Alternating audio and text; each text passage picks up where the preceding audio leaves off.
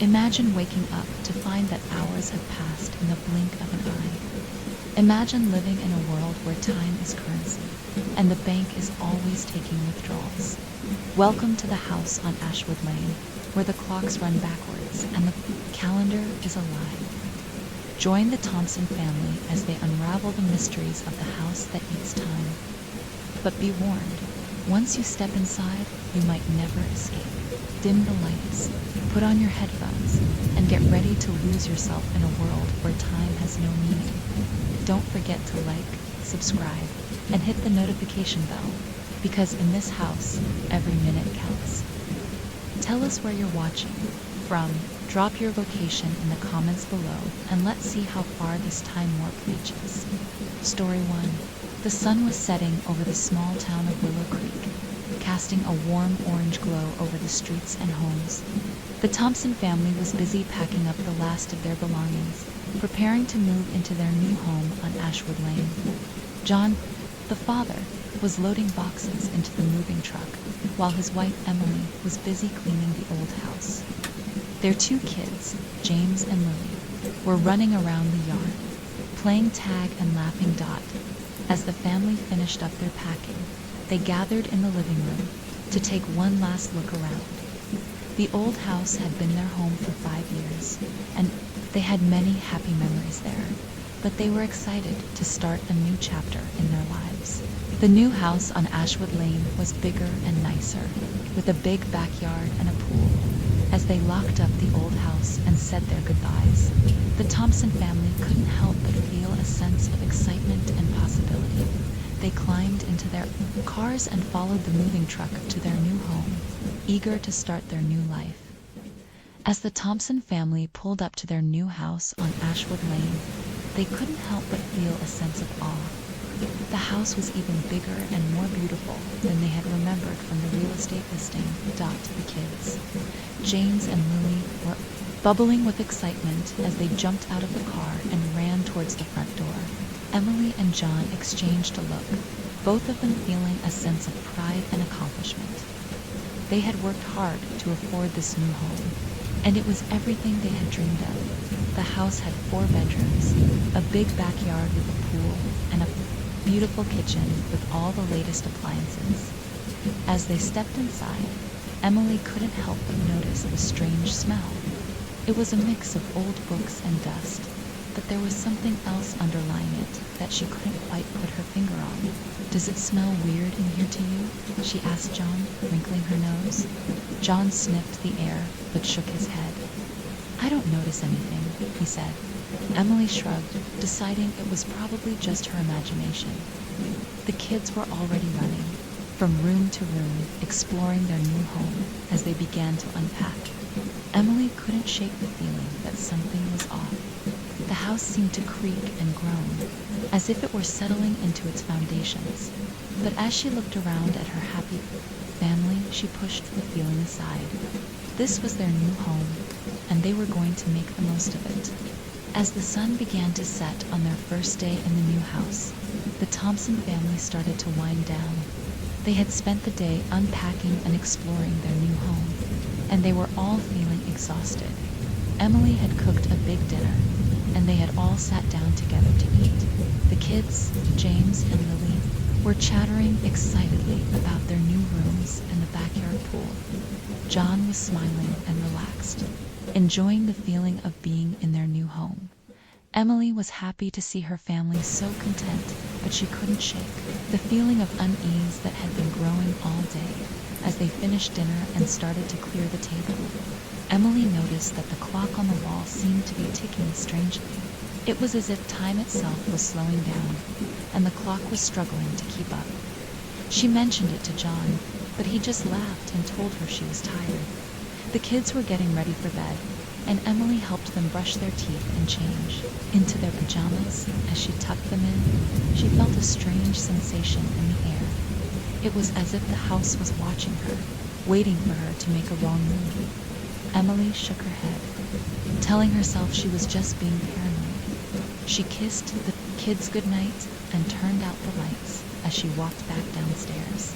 She noticed that the clock on the wall had stopped ticking altogether. The room was silent, except for the creaks and groans of the old house settling into its foundations.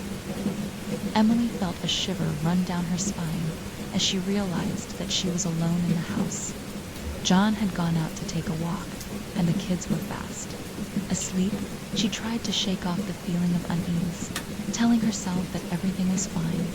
But as she stood there in the silent darkness, she couldn't help but wonder if they had made a terrible mistake by moving into this house. The next morning, Emily woke up feeling groggy and disoriented. She looked at the clock and saw that it was already 10 a.m. She couldn't believe she had slept in so late.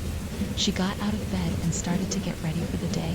As she was brushing her teeth, she noticed that John was already up and making breakfast in the kitchen.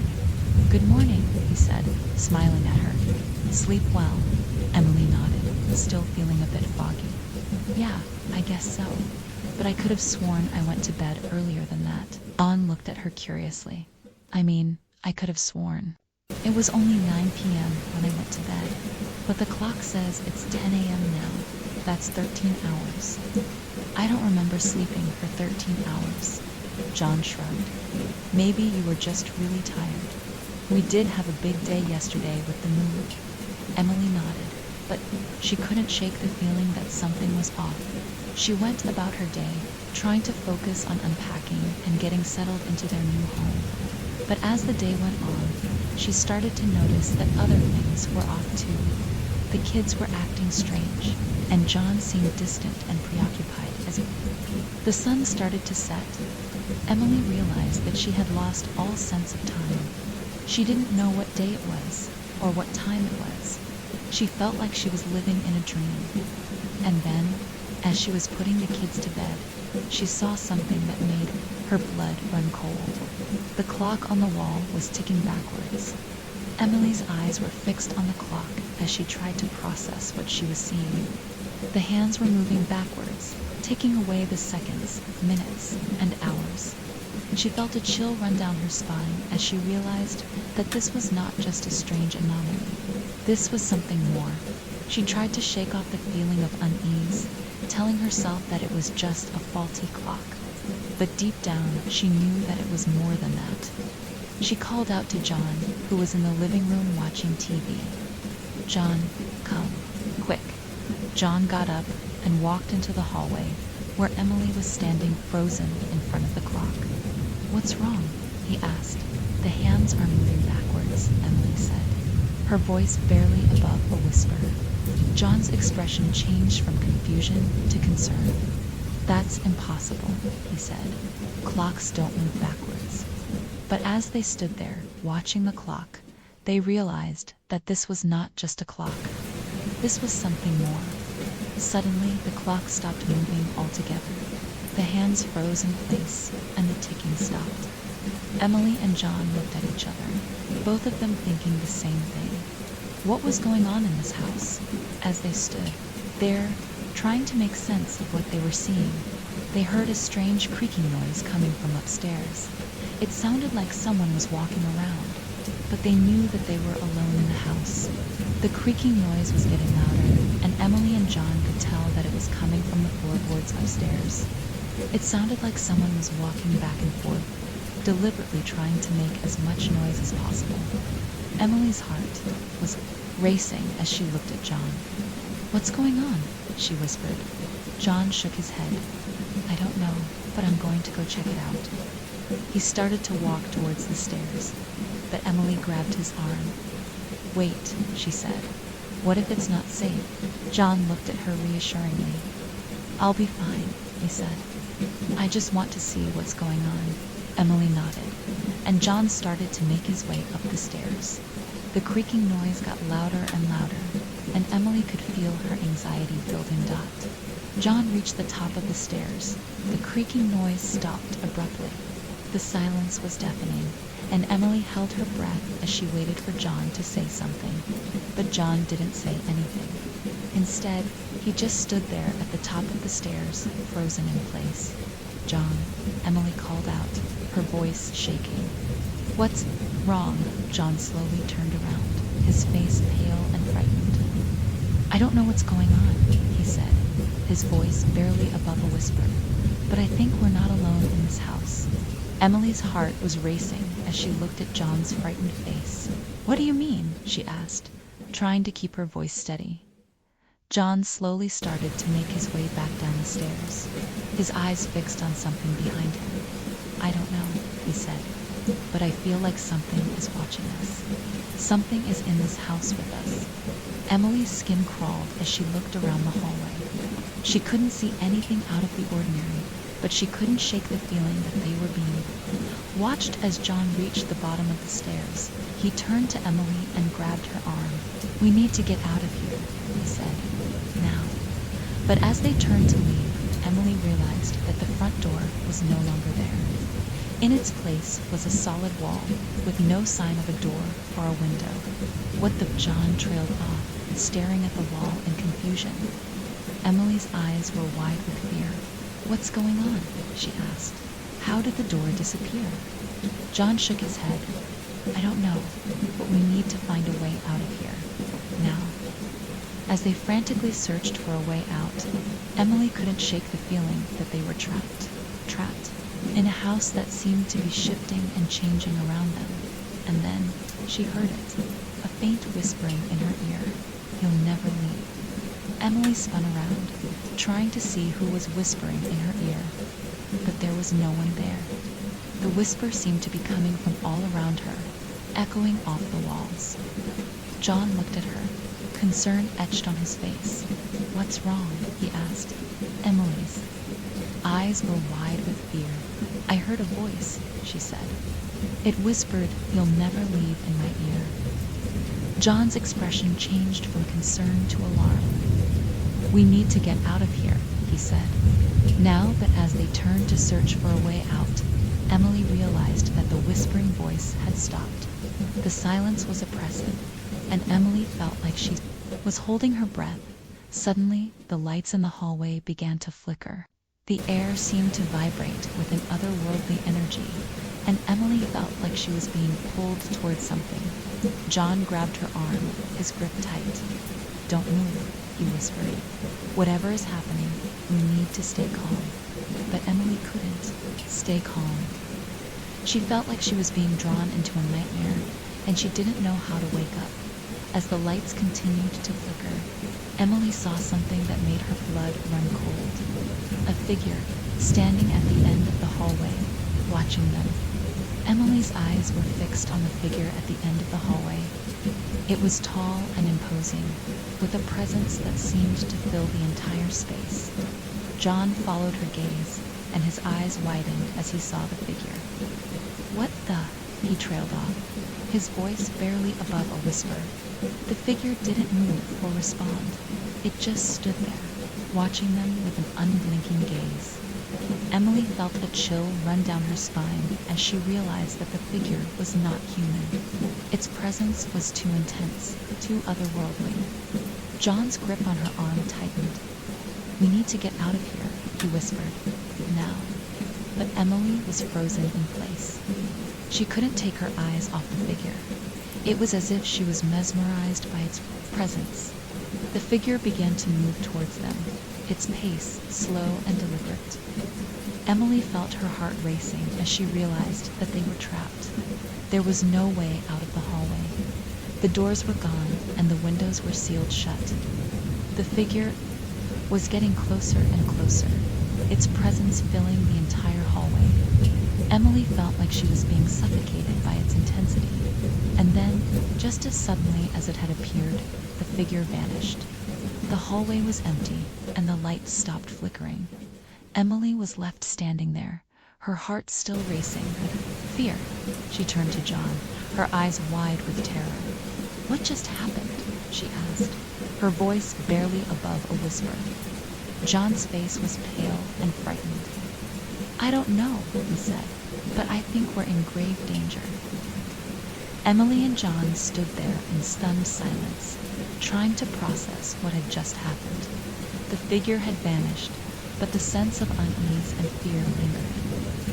As they stood there, Emily realized that something was off. The doors that had been at the end of the hallway were now gone. In their place was a solid wall, with no sign of a door or a window. John followed her gaze, and his eyes widened in shock. "What the?" he trailed off, his voice barely above a whisper. Emily felt a chill run down her spine as she realized that the house was changing around them. The doors were disappearing, and the walls were shifting. She turned to John, her eyes wide with fear. "We have to get out of here," she said. Now, but John just shook his head. "I don't know how," he said. "The doors are gone. We're trapped." Emily felt a wave of panic wash over her. They were trapped in a house that was shifting and changing around them. They had no way out and no way to escape. As they stood there, frozen in fear, Emily heard a faint whispering in her ear. "You'll never leave," it said. She spun around, trying to see who was speaking, but there was no one there. The whisper seemed to be coming from all around her, echoing off the walls. John grabbed her arm, his grip tight. "What's wrong?" he asked. Emily's eyes were wide with fear. "I heard it again," she said. The whispering voice. It said, "You'll never leave." John's face was pale and frightened. "We have to get out of here," he said, "before it's too late." Emily and John were desperate to escape the house, but every door they tried led to more hallways, more rooms, and more dead ends. The house seemed to be shifting and changing around them, making it impossible to find a way out as they ran through. The hallways, the walls, seemed to be closing in on them. Emily could feel the weight of the house bearing down on her, making it hard to breathe. John grabbed her hand, pulling her through a doorway into a room that seemed to be spinning around them.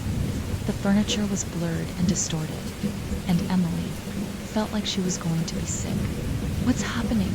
she cried, clinging to John's hand. John's face was pale and frightened.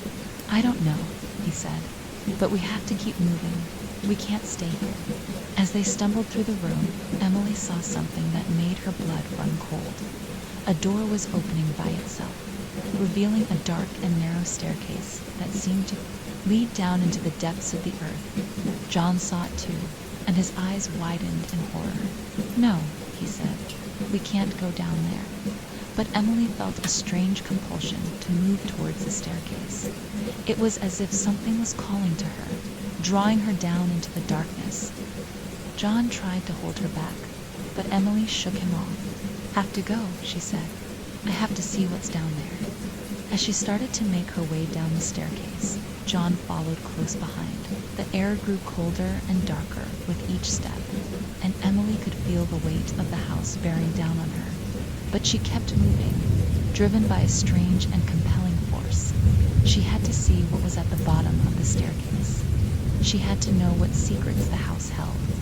As Emily and John descended deeper into the basement, the air grew colder and the darkness seemed to press in around them. Emily could feel the weight of the house above her, bearing down on her like a physical force. The staircase seemed to go on forever, twisting and turning through the darkness. Emily's heart was pounding in her chest, and she could feel John's hand trembling in hers. Finally, they reached the bottom of the staircase and found themselves in a small, dimly lit room. The walls were made of cold, damp stone, and the air was thick with the smell of mold and decay. Emily looked around, trying to take in everything at once. The room was small, with a low ceiling and walls that seemed to close in on her. There was a single flickering light bulb hanging from the ceiling, casting eerie shadows on the walls. John let out a breath, his eyes scanning the room. "What is this place?" he whispered. Emily shook her head. "I don't know," she said, "but I think we're getting close to the truth." As they looked around, Emily noticed something strange. The walls seemed to be covered in strange symbols, etched into the stone in a language she couldn't understand. John saw them too, and his eyes widened in alarm. "What does it mean?" he asked. Emily shook her head. "I don't know," she said, "but I think it's a warning." Suddenly, the light bulb above them flickered and died, plunging the room into darkness. Emily and John were trapped, alone and defenseless in the depths of the house. Emily and John were surrounded by an inky blackness that seemed to have a life of its own. They stood frozen, their ears straining to pick up any sound that might give them a clue about what was happening. The darkness seemed to be pressing in, on them, making it hard to breathe. Emily felt like she was being suffocated, and she reached out blindly for John's hand. As she touched his fingers, she felt a surge of relief. At least they were together. At least they had each other. But as they stood there, the darkness began to take on a life of its own. Emily started to feel like they were being watched, like unblinking eyes were trained on them from the shadows. She tried to shake off the feeling, telling herself it was just her imagination, but the sensation only grew stronger until she could feel the weight of the gaze upon her dot.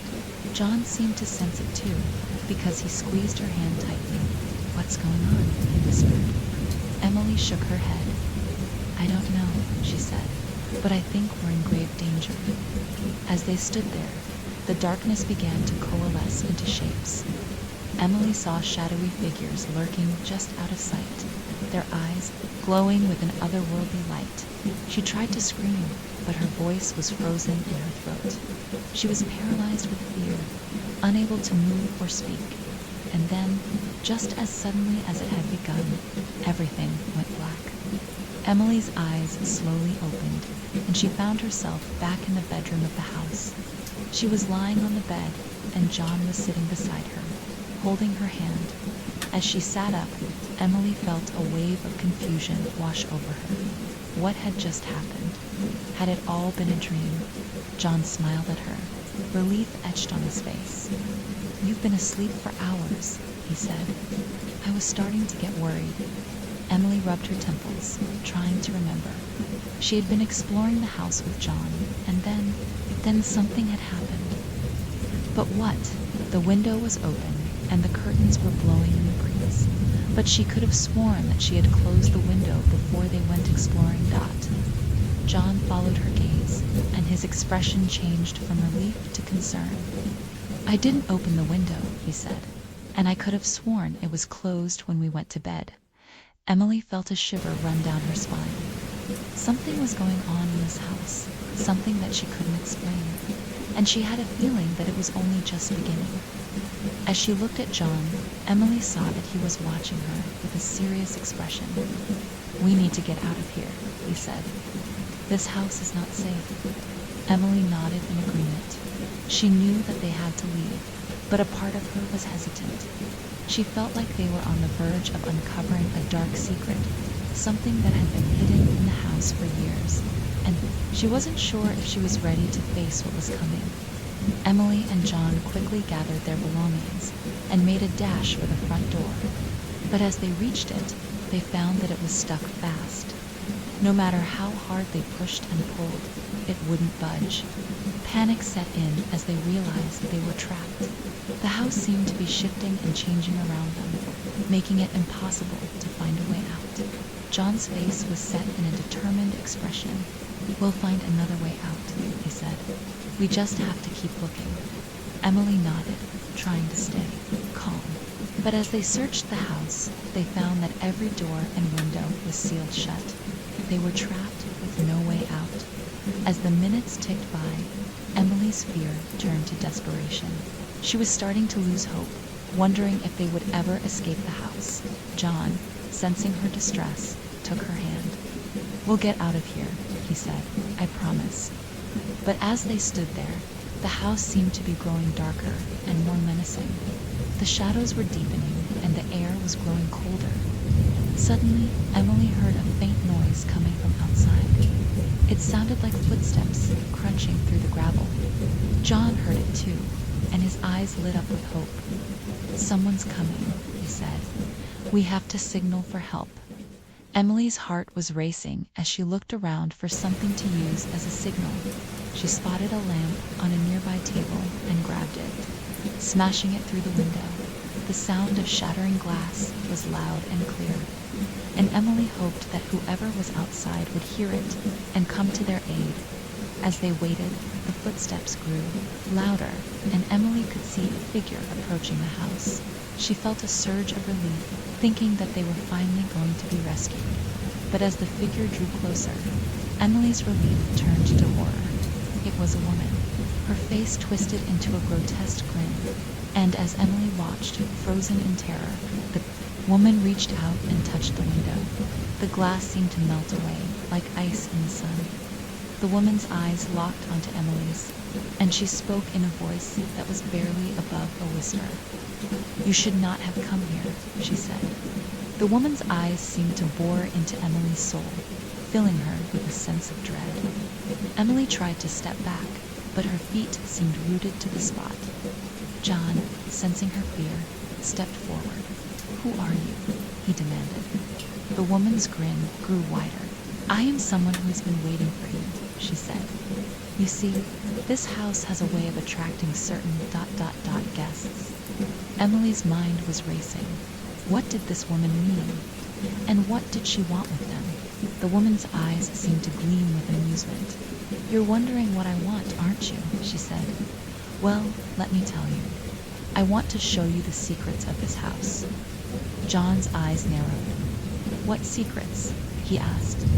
The woman's grin grew even wider. "Ah, that would be telling," she said. "But rest assured, you will find out soon enough."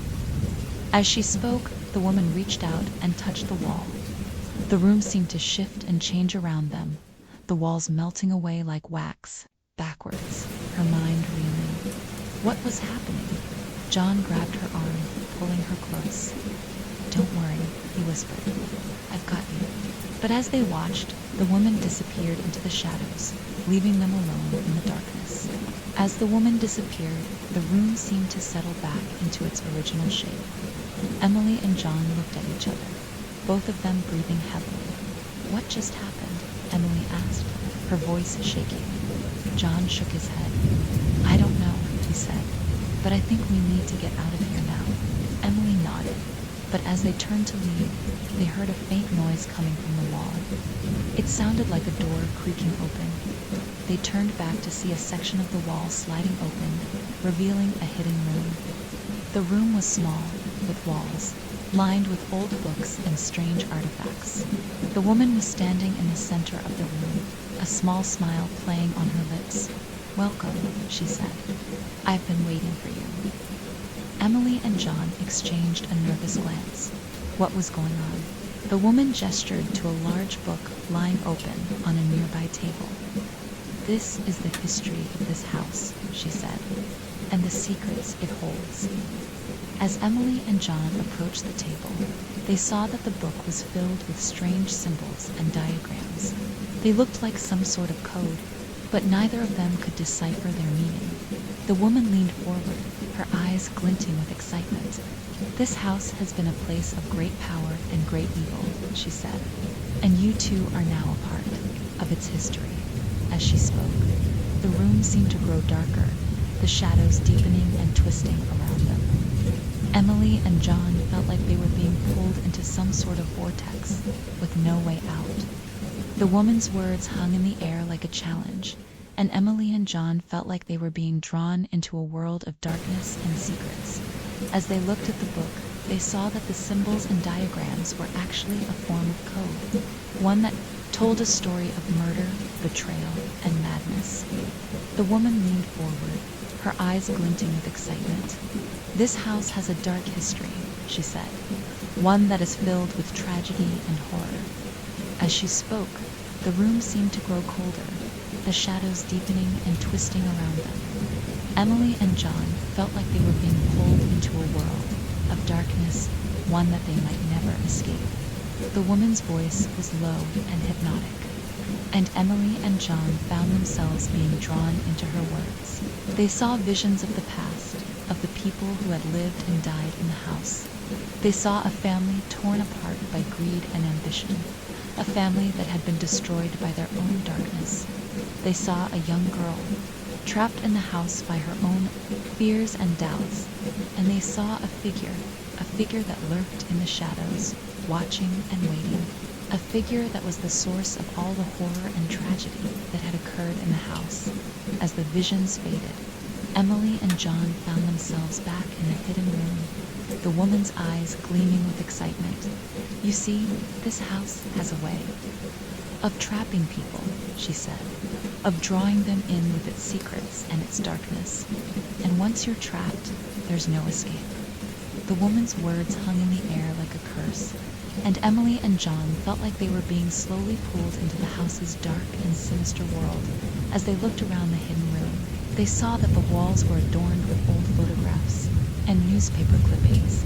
They told the story of a family that had once lived in the house, a family that had been torn apart by tragedy and horror. The woman's eyes seemed to gleam with a morbid fascination as she told them the story of the family's downfall. They were a wealthy and influential family, she said, but they were also cursed with a dark and troubled history. As she spoke, Emily and John saw visions of the family's tragic fate. They saw a young couple, happy and in love, but also haunted by the ghosts of their own dark past. They saw the couple's children, innocent and pure, but also vulnerable to the evil forces that lurked in the shadows. And they saw the family's slow descent into madness and terror as they were consumed by the very darkness that had haunted them for so long. The woman's voice was low and hypnotic, and Emily and John found themselves being drawn into the story. They felt like they were witnessing the family's tragic fate firsthand, and it was a truly terrifying experience. As the visions faded, Emily and John found themselves back in the hidden room, the woman's eyes gleaming with a malevolent intensity. "See, this house has a way of destroying people," she said, "of consuming them with its own dark and sinister energy. And once you're trapped, there's no escape." Emily and John were frozen in terror, unable to move or speak. The woman's words had left them feeling helpless and trapped, with no escape from the house's dark and sinister energy. As they stood there, the woman began to laugh, a cold and mirthless sound that sent shivers down their spines. "You should have stayed away from this house," she said, her eyes glinting with malice. "Now, you'll never leave." Emily found her voice, and she spoke in a desperate plea. "Please," she said, "let us go. We won't tell anyone about the house or its secrets. Just let us leave." The woman's laughter stopped, and she regarded Emily with a cold and calculating gaze. "You think you can just leave," she said. "You think you can just walk away from this house and its secrets." John stepped forward, his eyes locked on the woman. "We'll do anything," he said. "Just please, let us go." The woman's gaze flicked, to John, and for a moment, Emily thought she saw a glimmer of something like pity in her eyes. But then, the woman's expression hardened, and she spoke in a voice that was cold and unforgiving. "I'll let you go," she said, "but only if you can answer my riddle. If you answer correctly, I'll let you leave the house and never come back. But if you fail, you'll be trapped here forever." Emily and John exchanged a desperate glance. They had to answer the riddle correctly. They had to escape the house. "What's the riddle?" Emily asked, her voice barely above a whisper. The woman smiled, a cold and cruel smile. "Here is the riddle," she said. "What can be broken but never held? What can be given but never sold?" Emily and John looked at each other, their minds racing as they tried to come up with an answer to the riddle. They knew that their lives depended on it. "What can be broken but never held?" Emily repeated. Trying to think of a solution, John shook his head. "I don't know," he said, "but I think it's something abstract, not a physical object." Emily's eyes widened as an idea struck her. "I think I know the answer," she said. "Is it a promise?" John's eyes lit up. "That's it," he exclaimed. "A promise is something that can be broken, but it's an intangible thing that can't be physically held." The woman's smile grew wider. "Very good," she said. "You are correct. Promise is indeed something that can be broken, but never held." Emily and John breathed a sigh of relief. thinking that they had solved the riddle and would be allowed to leave. But the woman's next words sent a chill down their spines. "But that's only half the answer," she said. "The second part of the riddle is, what can be given but never sold?" Emily and John looked at each other, unsure of what to say. They had thought that solving the first part of the riddle would be enough, but now they realized that they had to come up with an answer to the second part as well. "What can be given but never sold?" Emily repeated, trying to think of a solution. John shook his head. "I don't know," he said, "but I think it's something that is valuable but can't be bought or sold." Emily's eyes widened as an idea struck her. "I think I know the answer," she said. "Is it love?" The woman's smile grew even wider. "Very good," she said. "Love is indeed something that can be given but never sold." "Well done, Emily and John. You have solved the riddle." The woman's smile grew even wider as she applauded Emily and John's correct answer. Well done," she said. "You have proven your worth. Now it's time for you to leave." Emily and John exchanged a relieved glance. They had done it. They had solved the riddle and could finally escape the house. But as they turned to leave, the woman's expression changed. Her smile faltered and her eyes narrowed. "Wait," she said. "There's one more thing." Emily and John turned back to face her, their hearts sinking. "What now?" The woman's eyes seemed to bore into their souls. "You see, I've been watching you," she said. "I've been watching you, and I've seen the way you look at each other, the way you care for each other." Emily and John exchanged a nervous glance. Where was this going? The woman's voice dropped to a whisper. "I'll let you leave," she said, "but only if you promise me one thing." "What's that?" Emily asked, her voice barely above a whisper. The woman's eyes seemed to gleam with a malevolent intensity. "Promise me you'll never forget this house," she said. "Promise me you'll never forget the secrets it holds." Emily and John exchanged a hesitant glance. What did she mean? What secrets? But before they could ask any questions, the woman's face seemed to fade away, like a ghost disappearing into thin air. Emily and John were left standing alone in the room, the silence oppressive and heavy. "What just happened?" Emily whispered. John shook his head. "I don't know," he said, "but I think we're finally free to leave." As they turned to make their way out of the house, Emily felt a strange sensation. It was as if the house was watching her, waiting for her to make a wrong move. She shivered, despite the warmth of the summer evening. "Let's get out of here," she said, her voice firm. John nodded, and together they made their way out of the house, leaving its secrets and mysteries behind, or so they thought. As Emily and John walked away from the house, they couldn't shake off the feeling that they were being watched. They quickened their pace, eager to put the strange and terrifying experience behind them. But as they reached the safety of their car, Emily noticed something strange. On the windshield, someone had left a message, scrawled in red ink. "You'll never forget," it read. Emily's heart sank as she showed the message to John. "What does it mean?" she asked, her voice trembling. John's face was grim. "I think it's a warning," he said. "A warning that we'll never be able to escape the house's secrets." Emily felt a chill run down her spine. Who could have left the message? As they drove away from the house, Emily couldn't shake off the feeling that they were being pulled back into the mystery.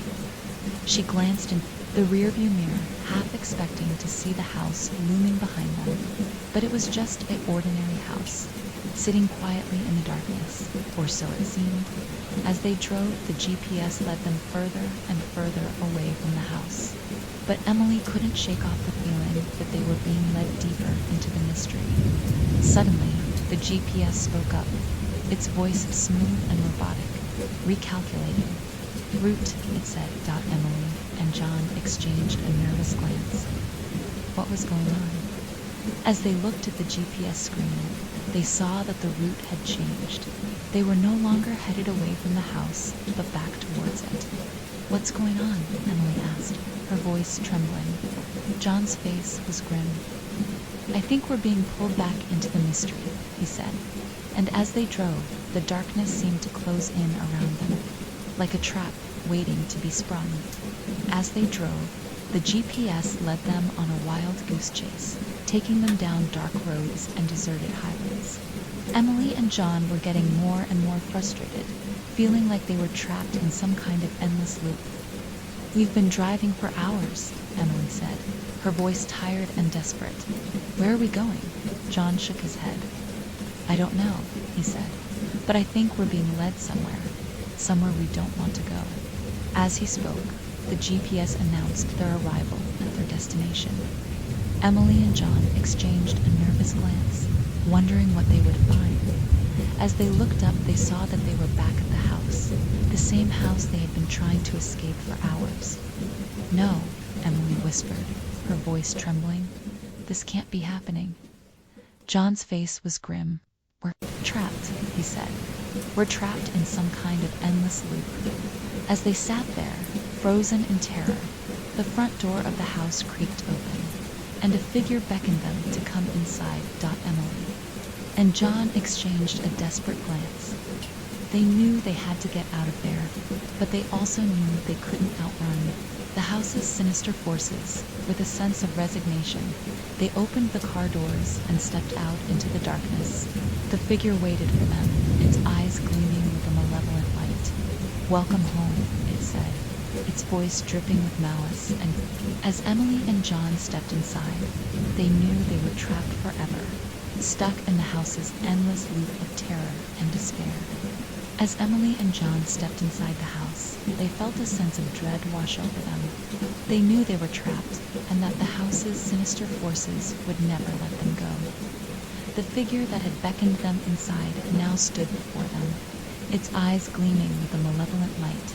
"Welcome to your new home," it said, its voice dripping with malice. "You'll never leave." Emily and John tried to run, but their feet felt heavy, as if they were stuck in place.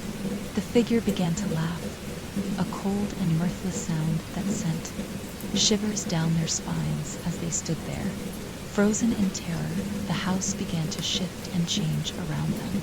Walls melted away, revealing new rooms and corridors. Doors opened and closed, leading them deeper into the heart of the house.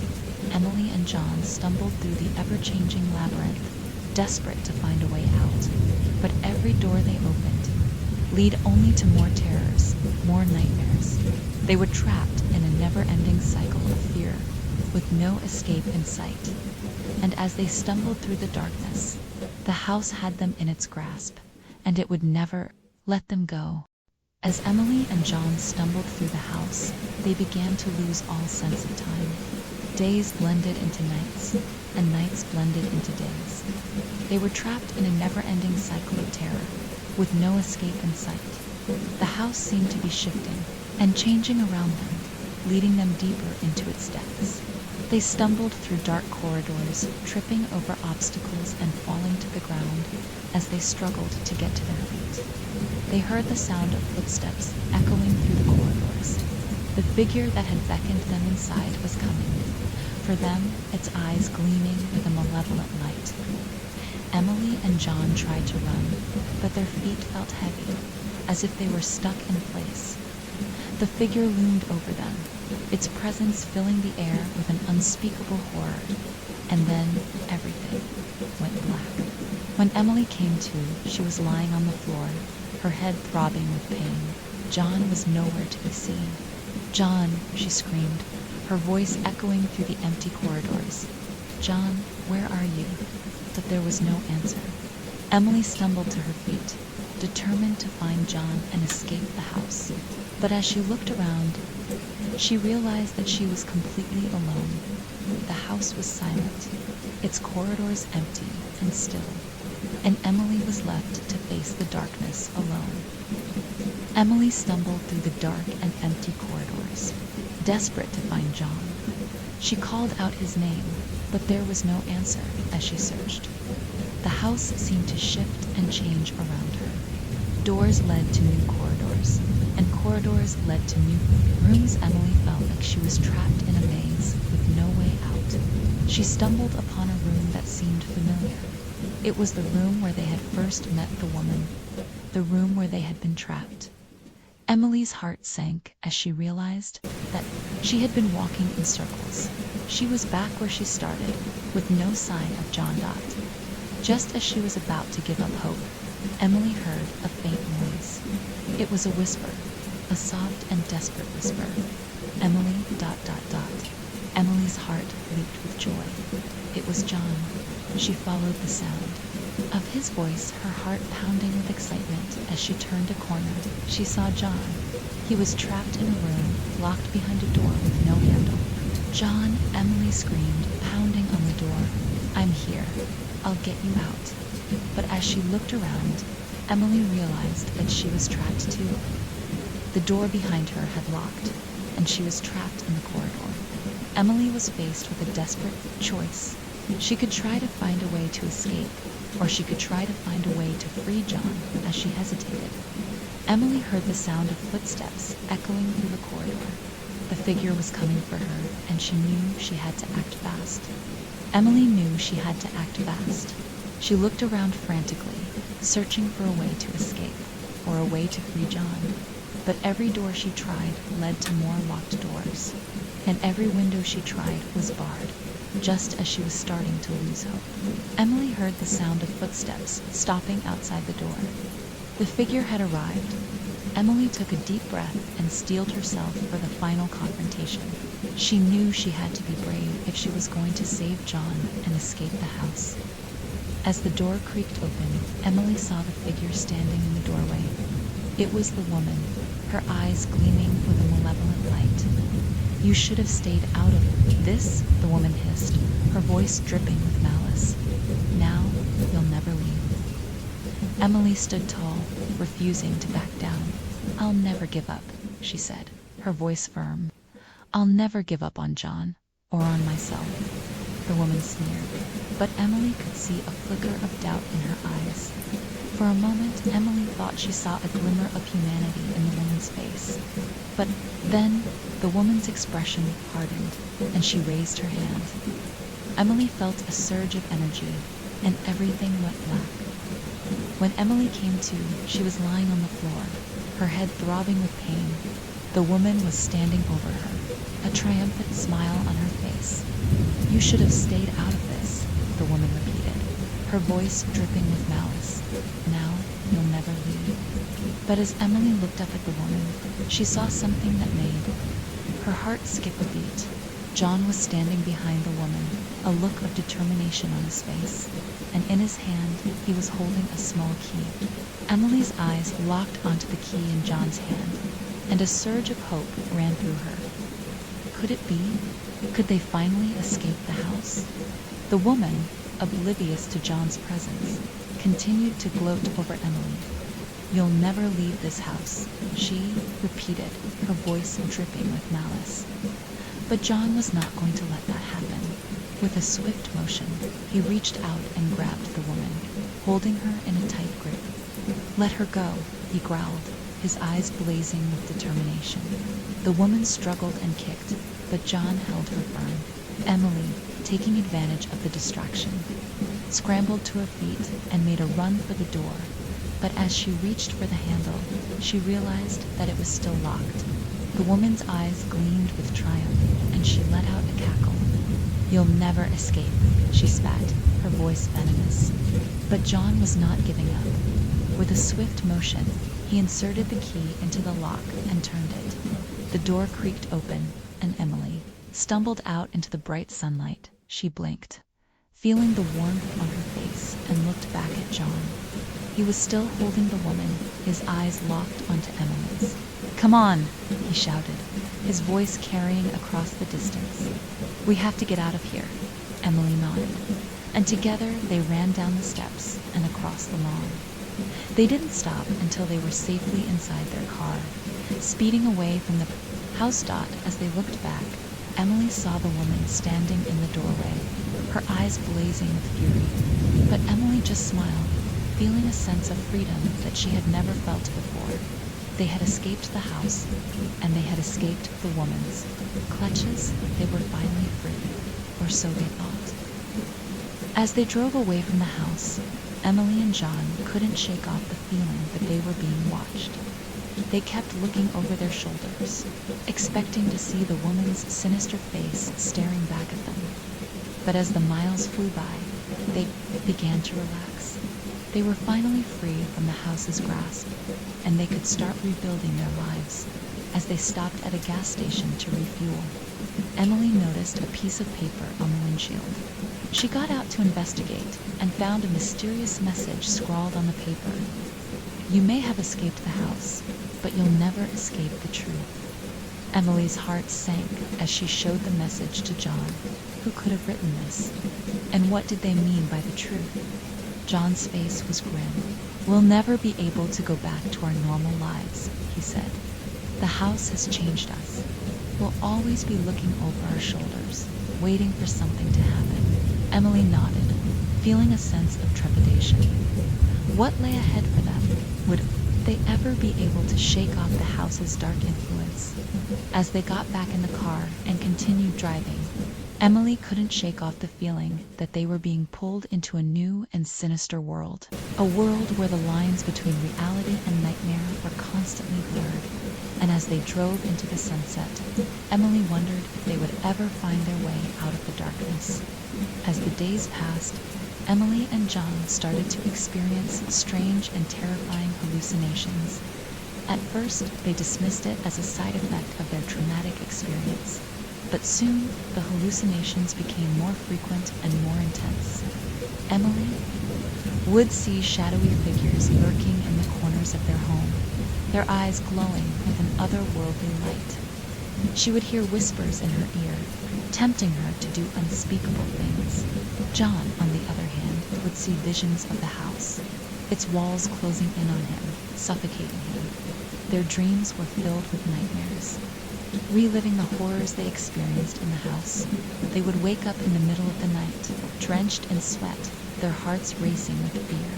As the hallucinations intensified, Emily and John started to doubt their own sanity. Were they losing their minds, or was something more sinister at play? One night, Emily woke up to find John missing from their bed. She searched the house frantically, but he was nowhere to be found. She called out his name, but there was no answer.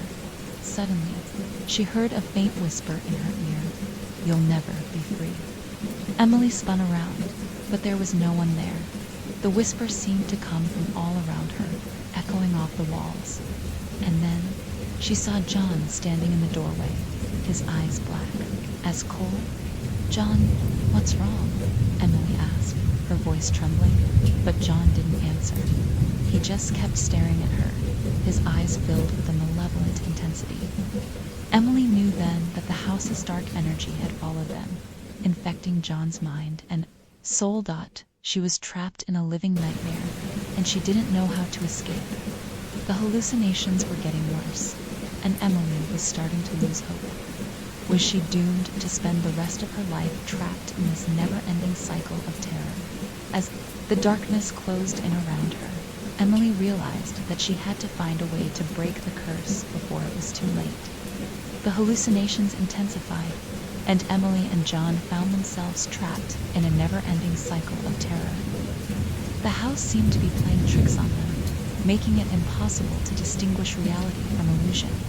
Doors would lead to rooms that didn't exist. Corridors would shift and change, and shadows would move of their own accord. Emily would see John's face in front of her, only to realize it was just a mirror reflection. John would hear Emily's voice whispering in his ear, only to find her standing on the other side of the room. Their grip on reality began to slip. They would argue over what was real and what was just a hallucination. Emily would accuse John of moving things around, only to realize she had done it herself. John would swear he saw Emily walking out the door, only to find her sitting on the couch. The house seemed to be toying with them, pushing them to the brink of madness. Emily and John were trapped in a world where nothing made sense, where the laws of reality no longer applied. One day, Emily woke up to find herself in a room she didn't recognize. The walls were painted a different color, the furniture was different, and the window looked out onto a strange, unfamiliar landscape. "John," she called out, but there was no answer. She stumbled out of the room, searching for John, but he was nowhere to be found. The house seemed to be shifting and changing around her, making it impossible to find her way as she wandered through the ever-changing corridors. Emily realized that she was completely alone. John was gone, and she was trapped in this never-ending labyrinth of terror. The house seemed to be playing its final trick on her. It had taken everything from her, her sanity, her grip on reality, and now the person she loved. Emily's screams echoed through the empty corridors as she realized she was trapped forever, alone in this house of horrors. As the days passed, Emily's sense of time became increasingly distorted. She would wake up thinking it was morning, only to find out it was actually night. She would try to keep track of the days, but they seemed to blend together in a never-ending blurred dot. She would see John standing in front of her, but when she tried to talk to him, he would vanish into thin air. She would hear whispers in her ear, tempting her to do unspeakable things. But when she turned around, there would be no one there. The clocks in the house seemed to be ticking backwards. The calendar on the wall showed dates that were years in the past. Emily's sense of time was completely warped, where she would realize that something was terribly wrong, but those moments were fleeting, and soon she would be lost again in the labyrinth of time. One day, Emily woke up to find herself as a child again, playing in the garden of her family's old home. But as she looked around, she realized that something was off. The trees were taller, the flowers were different, and the sky was a strange, sickly yellow dot as she wandered through the garden. Emily stumbled upon a figure standing in the shadows. It was John, but his eyes were black as coal, and his skin was deathly pale. "Who are you?" Emily asked, her voice trembling. John didn't answer. He just kept staring at her, his eyes burning with an otherworldly intensity. And then everything went black. When Emily came to, she was back in the house, lying on the floor. The clocks were still ticking backwards, and the calendar still showed dates that were years in the past. But something was different. Emily felt a sense of peace, a sense of clarity that she hadn't felt in weeks. She looked around the room, trying to take it all in, and then she saw it. A door that she had never seen before. A door that seemed to lead to another world. Without hesitation, Emily got to her feet and walked through the door.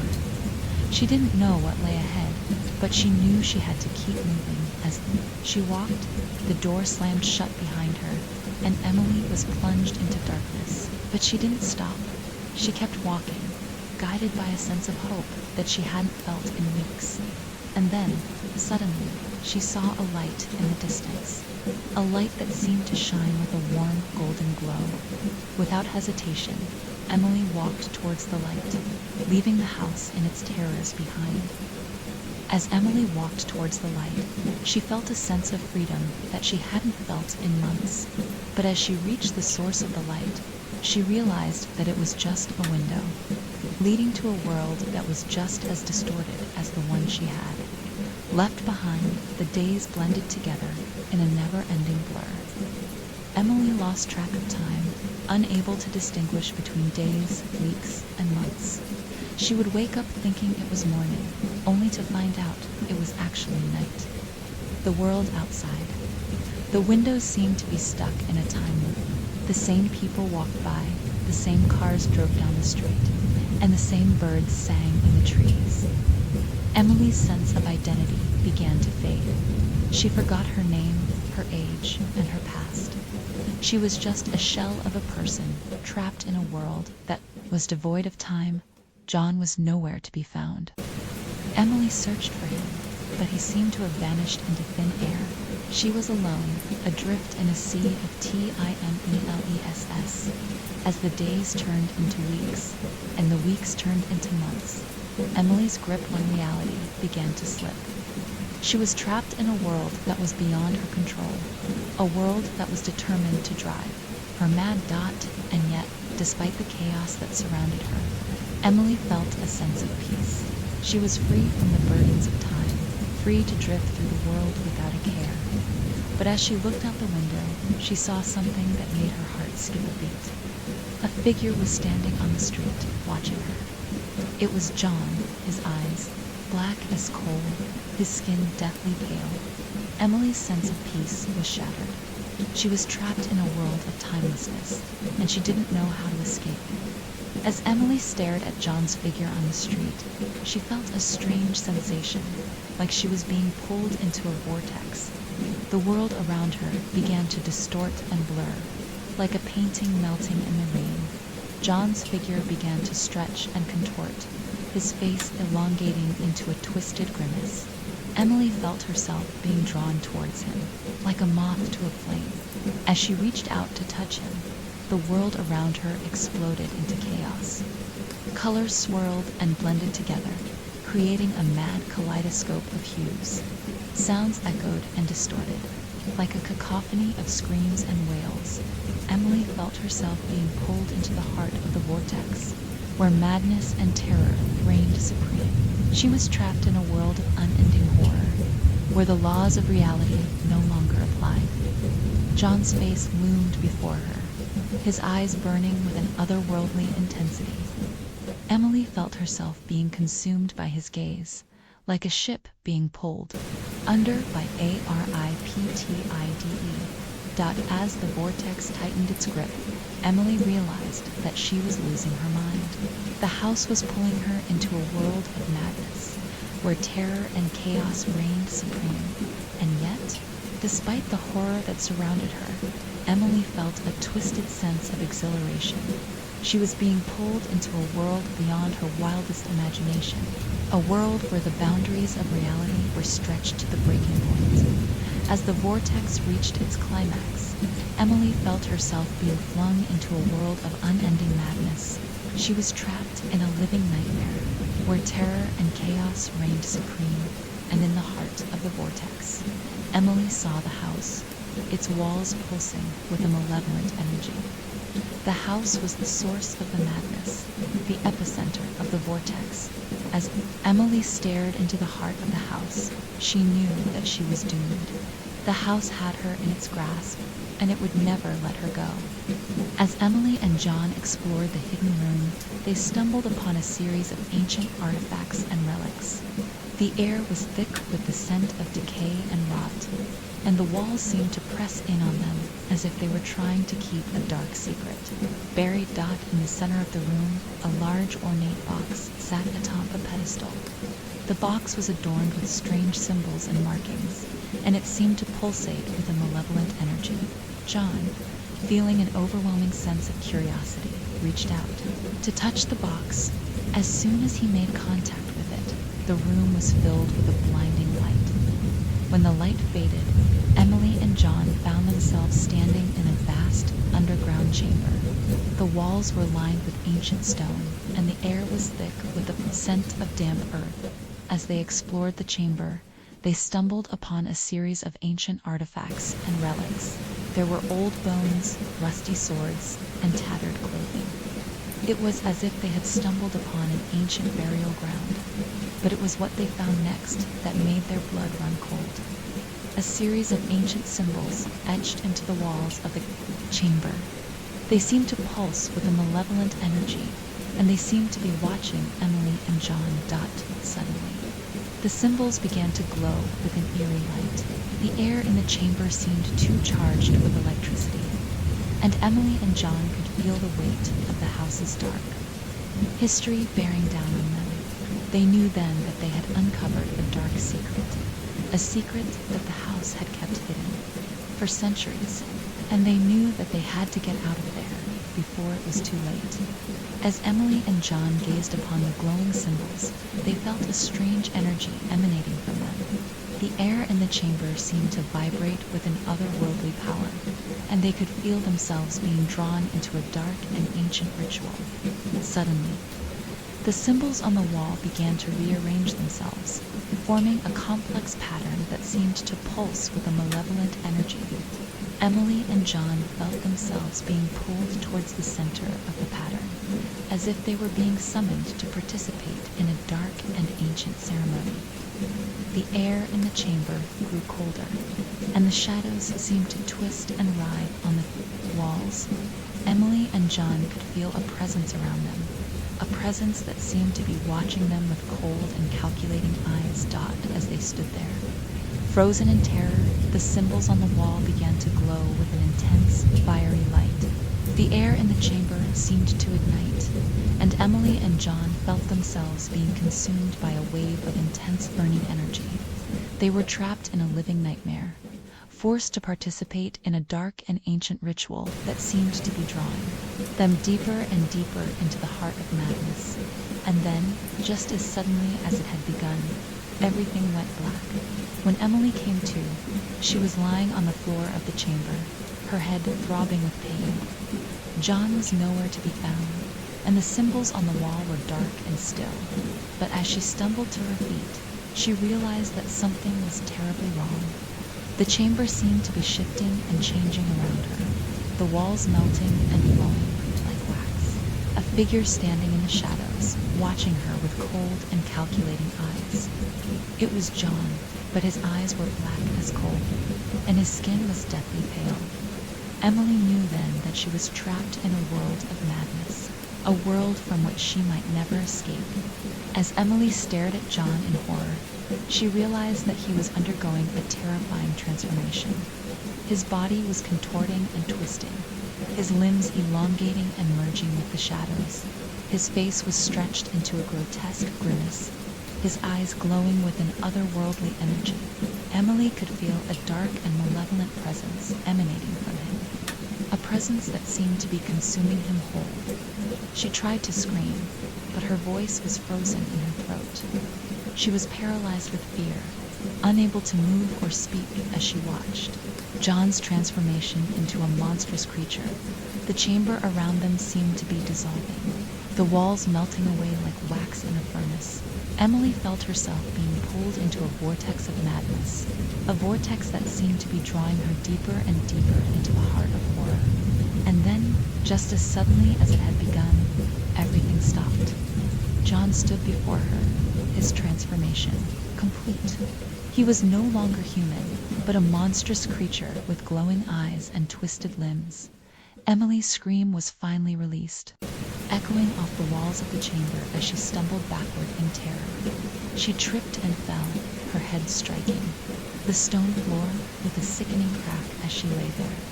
Dazed and disoriented, Emily saw John's monstrous form looming over her. She knew then that she was doomed, trapped in a living nightmare from which she might never awaken. And as the darkness closed in around her, Emily realized that the house had finally claimed her soul.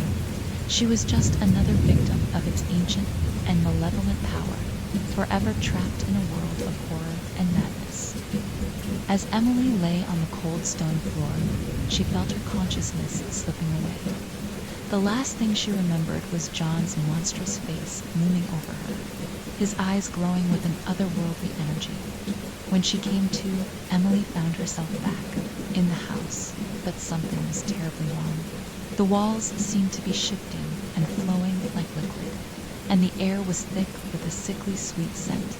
She stumbled through the twisting corridors, desperate to find a way out, but every door she opened led only to more corridors, more rooms, and more terrors. Emily realized that she was trapped in an eternal nightmare, a never-ending cycle of horror and madness. The house had her in its grasp, and it would never let her go. As she stumbled through the house, Emily encountered all manner of terrors. She saw ghostly apparitions flitting through the walls, heard disembodied voices whispering in her ear, and felt the presence of unspeakable evils lurking just out of sight. But no matter how hard she tried, Emily couldn't escape. The house seemed to shift and change around her, always keeping her trapped in its labyrinthine corridors. And then, just when she thought she couldn't take any more, Emily saw John again. He was standing in front of her, his monstrous face twisted into a grotesque grimace. "Welcome home," he hissed, his voice like a rusty gate. "You'll never leave." As Emily screamed, the house seemed to close in around her, its walls crushing her with an unspeakable weight. She was trapped forever, a prisoner of the house's eternal nightmare. Emily's scream echoed through the house, but it was drowned out by the sound of her own mind shattering. She was trapped in an endless loop of terror, reliving the same moments over and over. She saw John's monstrous face, heard his voice whispering in her ear, and felt the house's walls closing in around her. But every time she thought it was over, the loop would start again. Emily stumbled through the house, desperate to find a way out. But every door she opened led only to more corridors, more rooms, and more terrors. She saw glimpses of her own past, moments from her childhood and adolescence that she thought were long buried, but they were distorted, twisted into grotesque parodies of their former selves. Emily realized that the house was playing tricks on her, manipulating her memories and her perceptions. She was trapped in a world of illusions, where nothing was real and everything was a threat. And then, just when she thought she couldn't take any more, Emily saw a glimmer of light. It was a door, hidden behind a tattered curtain. The door was open, beckoning her to come through. Without hesitation, Emily stumbled towards the door. She fell through it, landing hard on a cold stone floor. As she looked up, she saw a figure standing over her. It was John, but his face was normal again.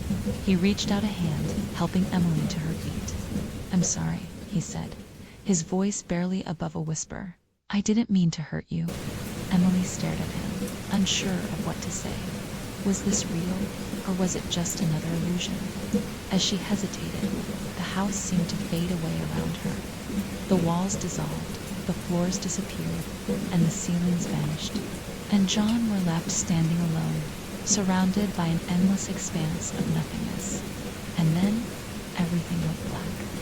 Emily's eyes slowly opened, and she found herself back in her own bed, surrounded by the familiar walls of her bedroom. She was disoriented, unsure of what was real and what was just a dream. As she sat up, she noticed that John was sitting beside her, holding her hand. He looked concerned, but otherwise normal. "What happened?" Emily asked, her voice shaking. "You've been asleep for a long time," John replied.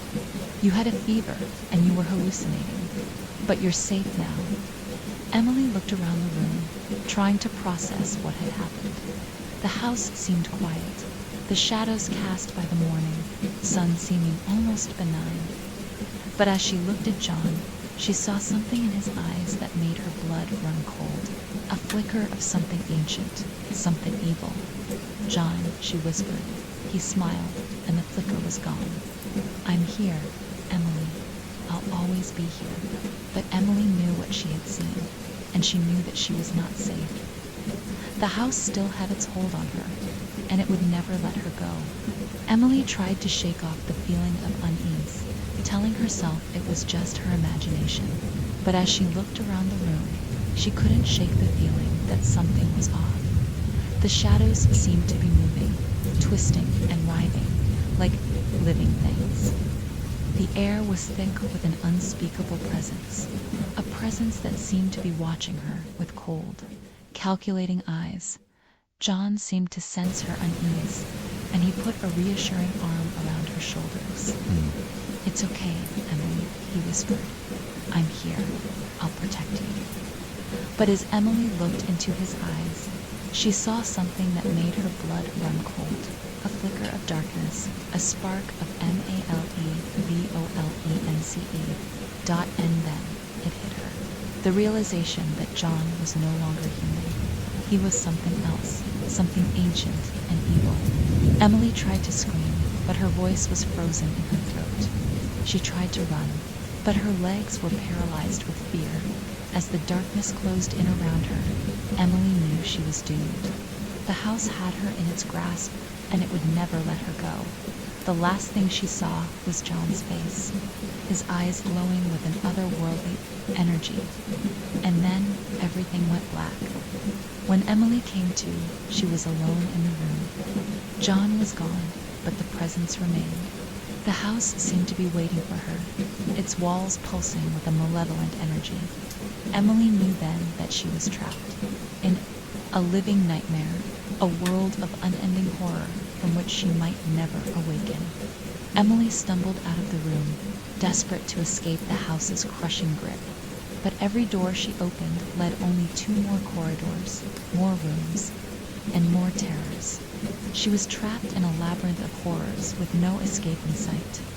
The house seemed to be shifting and changing around her, its walls melting and flowing like wax. As she stumbled through the twisting corridors, Emily caught glimpses of her own past.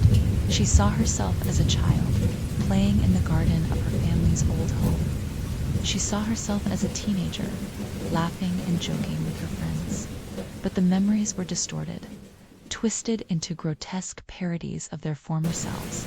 Emily realized that the house was playing tricks on her, manipulating her memories and her perceptions, where nothing was real and everything was a threat. Emily's mind was shattered, her grip on reality tenuous at best.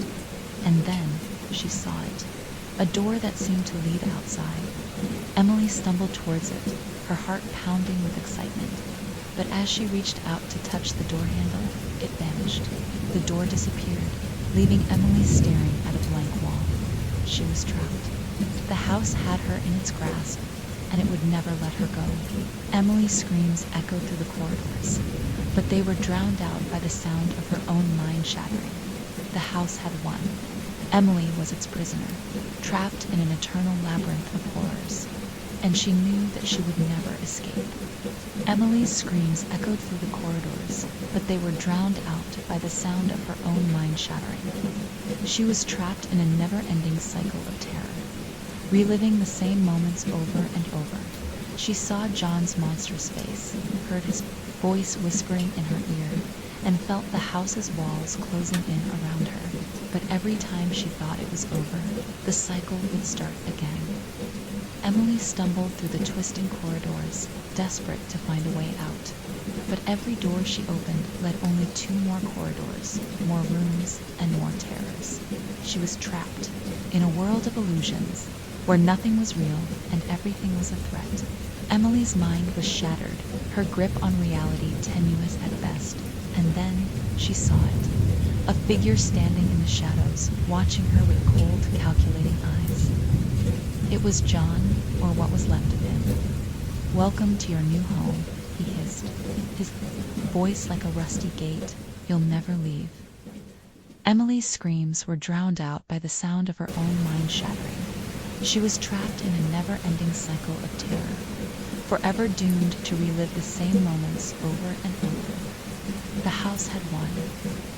Emily was its prisoner, trapped in an eternal labyrinth of horrors, and she knew that she would never escape. Emily's world was crumbling around her. The house's grip on her was tightening, its power over her mind and soul almost complete. She stumbled through the twisting corridors, desperate to find a way out. But every door she opened led only to more corridors, more rooms, and more terrors. The house seemed to be shifting and changing around her, its walls melting and flowing like wax. Emily's mind was reeling, her grip on reality tenuous at best. And then she saw it, a door that seemed to lead outside. Emily stumbled towards it, her heart pounding with excitement. But as she reached out to touch the door handle, it vanished. The door disappeared, leaving Emily staring at a blank wall. She was trapped. The house had her in its grasp, and it would never let her go. Emily's screams echoed through the corridors, but they were drowned out by the sound of her own mind shattering. The house had won. Emily was its prisoner, trapped in a world of eternal darkness, and she knew that she would never escape. As the darkness closed in around her, Emily realized that she was doomed. The house had her in its grasp, and it would never let her go. And in that moment, Emily's mind was consumed by the eternal darkness.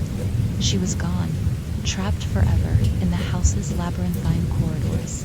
The house stood silent, its walls bearing witness to the horrors that had unfolded within. It waited patiently, its twisted consciousness hungry for its next victim. The house stood silent, its walls bearing witness to the horrors that had unfolded within. It waited patiently, its twisted consciousness hungry for its next victim. Years went by, and the legend of the house grew. People whispered about the terrible things that had happened within its walls. They spoke of the family that had been consumed by its evil, of the lives that had been lost to its darkness. But the house remained standing, a testament to the horrors that had unfolded within. It waited, patiently, its twisted consciousness hungry for its next victim. And then, one day, a new family moved in. They were young and innocent, unaware of the horrors that had unfolded within the house's walls as they settled into their new home. They began to experience strange and terrifying occurrences. Doors would slam shut on their own and disembodied. Voices would whisper in their ears. At first, they dismissed it as the usual creaks and groans of an old house, but as the occurrences grew more frequent and more intense, they realized that something was terribly wrong. The house was alive, and it was hungry for their souls. The house had them in its grasp, and it would never let them go. And so, the cycle began again. The house continued its legacy of horror, consuming the lives of those who dared to enter its walls. The house remained standing, a testament to the horrors that had unfolded within. It waited patiently, its twisted consciousness hungry for its next victim. The house remained standing, a monolith of terror that cast a long and ominous shadow over the town. Its walls seemed to absorb the light around them, radiating an aura of malevolence. The legend of the house grew. People whispered about the terrible things that had happened within its walls. They spoke of the families that had been consumed by its evil, of the lives that had been lost to its darkness. But the house remained standing, a testament to the horrors that had unfolded within. It waited patiently, its twisted consciousness, hungry for its next victim. And then, one day, a group of brave paranormal investigators decided to explore the house. They entered its walls, armed with cameras and recording equipment, determined to uncover the secrets that lay within. At first, they found nothing. The house seemed quiet and still, its walls bearing no evidence of the horrors that had unfolded within. But as they delved deeper into the house, they began to experience strange and terrifying occurrences. Doors would slam shut on their own, and disembodied voices would whisper in their ears. They tried to flee, but it was too late. The house had them in its grasp, and it would never let them go. And so, the cycle began again. The house continued its legacy of horror, consuming the lives of those who dared to enter its walls. The house remained standing, a testament to the horrors that had unfolded within. It waited patiently, its twisted consciousness hungry for its next victim. For in that house, the horrors never ended, the darkness never receded, and the evil never died. The paranormal investigators were never seen again. Their equipment was found scattered throughout the house, but there was no sign of them. The town was left to wonder what had happened to them. Some said they had been consumed by the house's evil, while others claimed they had simply fled in terror. But one thing was certain, the house remained standing, its walls bearing witness to the horrors that had unfolded within. Years went by, and the legend of the house grew. People whispered about the terrible things that had happened within its walls.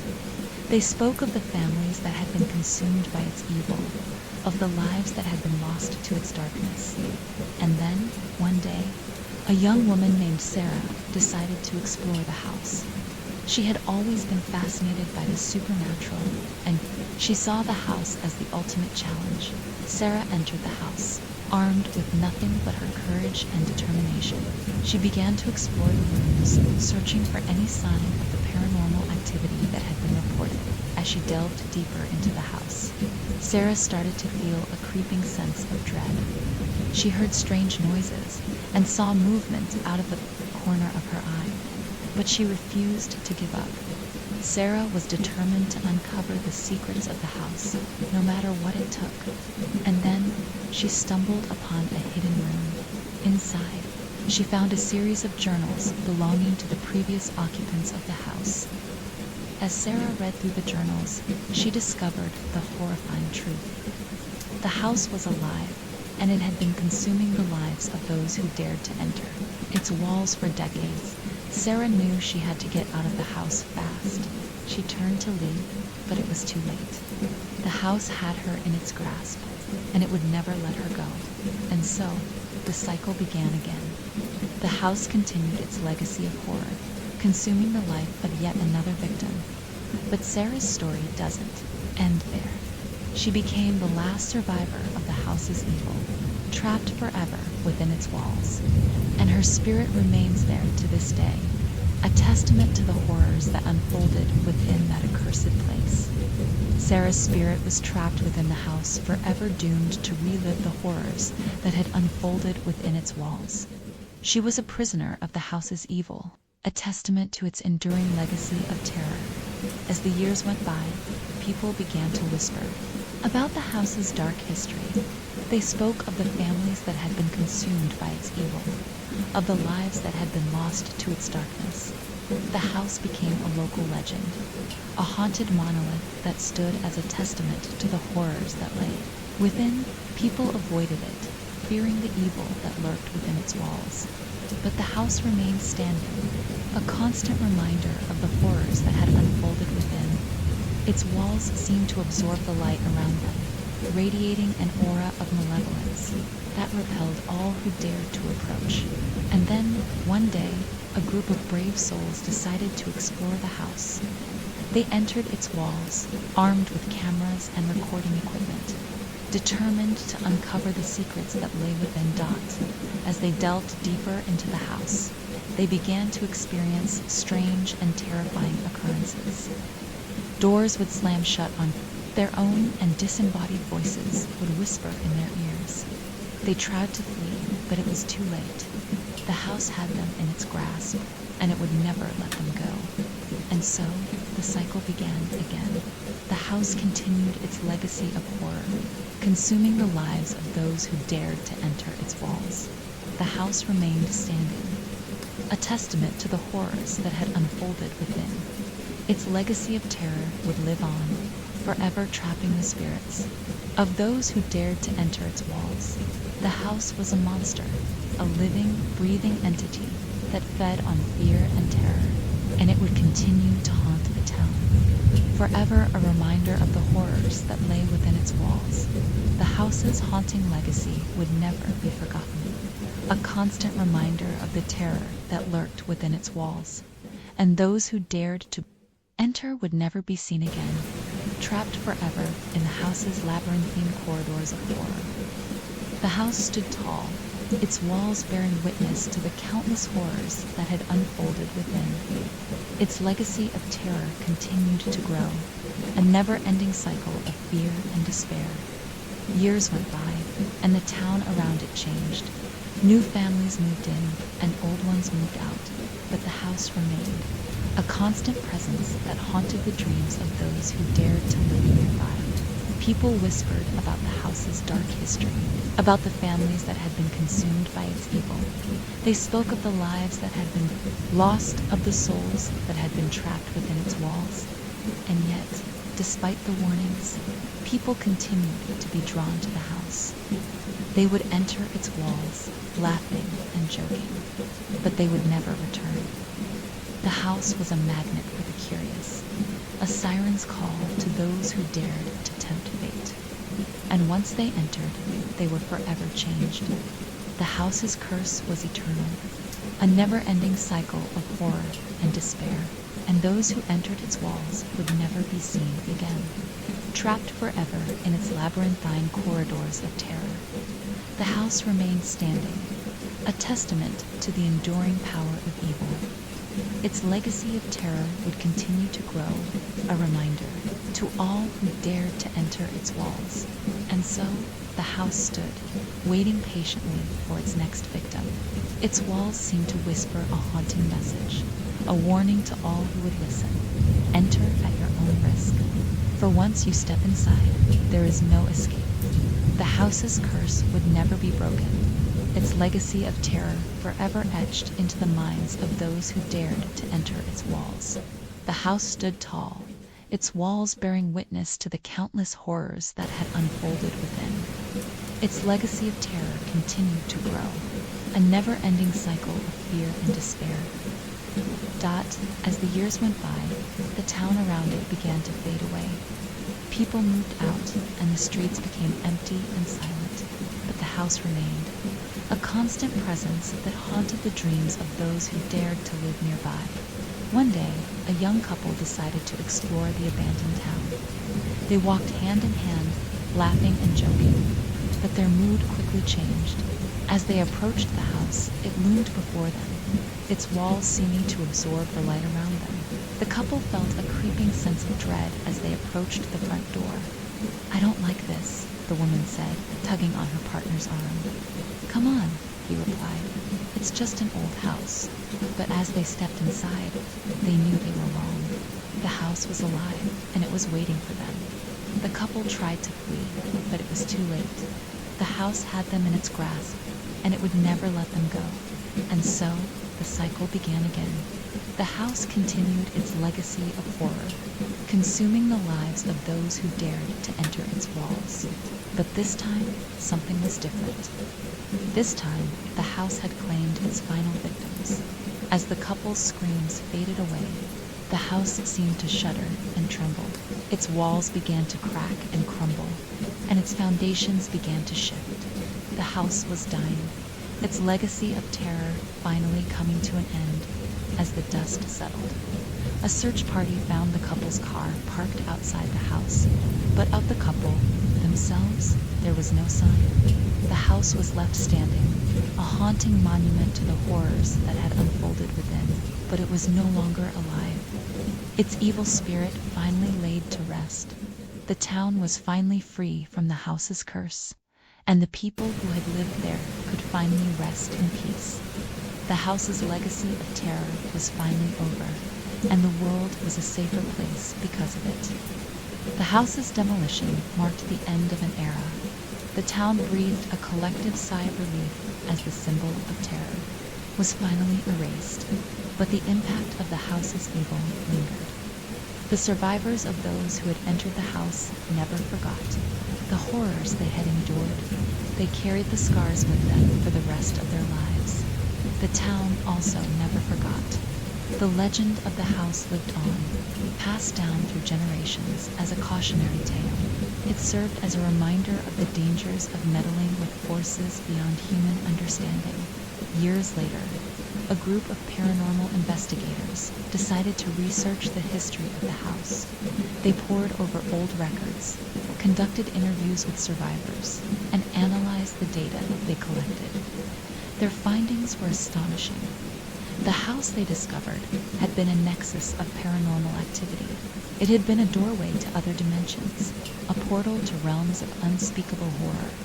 The investigators' research sparked a new wave of interest in the supernatural. People began to study the paranormal with renewed vigor, hoping to unlock the secrets of the universe. And though the house was gone, its legacy lived on. It had left an indelible mark on the world, a reminder of the horrors that lurked just beyond the edge of reality. The story of the house became a legend, a cautionary tale about the dangers of meddling with forces beyond human control. It served as a reminder that some secrets were better left unexplored. And so, the memory of the house lived on, a haunting reminder of the horrors that had unfolded within its walls. The years passed, and the legend of the house faded into myth, but the impact of its evil lingered, a subtle presence that haunted the dreams of those who had dared to enter its walls. One stormy night, A lone driver stumbled upon the site where the house once stood. The driver, a young woman named Laura, had been driving for hours, seeking refuge from the torrential rain. As she approached the site, Laura felt an unsettling presence. She slowed her car to a stop and gazed out into the darkness. Suddenly, a flash of lightning illuminated the sky. In that moment, Laura saw something that made her blood run cold. A shadowy figure stood before her, its eyes glowing with an otherworldly light. Laura's heart racing. She put the car in reverse and sped away from the site. She didn't stop until she was miles away. The stormy night, a distant memory. When Laura finally arrived home, she couldn't shake the feeling that something had followed her. She locked her doors and windows, but the presence lingered, a constant reminder of the horrors that had unfolded in that accursed place. The next morning, Laura received a mysterious package in the mail. Inside, she found a photograph of the house. Taken on the night it was demolished, but there was something strange about the photograph. A shadowy figure stood in the foreground, its eyes glowing with an otherworldly light. The house's evil had followed her home. She was forever changed, haunted by the memories of that terrible place, and so the legacy of the house continued, a never-ending cycle of horror and despair. For in that accursed place, the boundaries between reality and madness were blurred, and the horrors that lurked within its walls would never truly be silenced. Laura couldn't shake the feeling that the house's evil had followed her home. She began to experience strange and terrifying occurrences. Doors would slam shut on their own, and disembodied voices would whisper in her ear. She tried to convince herself it was just her imagination, but deep down, she knew the truth. The house's evil had attached itself to her, and it would never let her go.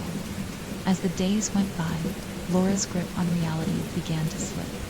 She became paranoid and isolated, unable to trust anyone or anything. And then, one night, she received a mysterious phone call. The voice on the other end was distorted and menacing. "You'll never escape," it hissed. Laura knew then that she was trapped in an endless nightmare. The house's evil had consumed her, and she would never be free. The line went dead, and Laura was left alone with her thoughts. She knew she had to get out of there, to escape the house's evil once and for all. But as she turned to leave, she saw something that made her blood run cold. The shadowy figure from the photograph stood before her, its eyes glowing with an otherworldly light. Laura's screams were drowned out by the sound of her own mind shattering. She was trapped in an endless nightmare, forever tormented by the house's evil. And so, the legacy of the house continued, a never-ending cycle of horror and despair. For in that accursed place, the boundaries between reality and madness were blurred, and the horrors that lurked within its walls would never truly be silenced. The darkness consumed Laura, and she was never seen again. Some say she's still trapped in that endless nightmare, forever tormented by the house's evil. The house's legacy lived on, a cautionary tale about the dangers of meddling with forces beyond human control. People whispered about the terrible things that had happened within its walls, and how it had consumed the lives of those who dared to enter. Years went by, and the town began to rebuild. New families moved in, and the old ones were forgotten. But the house's evil lingered, a subtle presence that haunted the dreams of those who dared to live nearby. One stormy night, a group of brave souls decided to explore the site where the house once stood. They laughed and joked, but their merriment was short, dashed-lived. As they approached the site, they felt an unsettling presence. The air grew colder, and the wind began to howl. Suddenly, a flash of lightning illuminated the sky, and the group saw something that made their blood run cold. The house stood before them, its walls towering above the trees. The windows glowed with an otherworldly light, and the door creaked ominously in the wind. The group tried to flee, but it was too late. The house's evil had them in its grasp, and it would never let them go. And so the cycle began again. House continued its legacy of horror, consuming the lives of those who dared to enter its walls. The eternal reckoning had begun, and the house's evil would never be silenced. For in that accursed place, the boundaries between reality and madness were blurred, and the horrors that lurked within its walls would never truly be extinguished. The group's screams echoed through the night, but they were drowned out by the sound of their own minds shattering. The house's evil consumed them, adding their souls to its eternal collection. As the night wore on, the storm subsided, and an eerie calm fell over the town.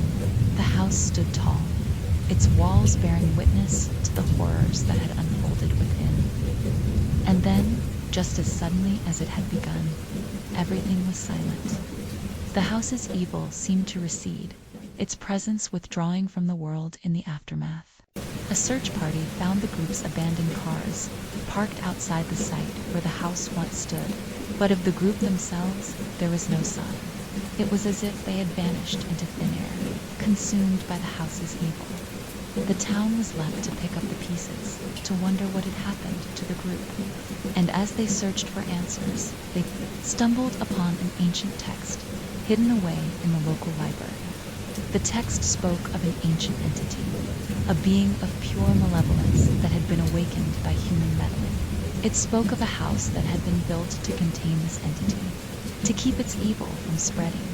But the text also spoke of a terrible truth. The house had been a prison, but it had also been a catalyst. It had amplified the entity's evil, allowing it to spread far and wide. And as the town read these words, they realized the horrifying truth. The house's evil had not been contained. It had been unleashed upon the world. The final revelation was upon them. The house's evil would never be. Silenced, it would spread, consuming everything in its path. And the town was just the beginning. The town was thrown into chaos as the true extent of the house's evil became clear. Panic set in as people realized that the entity's malevolence had been unleashed upon the world. As the days passed, strange occurrences began to happen. People reported seeing shadowy figures lurking in the streets, and disembodied voices whispered in their ears. The town's inhabitants tried to flee, but it was too late. The entity's evil had already spread, infecting everything it touched. And then the unthinkable happened. The entity began to manifest itself, taking on a physical form that defied human comprehension. It was a twisted, eldritch horror, its very presence causing reality to bend and warp. The entity's power was limitless, and it reveled in the destruction it caused. The town was consumed, its inhabitants either fleeing in terror or being absorbed into the entity's twisted realm. The house, once a prison, had become a gateway to a realm of pure madness. As the world watched in horror, the entity's influence spread, infecting city after city. The very fabric of reality began to unravel, and the apocalypse was unleashed upon the world. The house's evil had brought about the end of days, and humanity was powerless to stop it. The entity's malevolence had been unleashed, and nothing would ever be the same again. As the world descended into chaos, a small group of survivors banded together to make a final stand against the entity. They were a ragtag team of scientists, soldiers, and civilians, each with their own unique skills and expertise. Led by a brilliant scientist named Dr. Emma Taylor, the group had been working tirelessly to understand the entity's origins and motivations. They had discovered that the entity was an ancient being from another dimension, one that had been imprisoned in the house for centuries. But as the entity's power grew, the group realized that they were running out of time. They knew that they had to act fast if they were going to have any chance of stopping the entity and saving humanity. The group hatched a desperate plan to infiltrate the entity's twisted realm and gather the knowledge they needed to defeat it. They would have to navigate the ever-changing landscape of the realm, avoiding the entity's minions and overcoming the countless obstacles that stood in their way. It was a suicidal mission, but the group knew that they had no other choice. They were the last hope for humanity, and they were determined to make a stand against the entity, no matter the cost. With a deep breath, the group stepped forward, ready to face whatever horrors lay ahead. They knew that the fate of humanity hung in the balance, and they were determined to save it, no matter what. The group stepped through the portal and into the entity's twisted realm. They found themselves in a world that defied all logic and reason. A world where the laws of physics no longer applied. The sky was a deep, burning crimson, and the ground was covered in a thick, black mist that seemed to writhe and twist like a living thing. The air was thick with the stench of decay and corruption. As they made their way deeper into the realm, the group encountered all manner of twisted, eldritch horrors. They saw creatures that seemed to be made of pure shadow, creatures that seemed to be crafted from the very fabric of madness itself. The group pressed on, driven by their determination to stop the entity and save humanity. They navigated treacherous landscapes and avoided deadly traps, all the while keeping their eyes fixed on the prize. But as they delved deeper into the realm, the group began to realize that they were not alone. They were being watched, stalked, by unseen enemies that lurked just out of sight.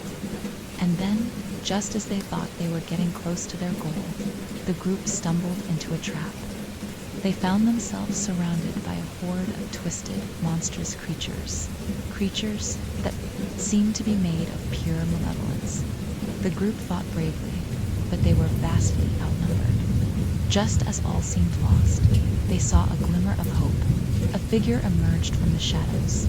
A figure who seemed to be fighting against the entity's minions. It was a woman, tall and statuesque, with long flowing hair and eyes that burned with an inner fire. She was armed with a sword that seemed to be made of pure light, and she fought with a skill and precision that was truly awe-inspiring. "Who are you?" Dr. Taylor asked, as the woman fought to defend them. "I am the guardian of this realm," the woman replied, her voice low and husky. "And I have been waiting for you." The group was stunned. They had never heard of a guardian, never heard of anyone who had been able to resist the entity's power. "What do you mean?" Dr. Taylor asked, as the woman continued to fight. "I mean that I have been charged with the task of protecting this realm from those who would seek to exploit its power," the woman replied. "And I have been waiting for you because I know that you are the only ones who can help me stop the entity once and for all." The group was stunned. They had never imagined that they would find an ally in this twisted realm, never imagined that they would find someone who shared their goal of stopping the entity.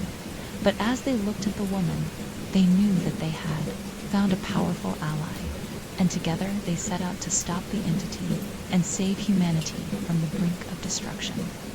The group, now joined by the mysterious guardian, pressed on towards the heart of the entity's realm. They navigated treacherous landscapes and avoided deadly traps, all the while keeping their eyes fixed on the prize dot. Into the realm, the group encountered increasingly twisted and eldritch horrors. They saw creatures that seemed to be made of pure chaos, creatures that seemed to defy the very laws of reality. But the group persevered, driven by their determination to stop the entity and save humanity. They fought bravely, using all of their skills and knowledge to overcome the challenges that lay before them. Finally, after what seemed like an eternity, the group reached the heart of the entity's realm. They found themselves standing before a great, twisted throne, upon which the entity itself sat. The entity was a massive, eldritch horror, its body a twisted mass of tentacles and bulging, pulsing growths. Its eyes glowed with an otherworldly energy, and its very presence seemed to warp and distort the fabric of reality. "You fools," the entity hissed, its voice like 1,000 screaming souls. "You think you can stop me? I am the master of this realm, and I will not be defeated." The group stood tall, undaunted by the entity's words. They knew that they had come too far to turn back now. "We'll stop you, no matter what it takes," Dr. Taylor said, her voice firm and resolute. The entity laughed, a sound that was like thunder in the group's minds. "We'll see about that," it said. And with that, the final battle began. The group fought with all of their might, using every skill and trick they knew to try and defeat the entity. The Guardian fought alongside them, her sword flashing in the dim light of the realm. Together, they managed to hold their own against the entity's minions, but the entity itself seemed almost invulnerable. Just when it seemed like all was lost, Dr. Taylor remembered the words of the ancient text.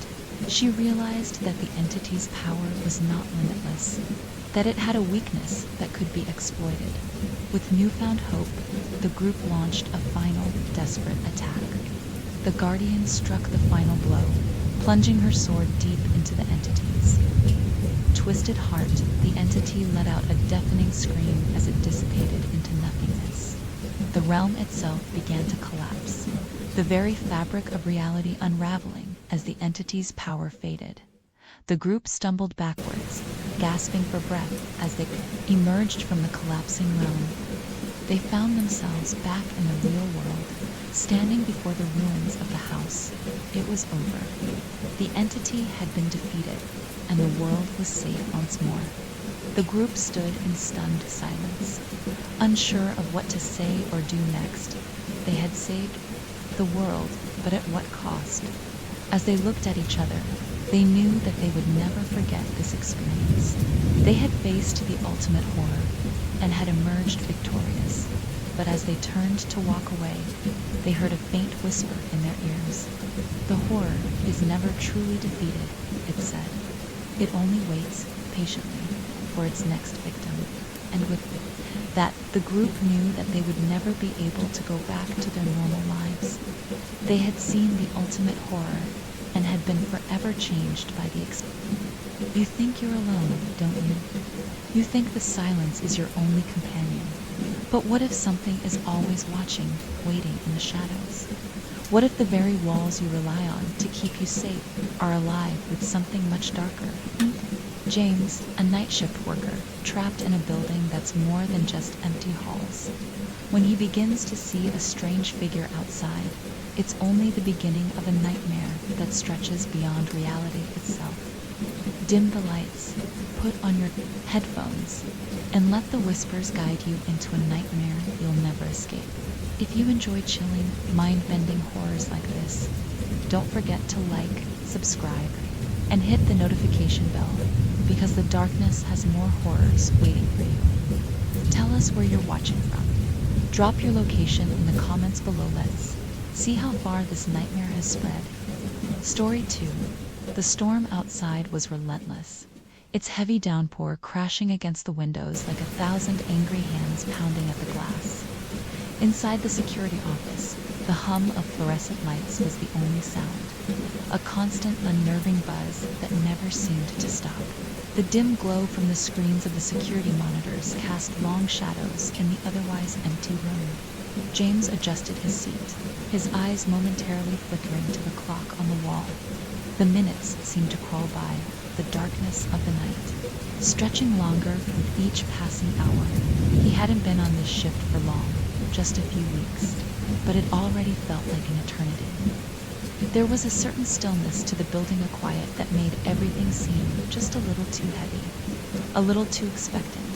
It was almost as if the whole place was holding its breath, waiting for something. He leaned back in his chair, his gaze drifting over the monitors. Most of the cameras were pointed at hallways that stretched out into dark, empty rooms. A few were aimed at the entrance, where the rain lashed against the windows in blinding sheets. He checked the time again. 3:12 a.m. A flash of lightning illuminated the night sky, briefly turning everything outside into a stark black and white scene. As the light flickered, something caught his eye. Just beyond the entrance, a silhouette was standing in the rain. James blinked, his fingers hesitating over the keyboard. At first he thought it was just a trick of the light, but no there. In the downpour, a man was standing motionless, facing the building. The rain was coming down so hard that the figure's details were barely visible, just a shape standing still in the torrential storm. He frowned and leaned forward, squinting at the screen. The man's posture was unnerving rigid, like he wasn't bothered by the storm at all. He should have been soaked, shivering in the downpour, but he didn't move. The light from the storm caught the man's face briefly, and for a split second, James could see it, his mouth stretched into a wide, unsettling smile. The hair on the back of James's neck stood up. There was something about that smile. It wasn't a friendly grin, but something more sinister, a static, unmoving expression, as if the man had been caught in that one moment for eternity. He had no idea how long the man had been standing there, but it felt like an eternity. James shook his head, trying to dismiss the feeling. It was just his mind playing tricks on him, right? It was late. He was tired. The storm was messing with his senses. He shifted uncomfortably in his chair and looked at the other cameras, making sure everything else in the building was fine. Nothing out of the ordinary. Still, the smile lingered in his mind. Why wasn't the man moving? Was he lost? Maybe some passerby had sought shelter from the rain. But then, why stand out there, just staring? Another flash of lightning, another brief look at the figure outside, and just like that, the man was gone. Vanished. James blinked, staring at the empty space outside the building. No trace of him. He couldn't help but feel a knot form in his stomach. Maybe he had been imagining it. The storm was making him paranoid. Surely, he rubbed his eyes and checked the time again. 3:15 a.m. There was a part of him that wanted to believe he'd just seen things a trick of the light. But the image of the man's smile lingered in his thoughts, gnawing at him. Still, he convinced himself it was nothing. Probably just some stranger who'd wandered off after getting soaked. He wasn't going to let it bother him, but deep down, James couldn't shake the feeling that he hadn't been alone in that building. Not just now, and not ever. The building where James worked was vast, sprawling, and eerily silent. It had once been a corporate hub, a beacon of productivity and late-night ambition, but now it felt more like a forgotten relic, abandoned to the ravages of time. The flickering fluorescent lights that lined the long hallways cast a harsh, sterile glow over everything. There were no signs of life in the complex, except for the hum of the security cameras and the low buzz of the air conditioning that rarely seemed to work properly. James had only been working the night shift for a few weeks, but it already felt like years. The job wasn't anything glamorous, just sitting in a cramped security office and monitoring. The screens that covered every inch of the building's interior. A couple of locked doors, a few empty conference rooms, the occasional maintenance worker who wandered through when things broke down, but for the most part, the building was deserted at night. The staff had long gone home, leaving James as the lone soul left behind, trapped in the endless cycle of dark hours and stale air. It wasn't ideal, but it paid well, and the solitude suited him more than he cared to admit. He wasn't much of a social person, preferring the quiet of the night to the buzz of an office filled with chatter. There was something oddly comforting about the empty halls, the stillness of the building. It gave him space to think, to let his mind wander as he watched the rain lash against the windows outside, casting erratic shadows on the walls. But the isolation, too, began to settle in, creeping into his thoughts the longer he worked here. The more the building felt like it was alive, like it was breathing, shifting in ways he couldn't fully understand. Sometimes it felt as if the walls were closing in on him. At other times, he could have sworn he heard footsteps echoing down the hallways, off, faint sounds that always seemed to stop the moment he tried to pinpoint their source. It was a typical night. Rain poured in sheets outside, the thunder rattling the windows, but inside it was cold and silent. A perfect night for his shift. James sat hunched over at the desk, sipping on his lukewarm coffee, trying to keep himself alert. The monitor in front of him blinked to life, showing a feed of the building's main entrance. James shifted slightly, glancing at the screen. It was a routine check, nothing unusual. The rain hammered against the glass, the floodlights outside barely cutting through the darkness, their light reflected in blurry pools of water. The building's entrance was covered by a small awning, but even that couldn't keep the torrential downpour at bay. The parking lot outside was empty, save for a few puddles that caught the light of passing cars. The night shift was usually uneventful. He'd make rounds occasionally, checking the cameras in the main hallways, making sure all the doors were locked. It was monotonous, but it allowed him to think sometimes about his life, sometimes about the loneliness of the job, sometimes about the weird sense of detachment he felt in this massive, empty building. But tonight felt different. The air felt thick with something he couldn't quite identify, as if the atmosphere itself had changed. It wasn't a tangible feeling, but a presence, like someone was just out of sight, lingering in the periphery of his mind, just waiting to be noticed. The rain outside seemed louder tonight, like it was pushing at the walls, demanding attention. James rubbed his eyes, trying to shake off the unease creeping up on him. He had a bad habit of letting his imagination run wild. When he was alone for too long, he'd get too caught up in his thoughts, and they'd start to bleed into his reality, making the mundane feel unsettling. With a sigh, he glanced at the clock. On the wall, 2:52 a.m. The minutes seemed to crawl by, every second stretching out in the dark. He swiveled in his chair and turned his attention back to the monitors. There was a part of him that hated the silence, the emptiness. He missed the usual background noise, the distant chatter of coworkers, the low hum of conversation in the break room. But now there was only the silence, the quiet buzz of electricity in the walls, and the sound of rain. It was when his gaze shifted to the main entrance monitor again that he noticed something.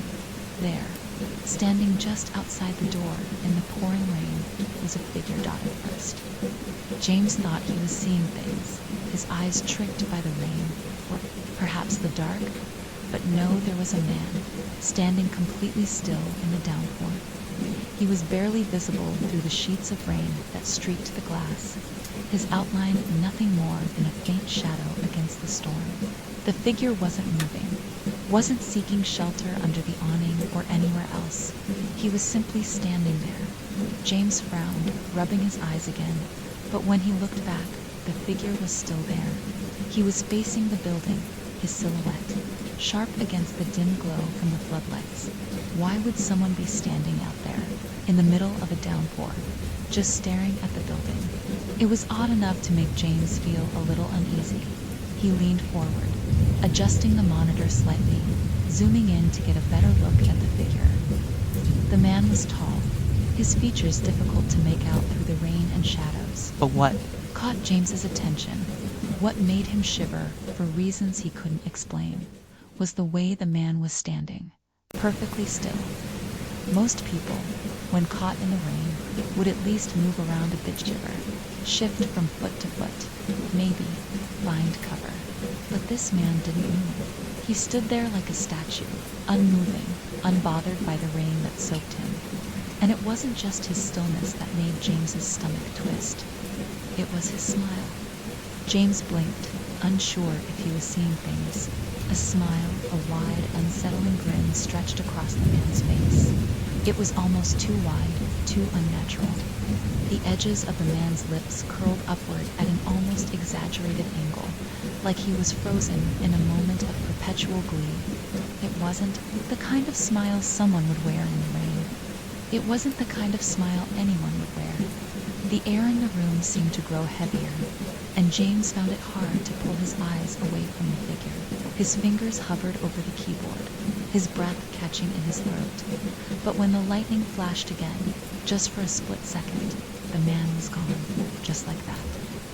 One moment he was there, standing in the rain, grinning in that strange, unnerving way. The next, he was nowhere to be seen. The empty space outside the building looked just as desolate as it had been before, the rain pouring down in endless sheets. James blinked, feeling his heart race in his chest. His mind tried to rationalize it, to tell him it was nothing, just a trick of the light or some passing stranger, maybe. But deep down, something in him felt unsettled, a nagging feeling that something wasn't quite right. He shook his head, trying to clear his thoughts. It was just his imagination. The storm was messing with him. The rain, the darkness, the solitude, it was all adding up to this strange sensation of discomfort. He was alone. He was just tired. And maybe, just maybe, he had seen things that weren't really there. James exhaled slowly and looked back at the clock, 3:12 a.m. He had a long night ahead of him. The hours stretched on, each one sinking into the next, as James sat in his small, dimly lit security office. The rain outside had become an almost constant roar, a steady percussion that matched the rhythm of his thoughts as they wandered from one distraction to the next. The monotony of the night shift had a strange way of dulling the mind, leaving it free to drift toward unsettling thoughts. Sometimes, when he let his guard down, he felt like the building itself was waiting for something. A shift in the air, a movement just beyond the corner of his eye. James turned his attention back to the monitors, eyes scanning the feeds. The building felt empty, its walls echoing with an oppressive silence that only seemed to grow more intense as the night deepened. The hum of the security cameras, the flickering lights, and the distant roar of the storm outside became the only sounds filling the air. His mind started to wander again, but he quickly snapped back to focus. He couldn't afford to lose concentration, not with the job he had to do.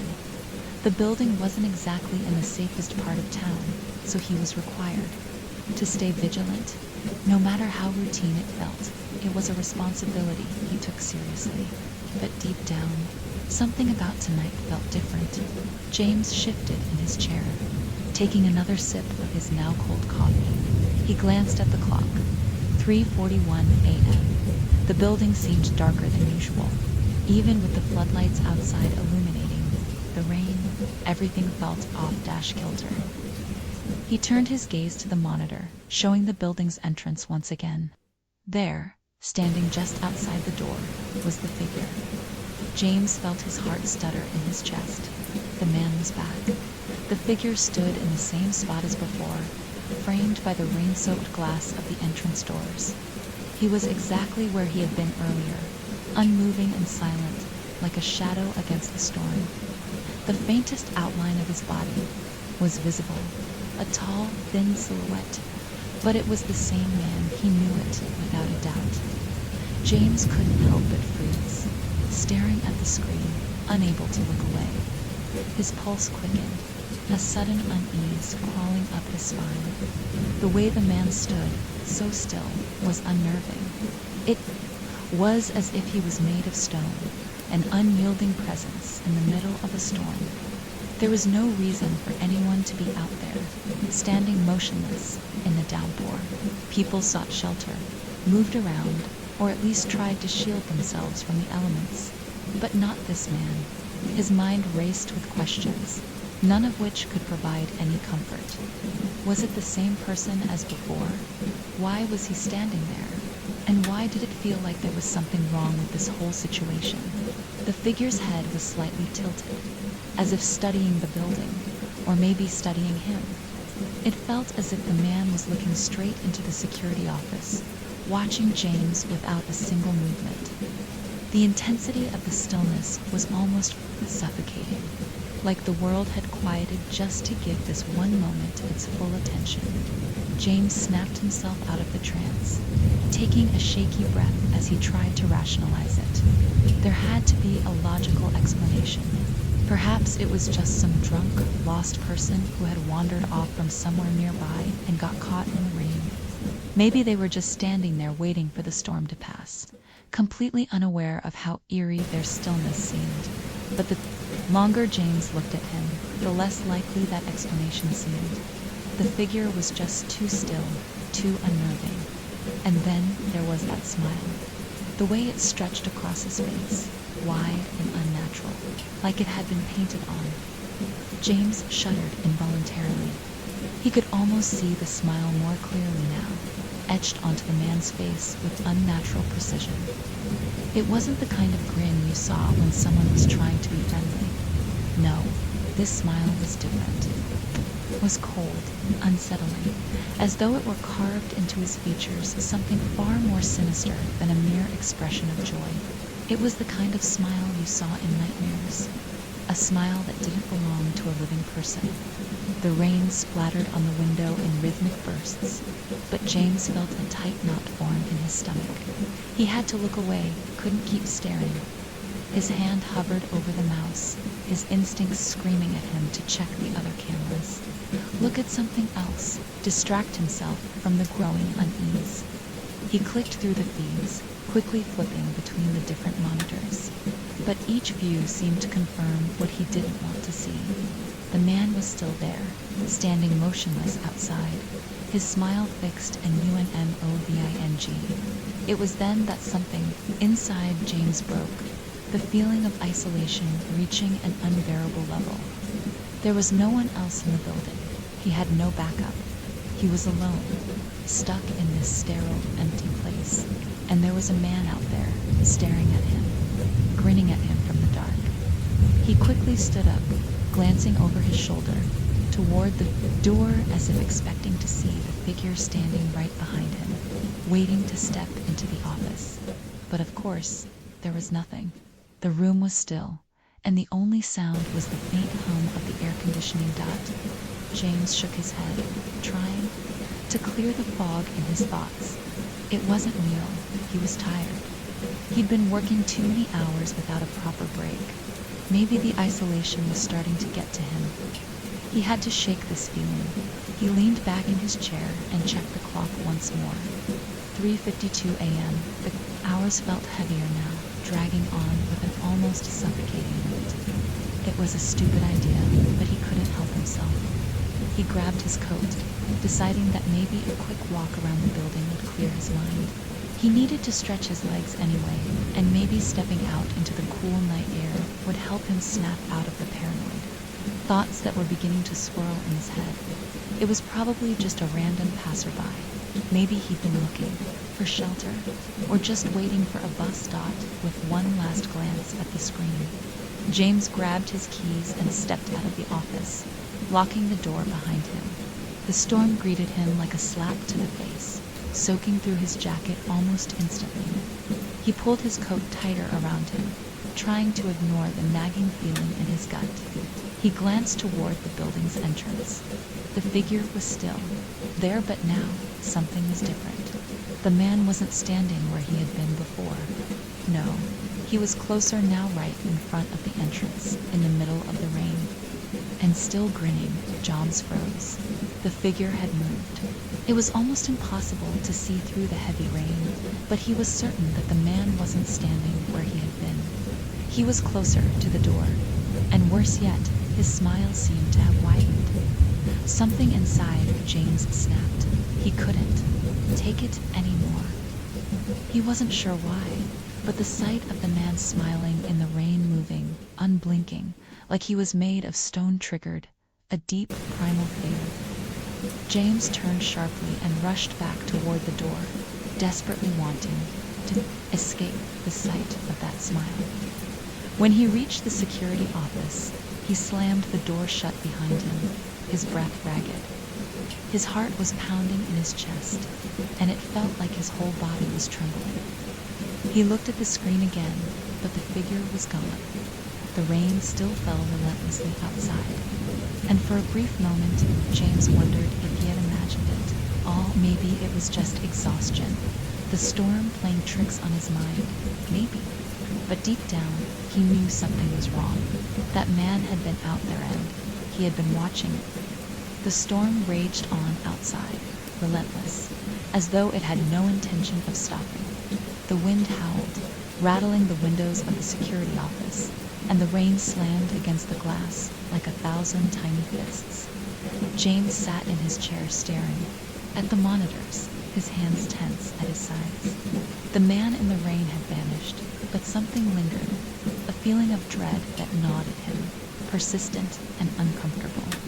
He tried to push the incident out of his mind, but each time he looked at the monitors, there was a part of him that expected to see the figure standing there again. He hadn't wanted to believe it, but he knew now there was something wrong about that man, something unnatural. And the worst part was, James couldn't figure out why he hadn't just left. For the next few nights, the routine continued. The rain kept falling. The storm never seemed to end. James found himself checking the monitors more often, his eyes darting toward the entrance, half expecting the man to reappear. But each time he found the building empty, still silent. The only movement was the occasional shadow cast by the windswept trees outside, their limbs scraping against the glass like skeletal fingers. And yet, despite the absence of the figure, James couldn't shake the growing discomfort. Every time the clock ticked past 3 a.m., his mind would begin to race, a sense of unease clawing at the back of his mind. It was as if the building had become a living thing, its silence pressing down on him like a heavy weight. The days began to blend together, the distinction between night and day fading into the oppressive monotony of the graveyard shift. James found himself drifting through his shifts in a fog of exhaustion. He stopped taking his breaks as often, his focus shifting more and more to the monitors. Each click of the mouse, each glance at the security footage, became a ritual, a desperate attempt to prove to himself that there was nothing strange, nothing out of the ordinary. The building was empty. The man was just a figment of his imagination. No matter how hard he tried to convince himself, the feeling never left.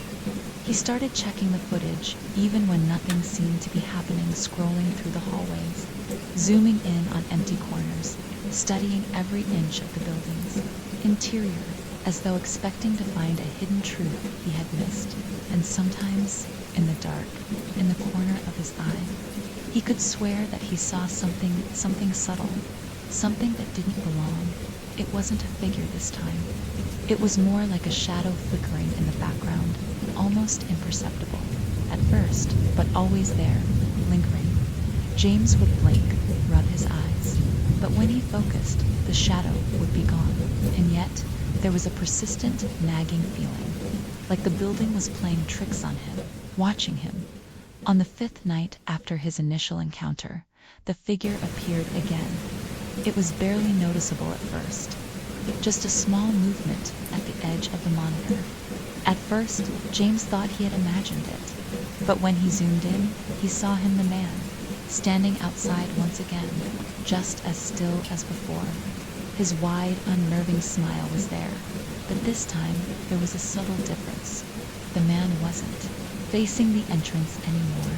He was facing directly at the security office. James's breath caught in his throat. The building felt even quieter than before. His eyes were fixed on the screen, his heart hammering in his chest. There was no doubt in his mind this time he was being watched. The figure wasn't just standing outside, disconnected from the building anymore. He was aware of him, aware of James, and that thought alone sent a shiver crawling down his spine. The man stood perfectly still, his eyes locked on the camera, the smile stretched impossibly wide, as though it was made to unnerve. The worst part was that the man didn't even blink, not once.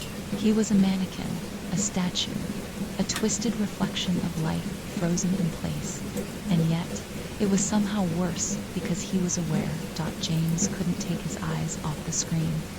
Something in the pit of his stomach told him that this wasn't a coincidence. This wasn't just a lost person out in the rain. This man was deliberately watching him, waiting for something. He quickly flicked his gaze to the other cameras, hoping to find some sense of relief, some explanation, but there was nothing. Every hallway was empty. The break room, the elevator, shaft, the lobby, all were devoid of life. No movement, only shadows, and the persistent rain outside. The smile from the figure remained in his mind, but now it was accompanied by a terrible thought. What did he want? James' hands were trembling as he moved the mouse, zooming in on the figure once again. The man didn't shift. He didn't even seem to blink, but the smile, it seemed to widen just a little more with each passing moment. It was as though the man was savoring James's growing discomfort, feeding off of it like some kind of twisted game. That it wasn't just the figure's presence that unnerved James now. It was the fact that he was becoming aware of it, the sense that something was intentionally manipulating him, watching his every move, even when he wasn't aware of it. For a moment, James questioned everything. Was he being paranoid? Was he imagining things? But then, as the seconds ticked by, the storm outside intensified. The rain slammed against the windows harder than before, the wind howling louder.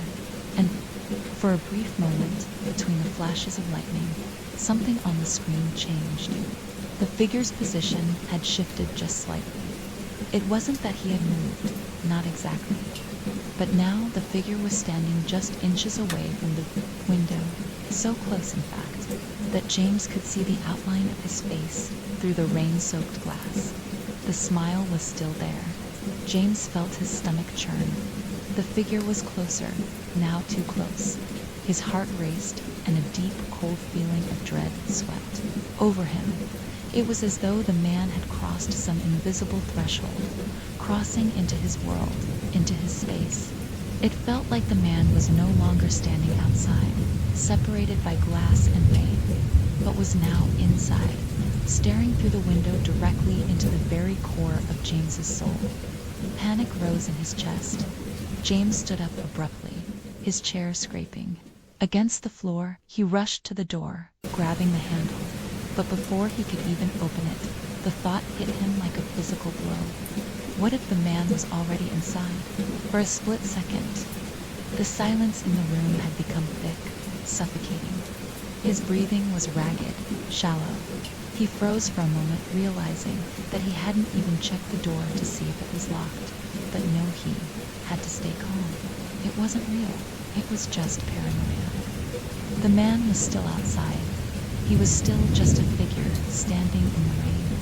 He forced himself to calm down, taking a deep breath, letting the air fill his lungs before exhaling slowly. He needed to focus. He needed to stay alert. He couldn't let fear take over. Not here. Not now.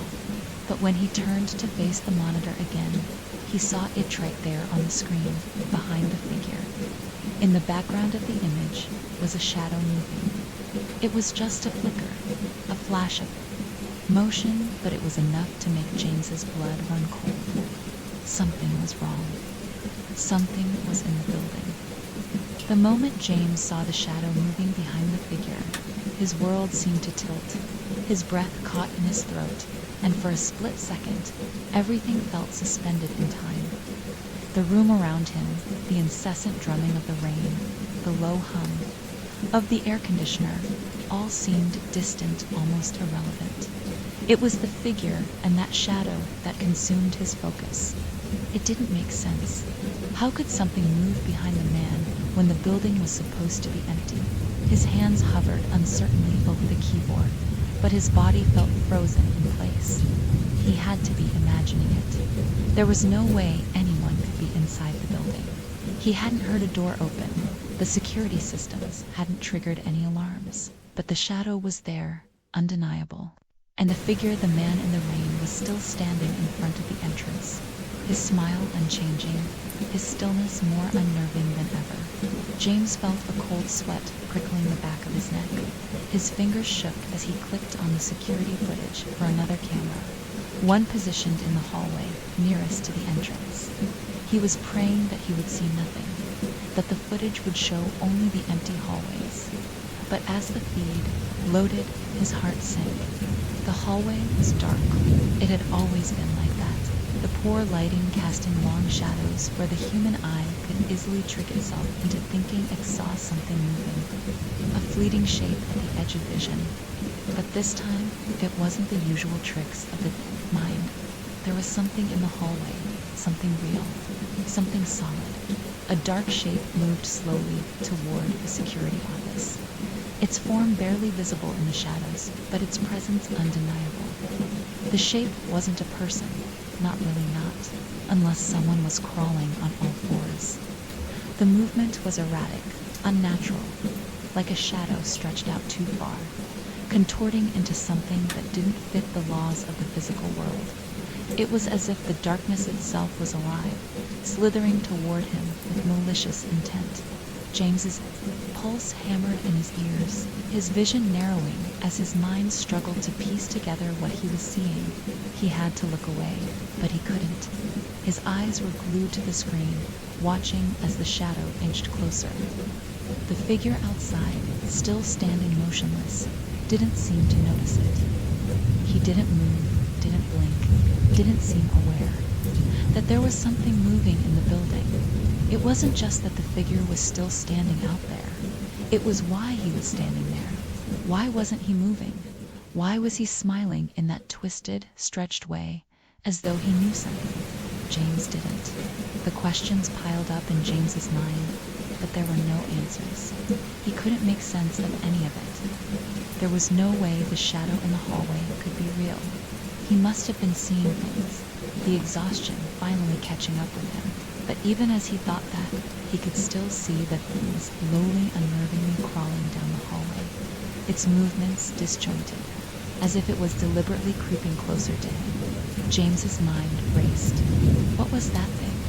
He grabbed his flashlight, feeling a pulse of panic surge through him. He couldn't stay in here. He had to investigate. His body seemed to move on its own, his legs carrying him toward the door before he even realized what he was doing. But the moment his hand reached for the door handle, it froze. He stopped, his breath catching in his throat. He could hear something, a soft scraping sound, like nails dragging against the floor. He jerked his head back toward the monitors, his eyes wide with panic. The shadow wasn't there anymore, but the sound continued, faint but unmistakable. It was coming from the hallway near the security office. For a moment, James just stood there, staring at the monitor, the flashlight trembling in his hands. The scraping grew louder, closer. It was like something or someone was moving, just outside the room. He wasn't sure if he should open the door or lock it tighter. He wasn't even sure if he was ready to face whatever was causing that sound. Then the scraping stopped. The building fell into an eerie silence.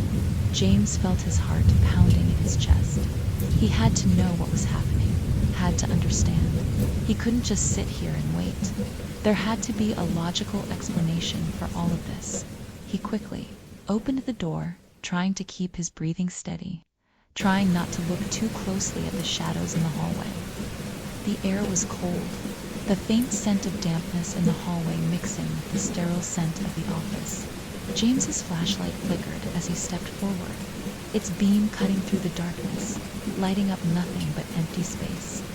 He crept down the hall, every instinct telling him to turn back, to forget what he'd heard. But his feet carried him forward, past the rows of closed doors, toward the area closest to the entrance. He passed the maintenance closet, the door slightly ajar, the smell of musty old tools wafting out as he walked by. But when he reached the corner where the hallway turned toward the entrance, he stopped. He wasn't sure why. Something held him back. He knew, deep down, that the entrance was just ahead, that he could see through the glass to the outside. And yet the thought of it, seeing that man standing there, staring at him, grinning as if waiting was enough to stop him. Cold James turned back toward the office, his legs trembling. He'd made a mistake. He shouldn't have left the security room. There was no explanation for what he'd heard. For the things he thought he'd seen, he needed to get back inside, lock the door, and force himself to breathe, to calm down. But as he turned around, the flashlight's beam bounced off something in the corner of his vision. There at the very end of the hallway, just outside the small break room, stood the figure again. The same man, and this time, the smile was different. It wasn't wide, it wasn't stretched. It was no longer an expression of joy, of malice, or even of madness. It was ... empty. The man's face was empty, his eyes black voids hollow, with no light in them. His smile had turned into something more horrific than any grin. It was a gaping wound, a tear across his face, pulling his features down, and the emptiness in his eyes stared directly at James. The shadow was gone. The figure was still and James could feel his grip on reality slipping away. James stood there, frozen in place, his heartbeat pounding in his ears. His flashlight shook in his hands as he stared at the figure standing at the far end of the hallway. It wasn't just the man's motionlessness that terrified him, it was the emptiness in his eyes. His entire face had become an abyss, a hollow mockery of what should have been human. The smile that had once been unnerving had now become something grotesque, more akin to a gaping wound, a tear in the very fabric of the man's face. The air around him seemed to grow heavier, thick with the scent of mildew, wet concrete, and something ... far worse. The rain continued to fall relentlessly outside, but in that moment the storm felt like a distant memory, drowned out by the deafening silence in the building. James could barely think. His limbs were stiff, unwilling. To obey his frantic mind, the man didn't move. He didn't flinch. He just stood there, staring at James with those empty, hollow eyes, and that terrible smile an invitation to something James couldn't comprehend. What do you want?" James whispered, the words coming out strangled, a pitiful attempt at breaking the unbearable silence. His voice felt foreign, thin in the oppressive air. The figure did not answer. He didn't even shift. But somehow it was worse that way. The absence of a response felt more threatening, like the man was above it, above anything as simple as communication. James's breathing became ragged as he fought to steady himself. His thoughts whirled in chaotic spirals. This wasn't real. It couldn't be. The rational part of his brain screamed for him to snap out of it. This had to be some kind of hallucination, some trick of the mind. He was exhausted. He'd been working too long, too many nights in a row. It had to be fatigue, stress, sleep deprivation. But deep down, something told him that wasn't it. That something darker was unfolding, something that didn't belong. In the realm of logic or explanation, he took a shaky step backward, his hand brushing against the cold, sterile wall of the hallway. His eyes never left the figure.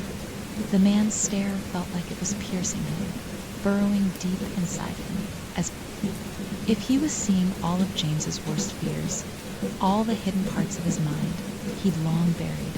It was as though the figure was waiting for James to make the first move, to show some kind of weakness.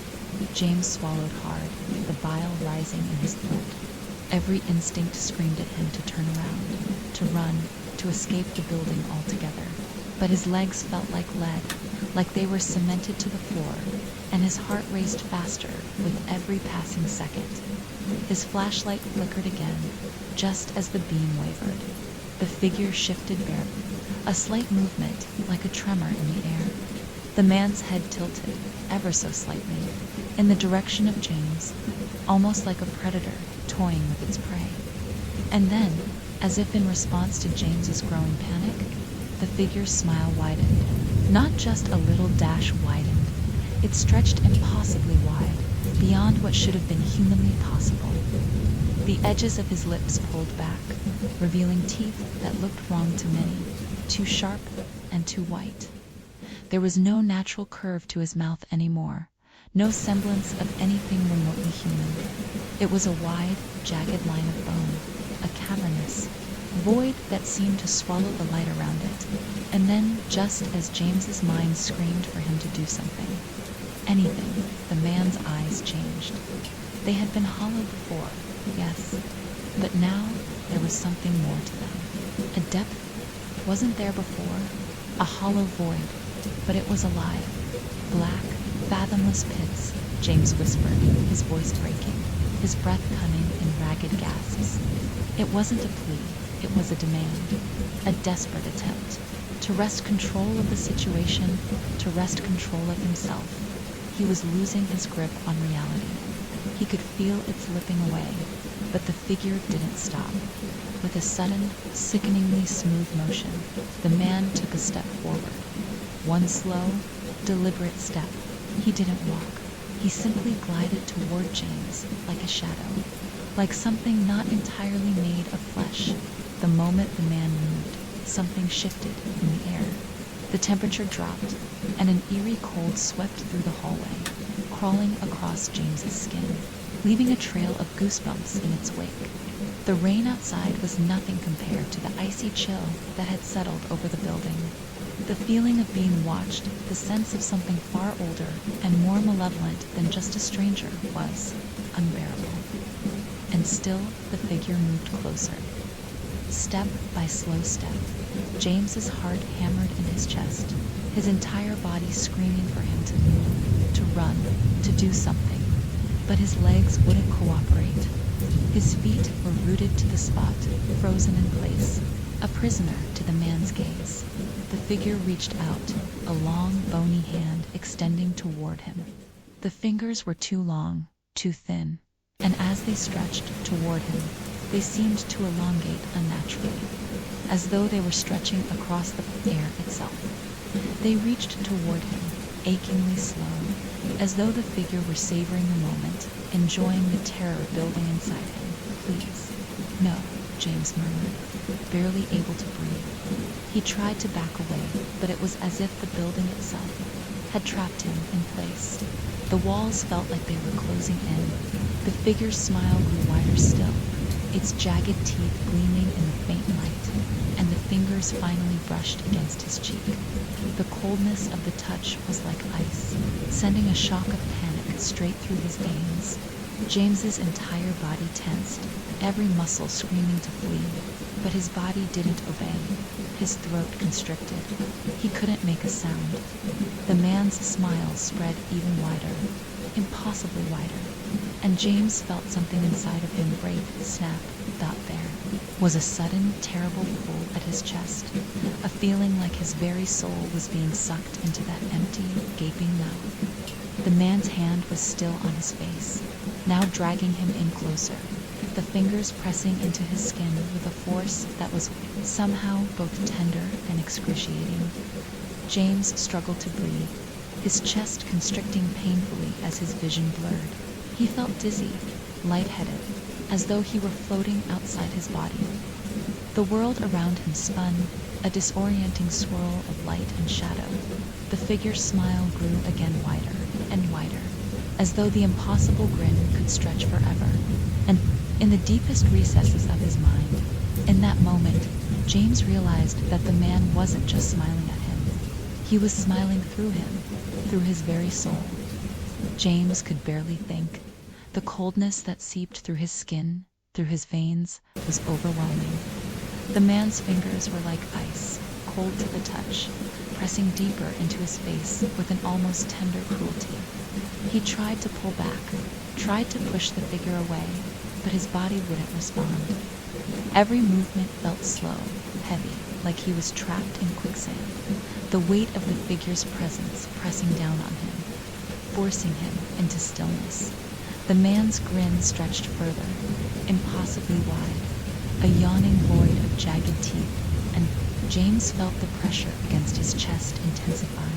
It wasn't just his body that was being pulled. Something far worse was happening. His very essence seemed to be drawn toward the man's unblinking, hollow eyes, the smile that seemed to consume everything around him. The world around him grew distorted. The hallway, once so familiar, warped and shifted, as if the very air was bending and folding under the weight of the figure's presence. The lights flickered violently, casting grotesque, jagged shadows against the walls. The sound of the storm outside seemed distant now, muffled by the sensation of something unnatural swelling within the walls. The building was no longer just a structure, it was a living thing, breathing around him, groaning in quiet agony. James's vision swam. He could barely focus on anything. his head spinning, as if the entire building was tilting beneath his feet. The man's hand tightened its grip on his face, and James could feel something inside him begin to shift, something dark and ancient stirring beneath his skin. His body felt like it was dissolving, the sensation of floating growing stronger with each passing second dot. No, no. This can't be happening, he thought desperately, trying to fight against the sensation of being pulled into the darkness that swirled around him. His pulse hammered in his temples, his heart thundering with the primal urge to escape, to break free. But the man didn't let go. His fingers, like iron, clutched at James's face, holding him in place. Every breath felt heavier than the last, as if the air was thickening, closing in around him. James squeezed his eyes shut, trying to block out the suffocating presence of the figure. But even with his eyes closed, the feeling remained. The pressure, the weight of something cold and insidious closing in on him from every direction, pressing down until he felt as if he couldn't breathe, couldn't escape. His thoughts scattered, nothing making sense anymore then. Through the haze of panic and suffocating dread, something shifted. The pressure released, but only slightly. The hand that had been so firmly planted on his face loosened, its grip slipping away just enough for James to gasp for air. He staggered back, his legs weak, his body trembling from the contact. He didn't know if he could take another moment of this nightmare. He didn't know how much longer he could endure it. Finally obeyed. With a frantic burst of energy, James tore himself away from the man's grasp, stumbling backward into the hallway, his breath ragged and shallow. He didn't even know where he was going, but he had to get away. He had to escape, or else no, not again. Not again, ... The words echoed in his mind as his eyes darted to the nearest exit. The man remained in place, his smile widening further, his presence looming over James as if it were an inescapable cloud. The man's eyes followed him, hollow and unblinking, and for the briefest second, James could have sworn he saw something else flicker in those depths, something alive, something hungry. The hallway stretched in front of him, impossibly long, like an endless corridor leading nowhere. The lights overhead flickered sporadically, casting shadows that danced in unnatural ways. It was as if the building itself was shifting, distorting around him, warping its dimensions in some cruel mockery of space and time. Each step James took felt heavier, as if the ground beneath him was growing softer, more malleable. It was like he was wading through the air itself. He turned back toward the security office. His eyes desperately scanned the hallway for anything that resembled a safe space. A corner he could curl into, a doorway to hide behind. But there was nothing. Just that oppressive, suffocating darkness, and the echoes of the storm outside that seemed to be growing louder and louder, the sound of the rain now mixed with the thudding of his own heartbeat. James's breath caught in his throat as the door to the security office loomed ahead. He didn't dare take his eyes off the hallway for too long. It was like something was following him, something too slow to be seen, but present nonetheless. He couldn't explain it, but he felt it a sensation that the building was shifting with his every movement, anticipating his next step, guiding him toward some unknowable end. He reached the door, his hand trembling as he tried to turn the knob, but it was locked. He froze. The panic that had been building inside him suddenly exploded, taking hold of his chest, squeezing tighter than ever before. He didn't know how much time had passed since he first felt the figure's presence. But the air in the building was different now. It was thicker, colder. It felt ... wrong. His mind raced as he fumbled with the keys, trying to find the right one, but his fingers seemed to fumble with everything. His hands were clammy, slick with sweat, his breath shallow and rapid. No, come. On ... his pulse pounded in his ears. His eyes darted over the hallway, scanning for the figure. He couldn't let that thing get close again. He couldn't. But the more he looked, the more he realized there was something behind him now. Just beyond his peripheral vision, a shape, vague at first, but growing clearer, closer. The air seemed to ripple with it, warping around him like a mirage. It was too late. James spun around, but the hallway was empty. He was alone, or was he? The room felt colder now, so much colder than before. The walls of the hallway appeared to close in on him, as if they were inching forward, creeping slowly toward him. The door was still locked. His pulse quickened, surging through him like a tidal wave, and then that sound, the sound of footsteps, soft but deliberate, echoing through the hallway, slow, measured. James's heart raced. He couldn't breathe. Every instinct told him to run, but his legs refused to move. The footsteps grew louder, closer. The air became impossibly thick, as if the weight of the darkness itself was pressing down on him. He could feel it closing in. The building was alive, breathing around him, its walls shifting and closing in like a trap. James finally tore his eyes from the hallway, locking onto the door handle. He had to get inside. He had to get to the safety of that small, familiar room. And then, just as his fingers finally found the keyhole, just as he thought he could breathe again, the sound of footsteps stopped. A voice, a soft whisper, cold and sweet, right behind him. "You can't hide." James froze. His blood ran cold. The voice was clear, unmistakable. It was the voice of the man standing outside, the one whose smile had haunted his every waking hour. But this time, it was inside. James turned slowly, his eyes wide with terror, knowing that it was already too late. James's heart raced in his chest as the whisper echoed in his ears. "You can't hide." The voice was low, almost sweet, like a lullaby that sent a chill through his bones. He didn't turn around immediately. He couldn't. His body felt paralyzed, frozen in the space between terror and disbelief. His breath caught in his throat, and for the briefest moment, everything seemed to stop. "It's just in your head," he tried to tell himself. But the voice lingered in his mind, curling around his thoughts, pulling him deeper into the abyss. It wasn't his imagination. He could feel him there. The building had gone deathly quiet again, save for the soft, rhythmic patter of rain against the windows. The storm outside felt distant now, muffled by the presence of whatever lingered in the air. The oppressive silence in the hallway grew thick, pressing in on him from all sides. The shadows seemed to stretch unnaturally long, as if they were reaching toward him, hungry for his attention. His fingers were still on the door handle.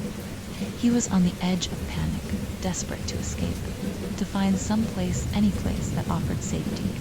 But the whisper kept repeating in his mind over and over, like a chant. It was no longer just a voice. It was a presence. "You can't hide," it repeated, now more insistent, closer, as if the figure was standing right behind him. He couldn't take it anymore. With a surge of adrenaline, James spun around, his eyes wide with terror, locking onto the darkness at the end of the hallway. The figure was there.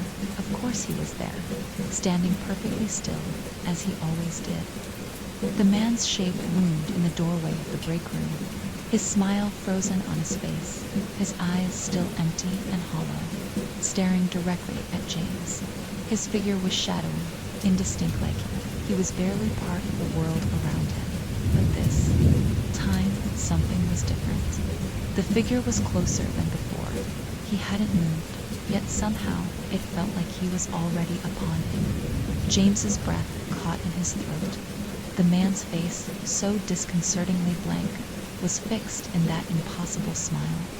But this time, James saw something that hadn't been there before, a faint, barely perceptible twitch in the figure's lips, as though the man was savoring James's fear.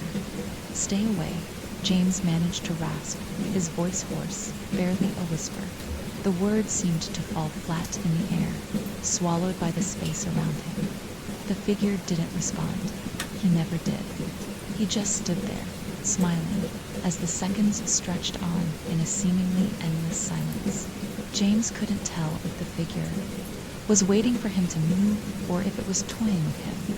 But the longer he stood there, the more the tension in his body grew. James's mind raced, his thoughts fragmented, like a puzzle being torn apart. There had to be something, anything he could do. This wasn't real. He wasn't going to let it consume him. He wasn't going to let it break him. But the longer the figure stood there, motionless and unblinking, the more the fear seeped into James's very soul.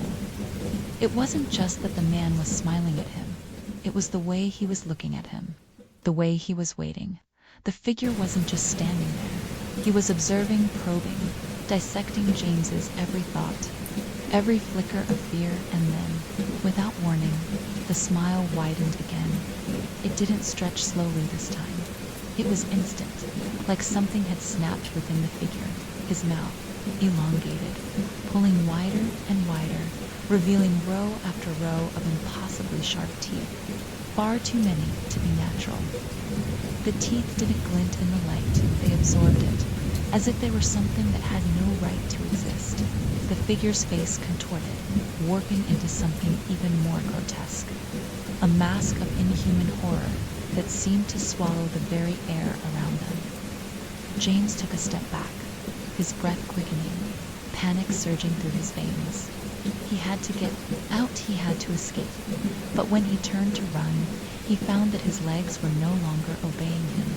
He stumbled, his feet slipping on the cold floor, his body suddenly too heavy, like it was being pulled down. His chest tightened, his breath was shallow, his body was shaking, every muscle aching with fear. The figure hadn't moved, yet it felt as though the space around him was closing, the hallway stretching out endlessly, growing tighter and tighter. With every step James took, no matter which way he turned, the walls seemed to bend inward, warping and shifting around him, like the very structure of the building was alive, responding to the man's presence. It was as if the walls were no longer a barrier, but a part of the figure, an extension of his reach. James staggered, his hand on the wall for support, his eyes locked on the figure, his mind desperately scrambling for an escape. But then, as if on cue, the figure took a step forward, and then another. James's heart skipped a beat. The figure was moving, but he wasn't walking. No, the man didn't move like a person at all. He glided his feet, barely seeming to touch the ground, like a puppet being pulled along on invisible strings. The speed was unsettling, too slow to be real, but too fast to be ignored. The man's smile never faltered, but there was a sickening, almost predatory quality to his movements. Every step brought him closer. James's throat tightened, the realization dawning on him with horrific clarity. The figure wasn't just a person. He wasn't just some stranger in the rain. He wasn't even alive. He was a thing of presence, far older, far darker, that had been waiting for James to see it. "You're mine now," the voice whispered again. But this time, it wasn't just in his head. The words echoed through the very walls of the building, vibrating in the space. Around him, the figure's fingers stretched outward, elongated, impossibly long, like reaching branches from a decaying tree. James's body screamed to move, to escape, but his limbs were no longer his own. He couldn't breathe. He couldn't speak. All he could do was stare as the figure reached out for him, his hollow, empty eyes locked onto James's, as if drawing him closer with sheer force of will. The world began to warp once again. The lights flickered, the hallway twisted and bent, and the edges of reality seemed to blur as the man knew. The thing reached out. James tried to scream, but no sound came out. His mouth was dry, his mind shattering with the realization that he wasn't going to make it out. This wasn't just a nightmare. This was real. The figure was upon him now, and as its hand finally touched his skin, James felt a wave of cold so intense, so consuming, that it felt like his very soul was being ripped from his body. In that moment, there was no escape. there was only the figure, smiling, waiting, and pulling him deeper into the darkness. The figure's cold fingers pressed into James's skin, sending an icy shock through his body that made his heart stutter. He felt the weight of the unnatural chill spreading from his chest outward, as if the very essence of life was being siphoned from him. Every nerve in his body screamed in panic, but there was no escape. The walls around him felt like they were breathing, closing in with each agonizing second. The air grew thicker, colder, and his mind spiraled into a haze of dread. The figure's face, the darkness in his eyes was like a void, pulling James deeper, sucking him in, as though the man-thing was feasting on his fear, savoring every terrified breath. His grip on James's skin tightened, and the moment the man's fingers dug deeper, James could feel his strength draining away, his willpower slipping like sand through his fingers. He needed to fight. He needed to break free. He tried to scream, but his voice felt muffled, trapped beneath the weight of the figure's presence.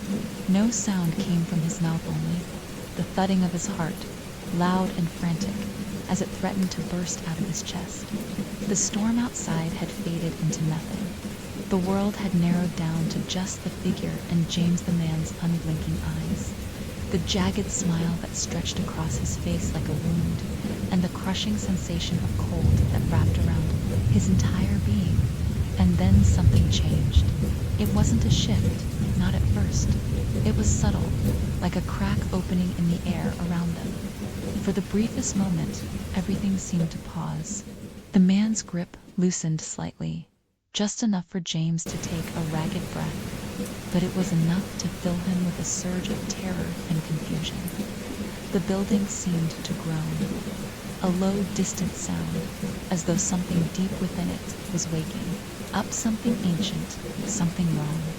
The figure's smile faltered, just slightly, but it didn't fade. It remained fixed, stretched, but there was a flicker in the air, something unsettling in the way the shadows shifted around him. James felt the pull again, but this time it was different. He wasn't just being drawn into the figure's gaze. Something else was tugging at him, something deeper, something primal. The air grew colder, colder than before, but there was a sudden pull in his chest, as if the very floor beneath him was slipping away, as if the building itself was swallowing him whole. It was as if the figure was trying to drag him into the dark, and the building wasn't willing to let that happen. James blinked, feeling his vision blur for a split second. His limbs felt weighted, drained, but in the blur of panic and fear, something strange happened. His gaze snapped to the figure's eyes once again, but now he could see something shifting. The blackness in the man's eyes wasn't just empty, it was growing, expanding, stretching beyond what was humanly possible, as if something more powerful, something ancient, was seeping into him. There was a crack, a tear in the figure's hollow gaze, and James felt a rush of realization course through him. He wasn't just trapped in this building. He was trapped in this world of space where time didn't exist, where nothing was real. The smile, the figure, the walls of the building, none of it was real. It was a prison, a place where the rules of reality no longer applied, where something far older and more malevolent had been waiting to claim him. And as if the thought had somehow triggered something, the figure's smile suddenly split. It wasn't a slow, twisted widening anymore. It was jagged, a horrific snap of bones, as if the very muscles of his face were ripping apart. James tried to scream, but nothing came out. His body was frozen in place, his thoughts drowning in the realization that whatever he was facing was beyond anything he could comprehend. But then it happened. The world around him trembled. The walls of the building shuddered, as though they were made of paper, and for a moment everything flickered. The figure's hand that had been holding him tightened, and James could feel the oppressive weight of it on his chest. But the flickering grew stronger, more violent. The building groaned again, louder this time, a deep, guttural sound that rattled his bones. For one horrifying second, the figure stopped moving.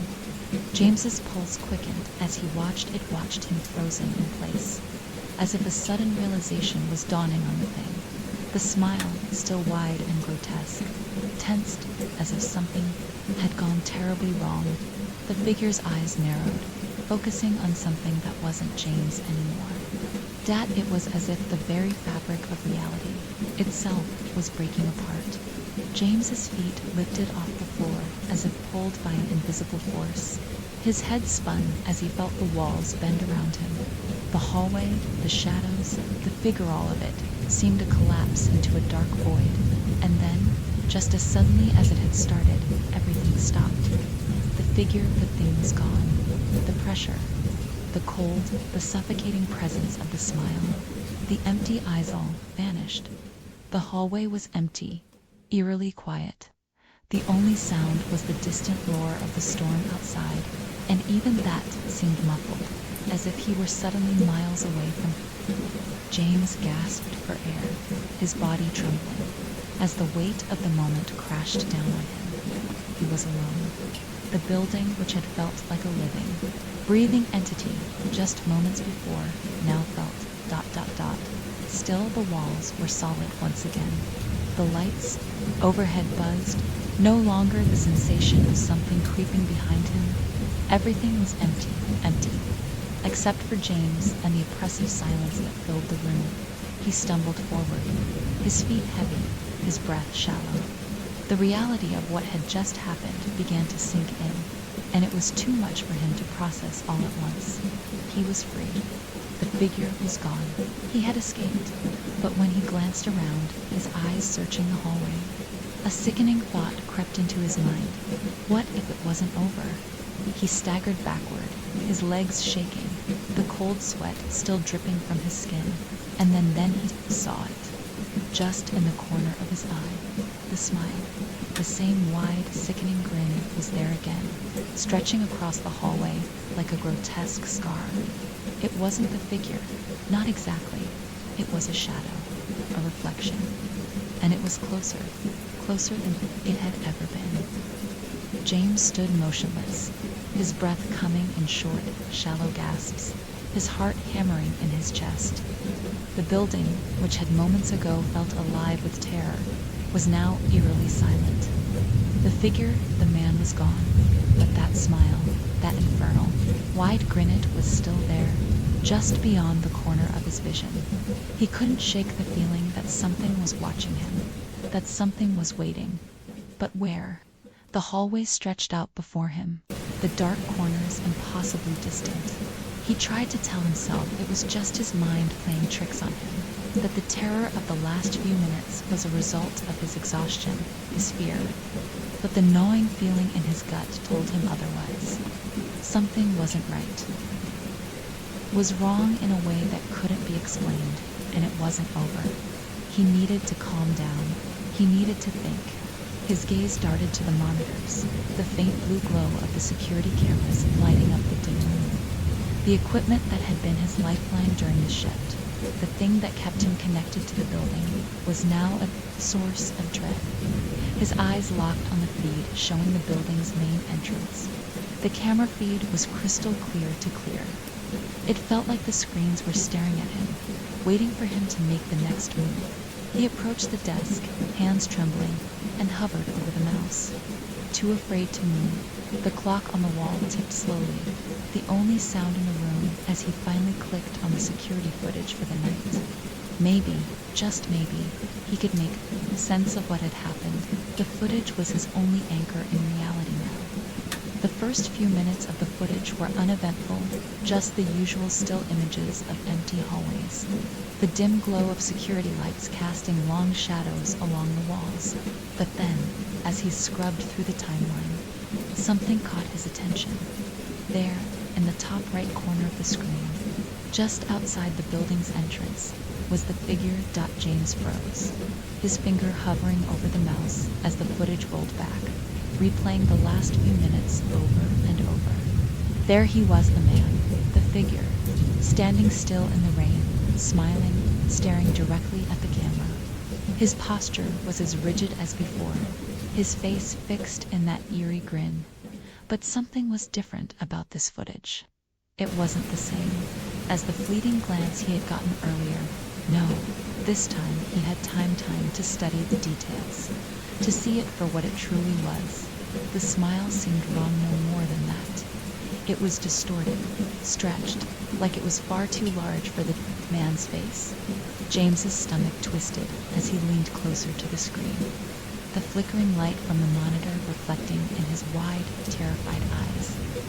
The smile wasn't just unnerving anymore, it was unnatural. He zoomed in on the man's face, the picture, becoming grainy as the pixels struggled to keep up with the unnatural stretch of his lips.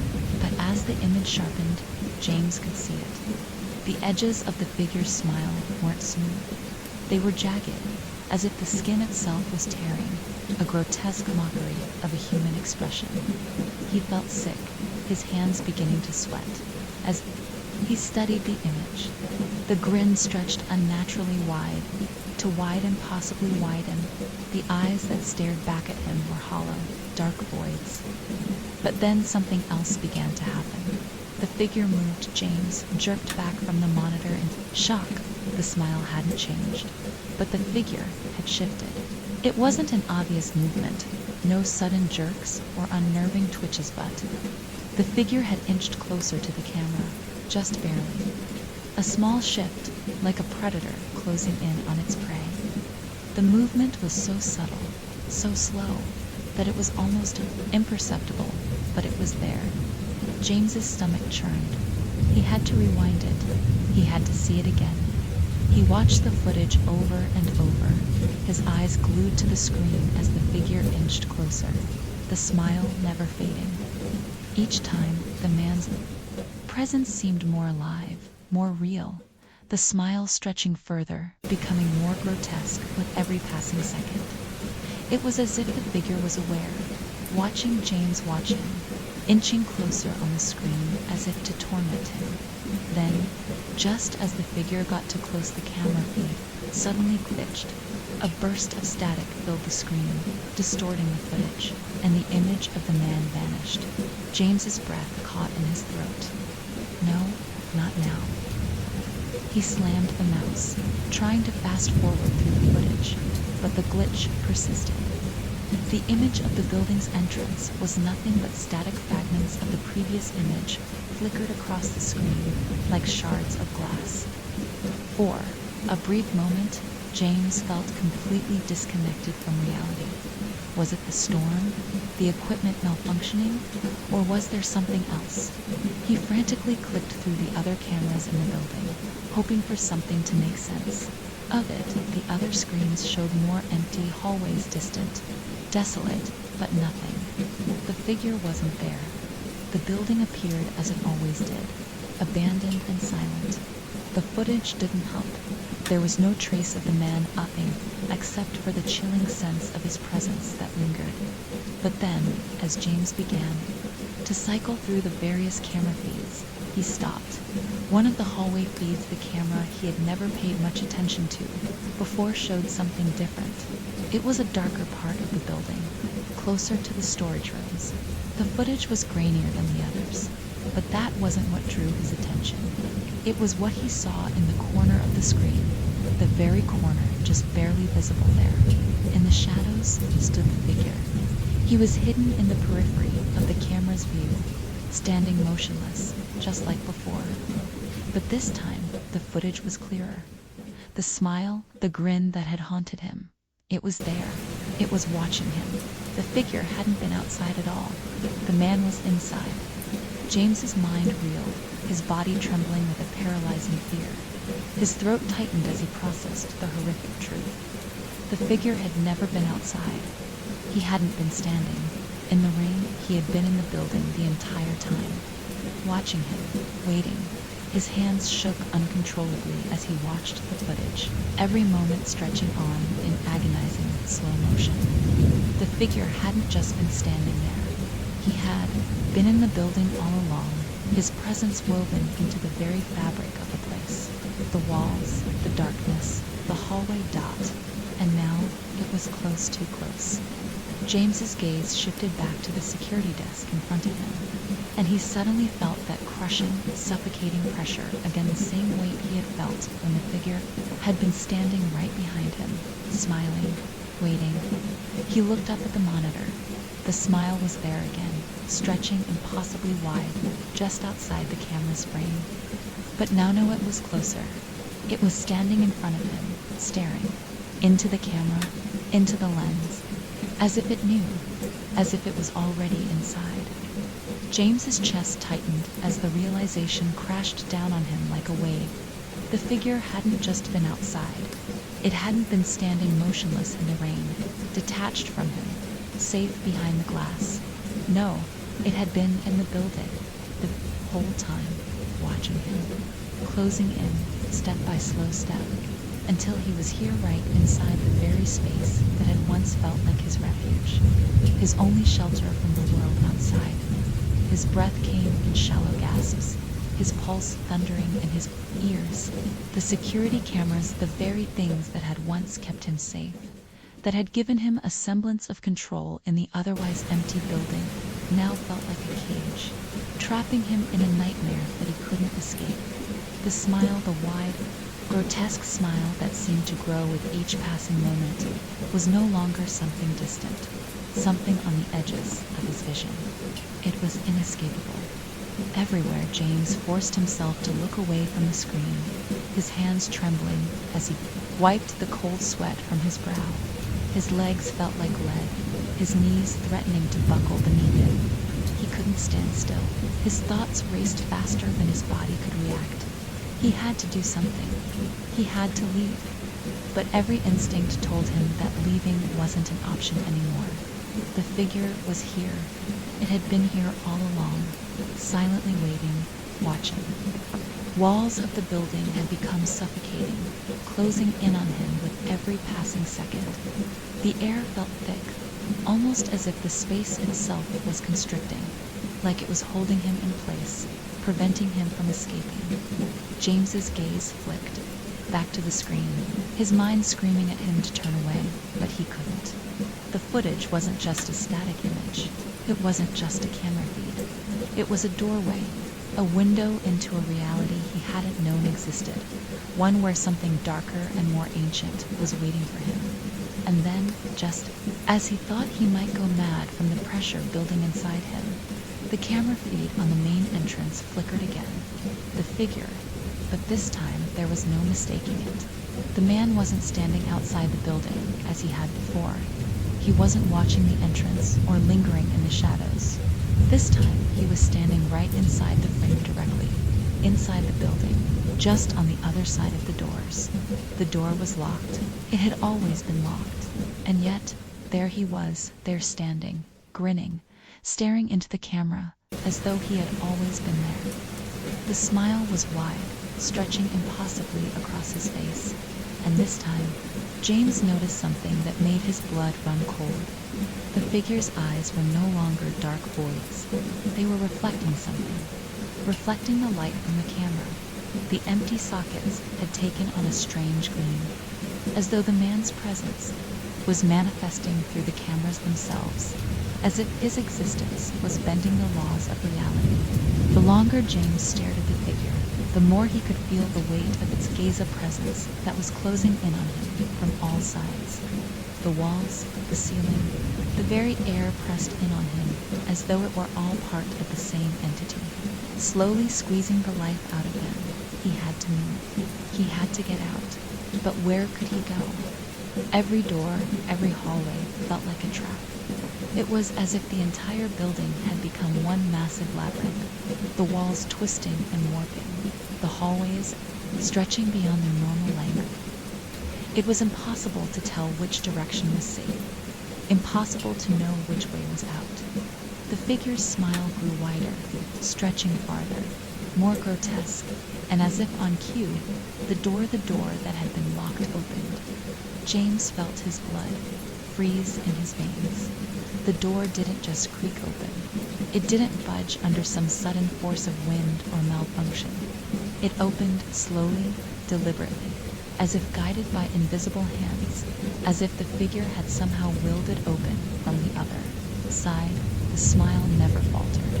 The figure never moved. James's mind was a blur, but something primal kicked in. His feet, though heavy, found their way toward the door, away from the screen, away from the figure. His heart pounded in his chest, each beat feeling like it could be his last. But as he reached the door to the security office, he heard Etop. Faint scraping sound from behind him, the sound of footsteps. Soft, deliberate, they were coming. He turned around to face the darkness, his eyes wide with terror. The door was ajar now, the hallway beyond pitch black, and standing at the edge of the frame, barely visible, was the figure. Its smile was now a jagged, bone-shattering rictus, its eyes gleaming in the shadows. The footsteps grew louder. The figure stepped forward, closer. But it wasn't walking now, not like a normal person. Its movements were too smooth, too fluid. It glided toward him, its presence filling the space with a cold, suffocating pressure. James tried to speak. His throat was dry, his voice barely formed. No. But the words were weak, pitiful. And the figure simply smiled. The closer it got, the more James could feel, the air growing heavier, colder. It felt like the entire building was closing in on him, like the walls were pushing him back into the corner of the office, trapping him in the same way the figure had trapped him in its smile. There was no escape. The footsteps stopped, but the figure kept coming. James could see the sharp outline of its teeth now, those jagged, impossible teeth. The smile was more than just a grin. It was an open wound, a gaping abyss in the shape of a face. And then the figure spoke. The voice was a low, guttural hum, like 1,000 whispers merging into one. You never left. The words cut through James like a blade. His legs buckled beneath him, and he collapsed to the floor, his breath coming in ragged gasps. The figure was upon him now, closer to close, and there was no escape, no refuge, no hiding. But then, as the figure reached out to touch him, a burst of static tore through the air. The walls shuddered. The lights flickered violently, almost as if something were tearing at the fabric of the building itself. James's heart raced in his chest as the air shifted again, as though something deep inside the building had just broken. And then, just as quickly as it had begun, everything went still. The figure, the man was gone. The hallway, the office, the door was all empty once again. The security monitors flickered briefly, then went dark. The storm outside continued to howl, but inside the building there was nothing but silence. James lay on the floor, trembling, staring at the empty space where the figure had been. He tried to rise, but his body refused to obey him. Every part of him was consumed by a deep, gnawing fear that something still lingered, something unseen, something waiting. It wasn't over. It would never be over. James remained on the floor, his body still shaking, his breath shallow and erratic, his hands clutched the cold, slick tile beneath him, as if the very act of touching something solid might ground him back in the real world, away from whatever nightmare he had just witnessed. He stared at the empty space in front of him, his mind racing, trying to make sense of what had just happened. The figure, the man, had vanished. The door had opened. The darkness had closed in around him. And then, just as suddenly as it had all started, it was over. But it didn't feel over. Not really. He could still feel the oppressive presence of the mano, the thing lingering, like a shadow that refused to be shaken. The air in the room was thick with the remnants of fear, and the weight of silence was unbearable, suffocating. James's mind couldn't quite process it. He wasn't sure if he was awake anymore. Maybe. He had fallen asleep at his desk. Maybe this was all some twisted dream, but then his eyes fell on the security monitor. It flickered to life again, the feed from the cameras washing over the screen. The view from the entrance was clear once more, but James couldn't look away. His eyes were glued to the monitor as he watched the empty hallway. His heartbeat picked up speed, a growing sense of dread gnawing at him. He had seen the footage. He had seen the figure's twisted face. He knew what it had done to him, what it had almost taken from him. He knew the man, the thing had been inside the building with him, and yet the footage showed no trace of it. Nothing. Just the empty hallway. The same empty hallway that had felt so claustrophobic just moments ago, now laid bare and silent, like nothing had ever happened. But then, as he stared at the screen, the unmistakable feeling of presence settled back over him. The hair on the back of his neck stood on end, and his body tensed, as if preparing for something he couldn't explain. And then it happened. On the camera feed at the very edge of the frame, a small flicker just, a glimmer caught his eye. He watched, his breath catching in his throat, as the figure moved again, just on the outskirts of the frame. It wasn't a hallucination. It wasn't a glitch in the feed. No, it was the same Manda, same figure, with that impossible, monstrous grin stretching across his face. But this time, it wasn't standing. It wasn't waiting. It was walking. James couldn't move. His entire body was frozen, as though he had become part of the screen, as if he had crossed the line between reality and the nightmare playing out in front of him. The figure moved through the hallway at a disturbingly slow pace, gliding silently. Its smile still stretched wide, its eyes focused forward. The movement wasn't natural, it was fluid, almost dreamlike, as though the figure was neither bound by time nor space, simply existing within the confines of this place.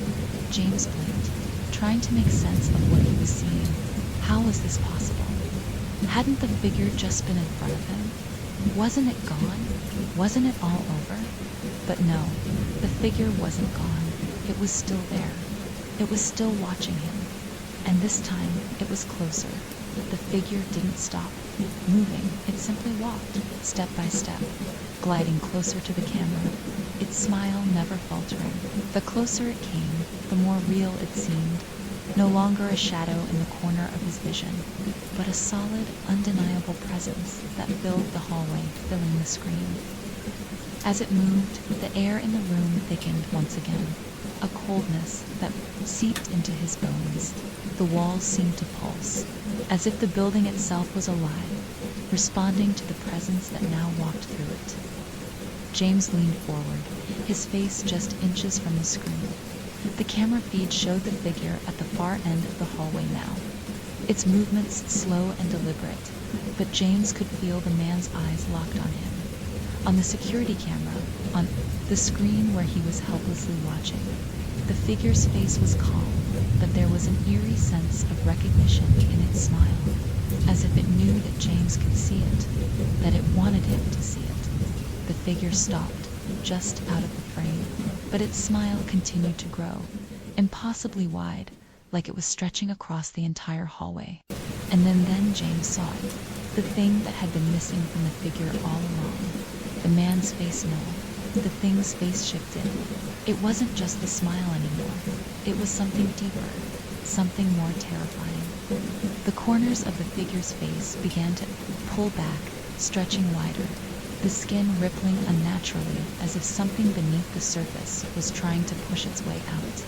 His teeth grew longer, sharper, like something that had never belonged in a human mouth, and his eyes, those empty, hollow voids, began to flicker. James couldn't tear his gaze away, even though every instinct in him screamed to look away, to run, but there was something else now, something more than just fear. He felt it deep inside him, something that had been buried for a long time in memory, a feeling, an awareness that he knew this thing. He knew the smiling man. The realization hit James like a physical blow. The terror he had been feeling, the overwhelming sense of dread, all made sense now. The figure wasn't just some random entity, some aberration from the shadows. No, it was something older, something that had been around long before he'd ever walked into this building, something that had been waiting for him. The building hadn't trapped him. The figure hadn't sought him out. No, it had been calling to him, drawing him in. He wasn't a victim of circumstance. He was a part of this. This was his nightmare. Now, he had always been meant to find it. James's mind raced as the connection between him and the figure solidified. It wasn't just that the figure was waiting for him. The smiling man, that smile, that present sit, had been connected to him from the beginning. The thing hadn't come from the building. The building had become the thing. It had woven itself into the very structure, like a web, waiting for the right moment to reveal itself. James understood something even more horrifying. The smiling man wasn't just trapped inside this place. Neither was he. This was a shared space, a liminal place where the boundaries between the living and the dead, between the real and the imagined, were blurred. James had been drawn into it the moment he had stepped into that building, the moment he had first seen the figure standing outside. It had been too late. The man's smile was all there was, all there ever was. The figure continued to walk toward the camera, its steps slow but deliberate, as if it was savoring the moment, savoring the terror it had created. It was close now, so close James could see the gleam of its teeth, the hollow voids of its eyes. Its smile stretched impossibly wide, splitting the very air between them, until it filled the screen, and then, just as James thought he might drown in that smile, it whispered again, this time, in a voice that was no longer just a whisper. It was a command. It was a promise. You belong to me. And then the screen went black. The sudden blackness of the screen was suffocating. The soft hum of the security equipment, the comforting sound of constant surveillance, had disappeared, replaced by a deep, unnatural silence. The air in the room felt heavy, stifling, as though something was pressing down on James's chest, crushing the very breath from his lungs. He stared at the blank monitor, his pulse pounding in his ears, the silence stretching endlessly before him. The lights above flickered erratically, casting long, twisting shadows across the walls. The building felt alive, as if it were breathing, with him reacting to the fear that was now consuming him from the inside out. The oppressive sense of dread that had been building within him had reached its apex. And now, with the figure's whisper still echoing in his mind, "You belong to me, James," wasn't sure if he could even trust his own thoughts anymore. Had it been real? Was it still happening? Or was it all a dream and nightmare he couldn't wake up from? He had always thought that the world around him was concrete, tangible. But now, standing in this room, staring into the black screen, he realized, with bone-chilling clarity, that the boundaries of reality had shifted. The smiling man had not just been a figment of his imagination. No, it was something far worse, something far more real. A presence that existed within this building, in the space between time and reality, waiting to claim him. He had stepped into its domain, and now it was pulling him deeper into its grasp. James gripped the edge of the desk, his knuckles white from the pressure, and forced himself to look away from the blank screen. His hands were shaking uncontrollably. The need to escape, to run, surged through him, but his legs felt like they were made of lead. He couldn't move. He couldn't think. His mind was spinning, a whirlwind of questions with no answers. What was happening to him? What had he seen? What was the smiling man? His thoughts spiraled, but something deep inside him, buried under layers of panic, whispered a terrible truth. The smiling man wasn't just a thing.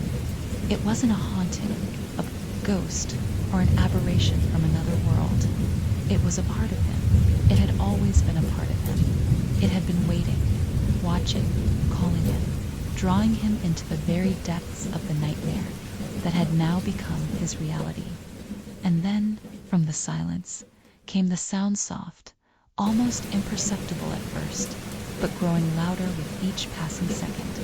A slow, rhythmic scraping, like something were someone was moving just beyond his reach. His heart skipped a beat. James slowly turned his head toward the doorway. The sound was closer now, unmistakable. It wasn't just some noise echoing from the building's creaking walls. It was footsteps, slow, measured, deliberate. He didn't have to look to know what was coming. He could feel it in his bones, the heavy weight of the presence that was moving toward him. Every instinct screamed at him to run, to flee this place, to escape whatever was coming for him, but his legs wouldn't move. His body was frozen in place, unable to obey his will, trapped in some inescapable moment of terror. The scraping continued, closer now. A whisper stirred in the stillness, barely audible at first, like a breath against his ear. "You belong." "To me," it said again, but this time it wasn't just a voice, it was everywhere. The walls, the ceiling, the very floor beneath his feet. It was in the air, in the building itself, whispering those same chilling words over and over, like a mantra, a dark promise that filled the space around him. He closed his eyes, trying to block it out, but the words kept coming, louder, clearer. "You belong to me." The sound of footsteps grew louder, the scraping unmistakable. It was in front of him now, so close he could feel the heat of its presence on his skin. His eyes snapped open, and in that moment he saw it. There in the doorway, just beyond the edge of his vision, was the smiling man. He stood there, his silhouette dark against the dim light from the hallway, but this time there was no mistaking it. The figure was real. He was more than real. He was tangible. He was standing in the building, in his space, and there was no more distance. No more separation between James and the nightmare. The man's smile stretched wide, impossibly wide, until it seemed to swallow the very air in front of him. His teeth gleamed in the low light sharp, too many to unnaturally his eyes. Those hollow, empty voids seemed to reflect the terror that now consumed James. The smiling man's grin didn't falter. It didn't move. But as it stood there, unmoving, James felt the building shift. It wasn't just the figure in front of him. It was the space itself. The walls groaned and creaked, as if the building was adjusting, warping itself to fit the figure's presence. It was as though the entire place had been constructed for him. The air grew cold again, biting at James's skin, and the scraping sound came again closer, sharper, now right at his side. He was trapped. He couldn't move. He couldn't breathe. Every part of him screamed for escape, but there was no escape from this. This wasn't just a building. It was a prison. It was his prison. "You've always belonged here," the smiling man whispered, his voice now rich with a cool satisfaction. "You've always been mine." James's vision blurred as the figure began to move slowly, deliberately, stepping closer toward him. Could see the edges of the man's form growing clearer, sharper, as if he were drawing closer from the very shadows of the building. No, this can't be happening. But it was. The figure's hand reached out, fingers extending, impossibly long, impossibly thin, like they were made of nothing. As they touched the edge of the desk, the world seemed to bend with them, warping in a way that defied every law of nature James knew. The desk cracked, splintering with a sound that reverberated in his skull, and the figure's smile grew wider, impossibly wide, as though it had consumed the entire room. And then, in the instant between reality and nightmare, James saw something that made his stomach drop into his feet. The figure wasn't just standing there. The smile wasn't just a grotesque expression of joy. No, the figure's face was torn, stretched beyond recognition, a mask of agony, as if the very smile itself had been forced upon it. And then, in the last fleeting moment of clarity, James understood. The smiling man wasn't just a manifestation of evil, or a shadow of some dark creature. He wasn't some outside force waiting to consume him. The smiling man had always been a part of James. The moment James had stepped into the building, the moment the storm had started, he had crossed a threshold. He had become part of it, smile And now, there was no escape. He didn't belong to the world outside anymore. He belonged to the smiling man. The final thought that raced through his mind was a single, bitter realization. He had never been free. James's body was rigid, frozen in place by the unrelenting grip of fear.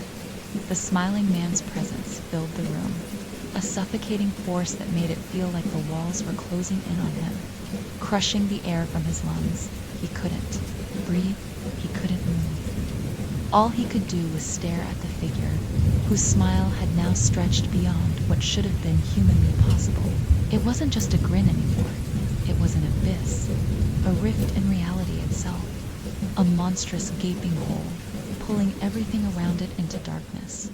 The smiling man's face seemed to pulse with the rhythm of his breath, the edges of his mouth quivering, almost as though the skin itself were struggling to contain the horrifying grin. It wasn't just a smile, it was an infection. It spread from the edges of the figure's lips, across his face, down his neck, into the very air itself, like a virus.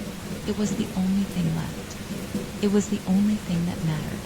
The figure's eyes, those empty, gaping voids, gleamed with something darker than malice, something far deeper. James could see the shadows of his own fear reflected back in those eyes, his own terror mirrored in their depthless gaze. The figure was aware. It wasn't just standing there, silently observing.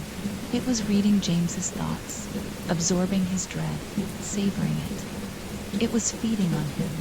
And then the voice came again, not the whisper he had heard before, but a deep, guttural tone that reverberated in the air. The words weren't just spoken, they were felt in his very bones. The voice had no mouth, no lips. It was as though it came from within the walls, from the very building itself, as if the smiling man's presence had permeated everything.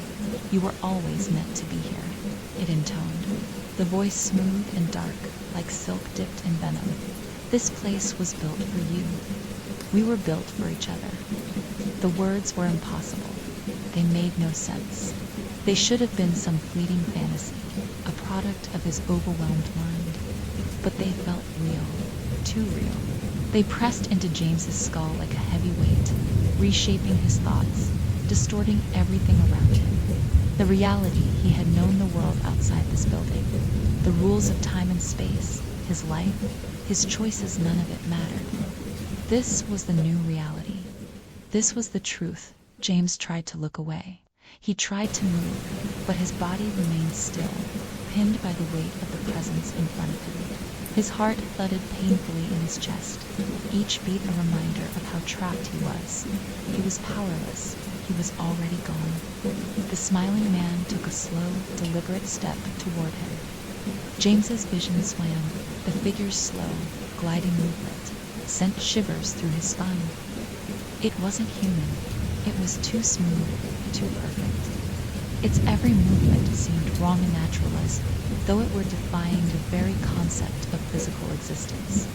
You belong to me, the figure said again, its voice thick with satisfaction, with power, as if it were an assertion rather than a statement.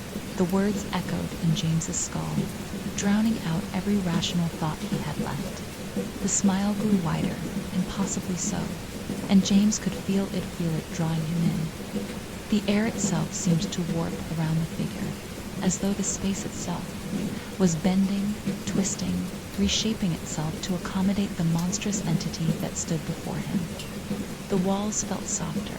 The ground beneath his feet seemed to undulate, his vision blurred, the edges of reality growing faint and distorted. The figure's smile stretched even further, pulling at the very fabric of the room. And then the thing did something James had never expected. It tilted its head slightly, just a tiny movement, and for a moment, the horrible, impossible smile softened only slightly. But in that fraction of a second, James saw it. The figure's face was not just a mask of inhumanity. There was something beneath it, a face that was more human than he had ever anticipated. His own face. It was him, or at least it was a version of him, a distorted, twisted mockery of his features. But it was his face. Mouth, the same shape, the same hollow stare, the same face twisted in a monstrous, impossible smile.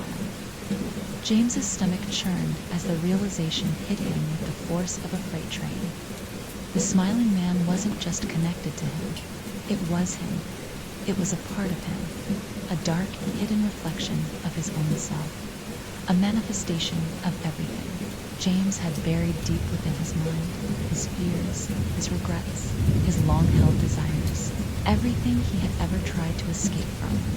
All of it had been drawn into the building, pulled from his very soul, and twisted into the figure that now stood. Before him, "You are me," James whispered, his voice breaking.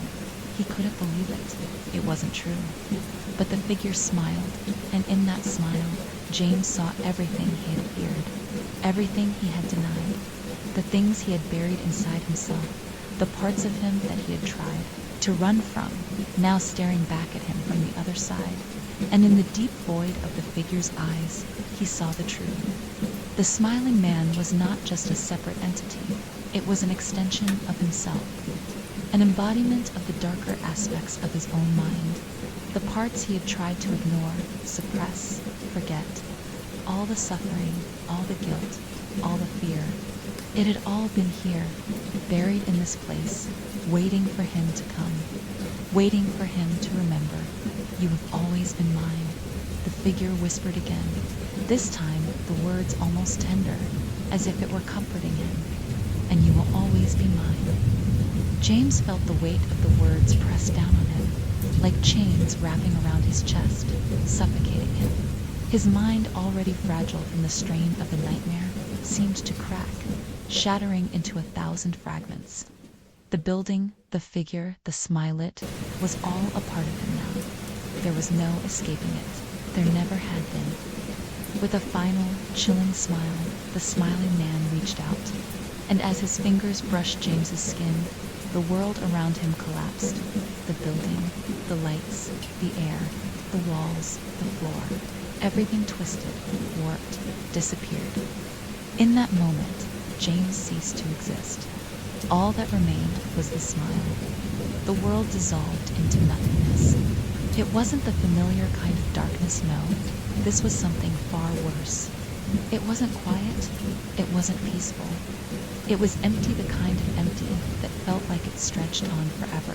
James's mind spun, torn between memories and fear, between the unbearable silence and the echoes of that smile, the smile that had been following him, haunting him, drawing him in until there was no place left to run. His senses dulled as if they were being stripped away, piece by piece. First, the sound vanished, the steady pulse of his heartbeat, the sound of his ragged breaths, the distant echoes of the storm. Then the weight of his body disappeared, and he felt weightless, like he was floating through an endless void. His hands, his arms no longer felt like they belonged to him. He couldn't feel his legs, his chest. Nothing in the absolute blackness. There was no distinction between time or space. There was no before, no after, no now. It was as if everything had been wiped clean, leaving nothing but the endless nothingness. He couldn't tell how much time passed, how long he drifted in this abyss. He couldn't even remember who he had been before. All that remained was a feeling, a sensation, a presence. The presence of the smiling man. It was as if the very fabric of the void had become saturated with it. The figure's eyes, those hollow, black voids, lingered in the back of his mind, staring at him, waiting. Its smile had not faded. It had never faded. No, that smile had become the only thing in the world, the only thing that was real. But as time wore, perhaps eternity dragged on, something began to shift. James could feel it. The sensation began to come back to him, but it wasn't his body. It wasn't his mind either. It was the building. It was the space he had once inhabited.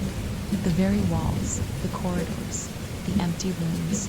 The smiling man wasn't just a thing that had stopped him. It wasn't an entity that existed outside of him.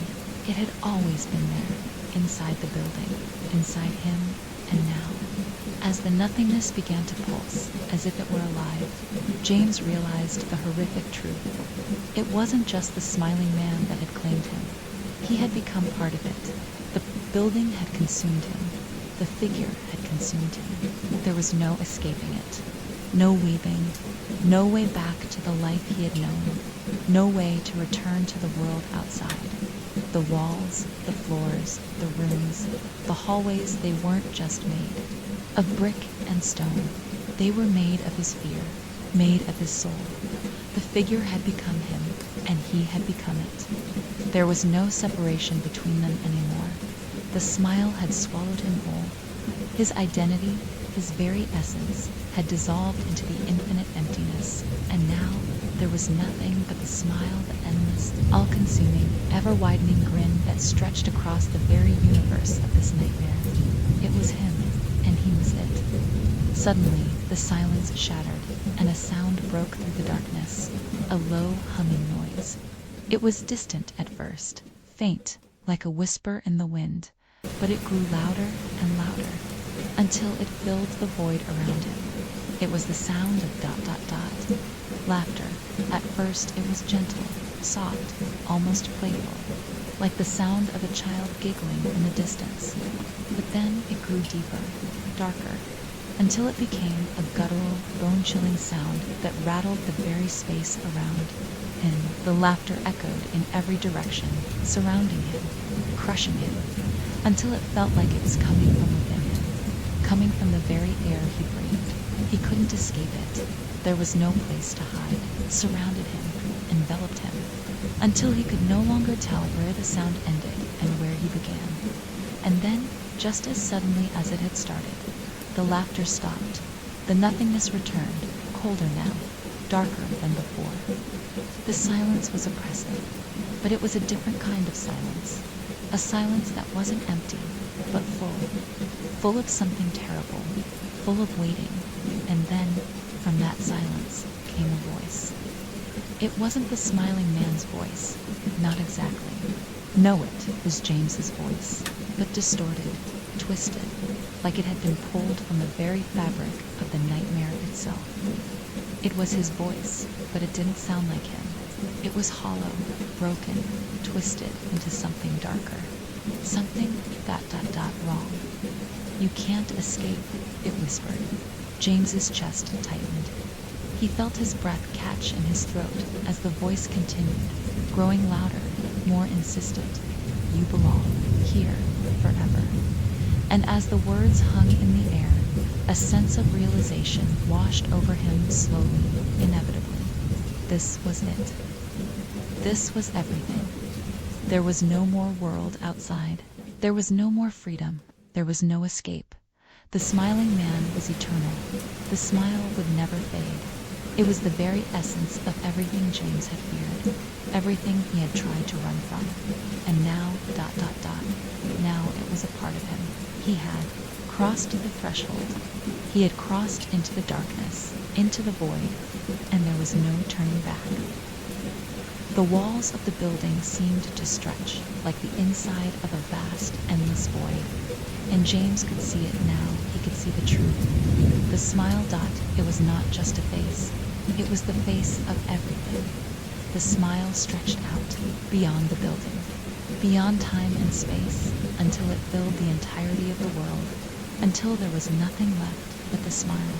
No sound, no movement, no life, no end. Just that endless grin, and in the distance, just at the very edge of his perception, James heard the faintest sound, a soft, almost imperceptible laugh. The last thing he saw before everything went dark was the figure's smile, stretching, ever widening, until it filled every corner of the void, until it was the only thing that existed.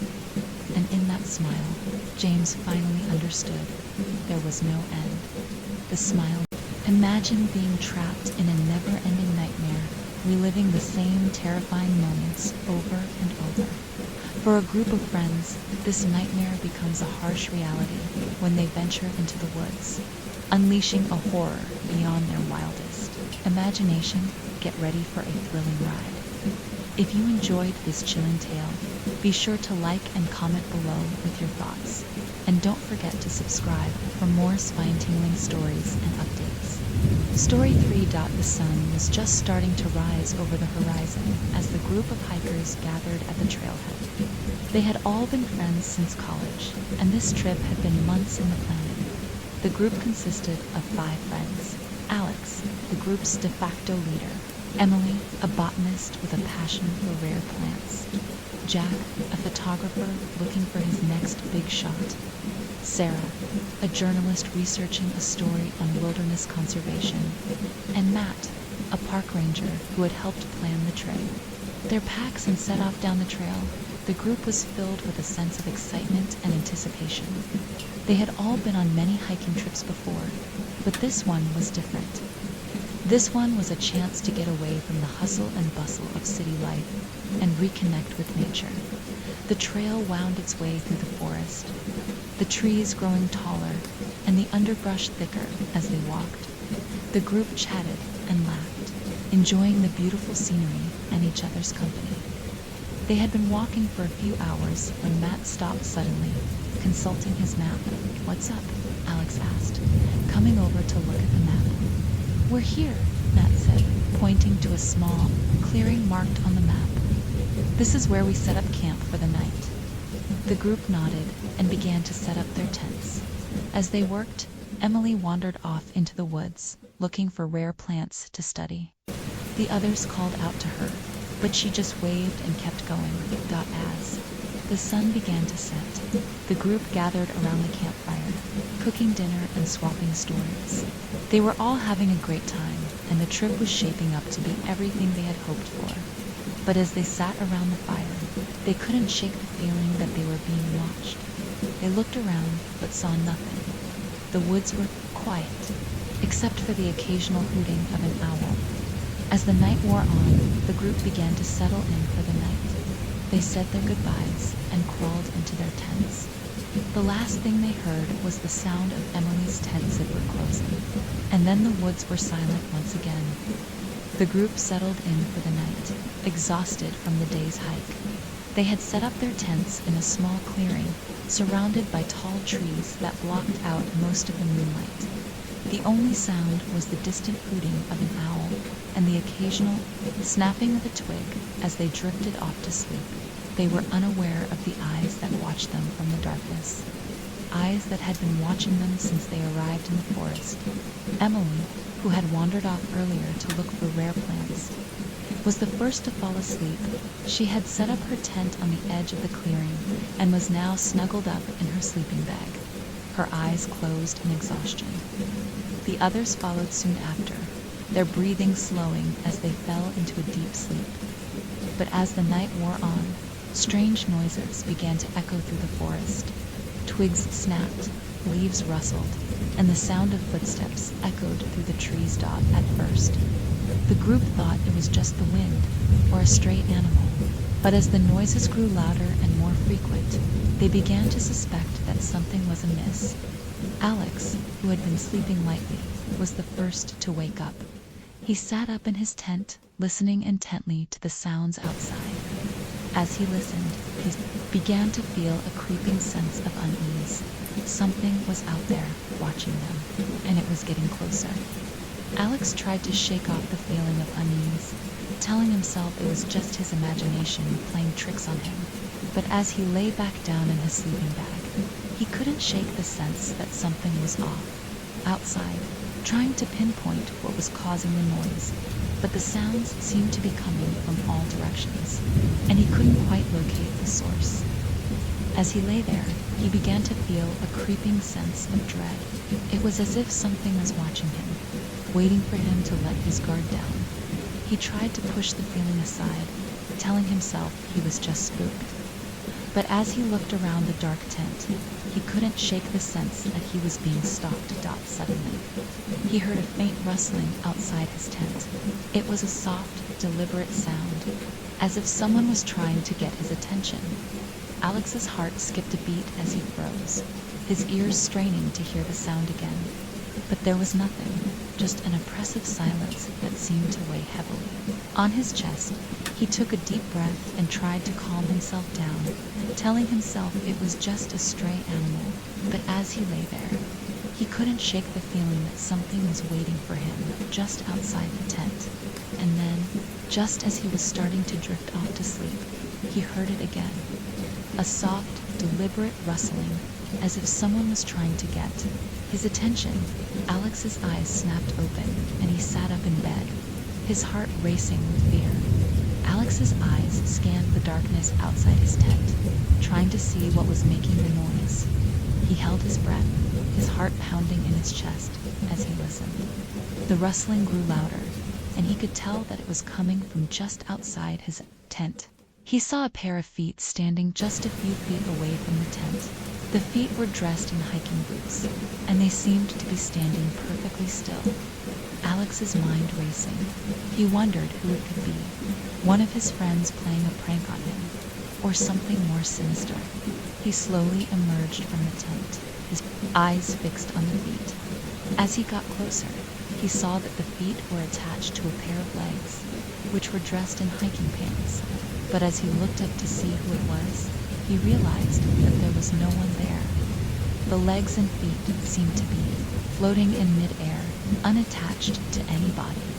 Alex's blood ran cold as he stumbled backward, tripping over his own feet. He landed hard on the ground, his eyes fixed on the disembodied legs and feet. As he looked on in horror, the legs and feet began to move, walking slowly away from the tent. Alex scrambled to his feet, his heart racing with fear. He stumbled after the legs and feet, trying to see where they were going. But as he followed them deeper into the forest, he realized that he was completely lost.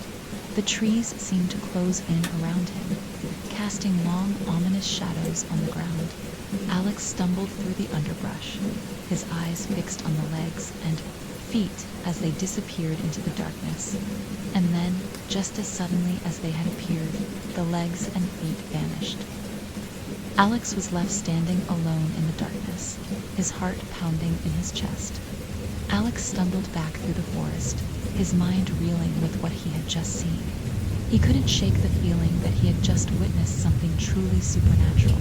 As he emerged from the trees, he saw the faint glow of the campfire in the distance. He stumbled towards it, his legs shaking with fear. As he approached the campsite, he saw that the others were all still asleep. He breathed a sigh of relief, wondering if he had just imagined the whole thing. But as he looked around the campsite, he noticed that something was off. The tents were all still standing, but they seemed to be arranged slightly differently than they had been before. And then he saw it. A piece of paper tucked into the branches of a nearby tree. Alex approached it cautiously, his heart still racing with fear. As he pulled out the paper, he saw that it was a note scrawled in hasty handwriting. "They're watching us," it read. "Get out while you still can." Alex's blood ran cold as he realized that he wasn't the only one who had seen something strange. Someone else had witnessed the supernatural occurrence, and they were trying to warn the others. But who had written the note, and what did they mean by their watching us? Alex's mind was filled with questions as he looked around the campsite, wondering if they were all in grave danger. Alex's eyes scanned the campsite, searching for any sign of who might have written the note. But the others were all still asleep, and there was no indication of who might have been awake to write the message. As he looked around, he noticed that Emily's tent was still closed, but her sleeping bag was empty. He felt a surge of fear as he realized that she was missing. He rushed over to her tent and shook it gently, calling out her name. But there was no response.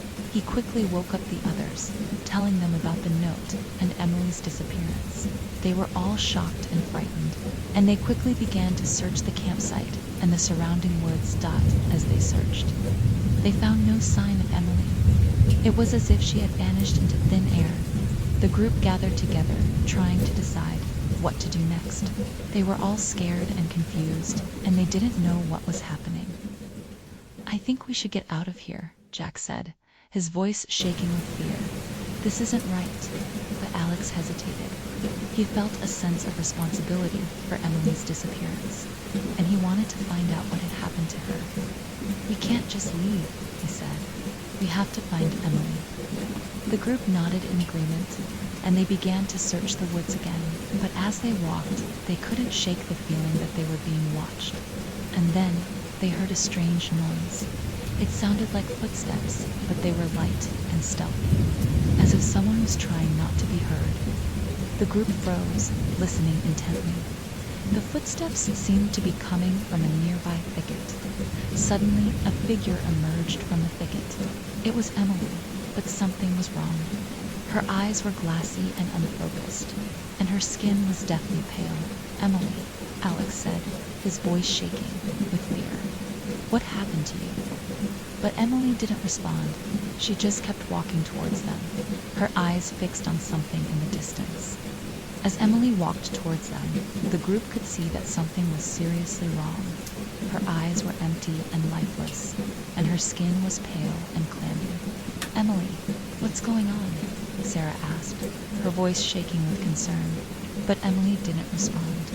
She just kept walking towards them, her eyes fixed on some point in the distance. As she got closer, the group could see that her clothes were torn and dirty, and there were scratches on her face and arms. "Emily, snap out of it," Jack said, trying to shake her out of her trance-like state. But Emily didn't respond. She just kept walking, her eyes fixed on some point in front of her. The group exchanged worried glances. What had happened to Emily? And what was wrong with her now? As they watched, Emily walked past them and into the woods. The group hesitated for a moment, then followed her as they walked. They noticed that Emily seemed to be following a path that they hadn't noticed before. It was a narrow, winding trail that seemed to lead deeper into the woods. The group exchanged nervous glances. Where was Emily going? And what was she going to do when she got there? As they walked, the woods seemed to grow darker and more menacing. The trees seemed to loom over them, casting long, ominous shadows on the ground. The group could feel a sense of unease building inside them. Something was wrong, and they didn't know what it was. Suddenly, Emily stopped walking. She stood still for a moment, then turned to face the group. Her eyes were still empty and lifeless, but there was something in her expression that made the group feel a chill run down their spines. "I've been waiting for you," she said, her voice low and menacing. The group exchanged terrified glances. What was going on, and what had happened to Emily? As Emily spoke, a sinister smile spread across her face. It was a smile that sent shivers down the spines of the group. "What's going on, Emily?" Alex asked, trying to keep his voice steady. But Emily just kept smiling. "I've been waiting for you," she repeated. "I've been waiting for a long time."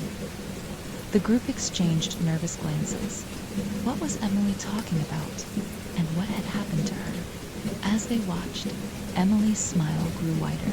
It was a smile that seemed to be pulling her face apart, stretching her skin to its limits. "Emily, stop it," Sarah said, her voice shaking with fear. "You're scaring us." But Emily just kept smiling. "I'm not scaring you," she said. "I'm just showing you the truth." The group took a step back, trying to get away from Emily's sinister smile. But as they moved, they realized that they were surrounded. The trees seemed to have moved closer, forming a circle around them, and Emily was standing in the center, her smile growing wider and wider. "You can't escape," she said. "You're trapped. Here with me." The group exchanged terrified glances. What was happening, and how could they escape? As they watched, Emily's smile seemed to grow even wider. It was a smile that seemed to be consuming her face, eating away at her skin. And then, just as suddenly as it had appeared, the smile vanished. Emily's face returned to normal, and she looked at the group with a confused expression. "What's going on?" she asked. "Where am I?" The group breathed a sigh of relief. Emily was back to normal. But as they looked around, they realized we're still trapped.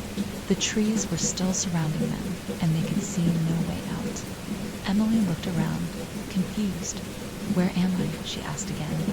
The group exchanged worried glances. What was going on with Emily? One minute she was smiling sinisterly, and the next she was back to normal. "You're in the woods," Alex said gently. "We're on a hiking trip." "I don't remember that," she said. Sarah stepped forward. "Emily, don't you remember anything? We've been hiking for days." Emily shook her head. "I don't remember anything," she said.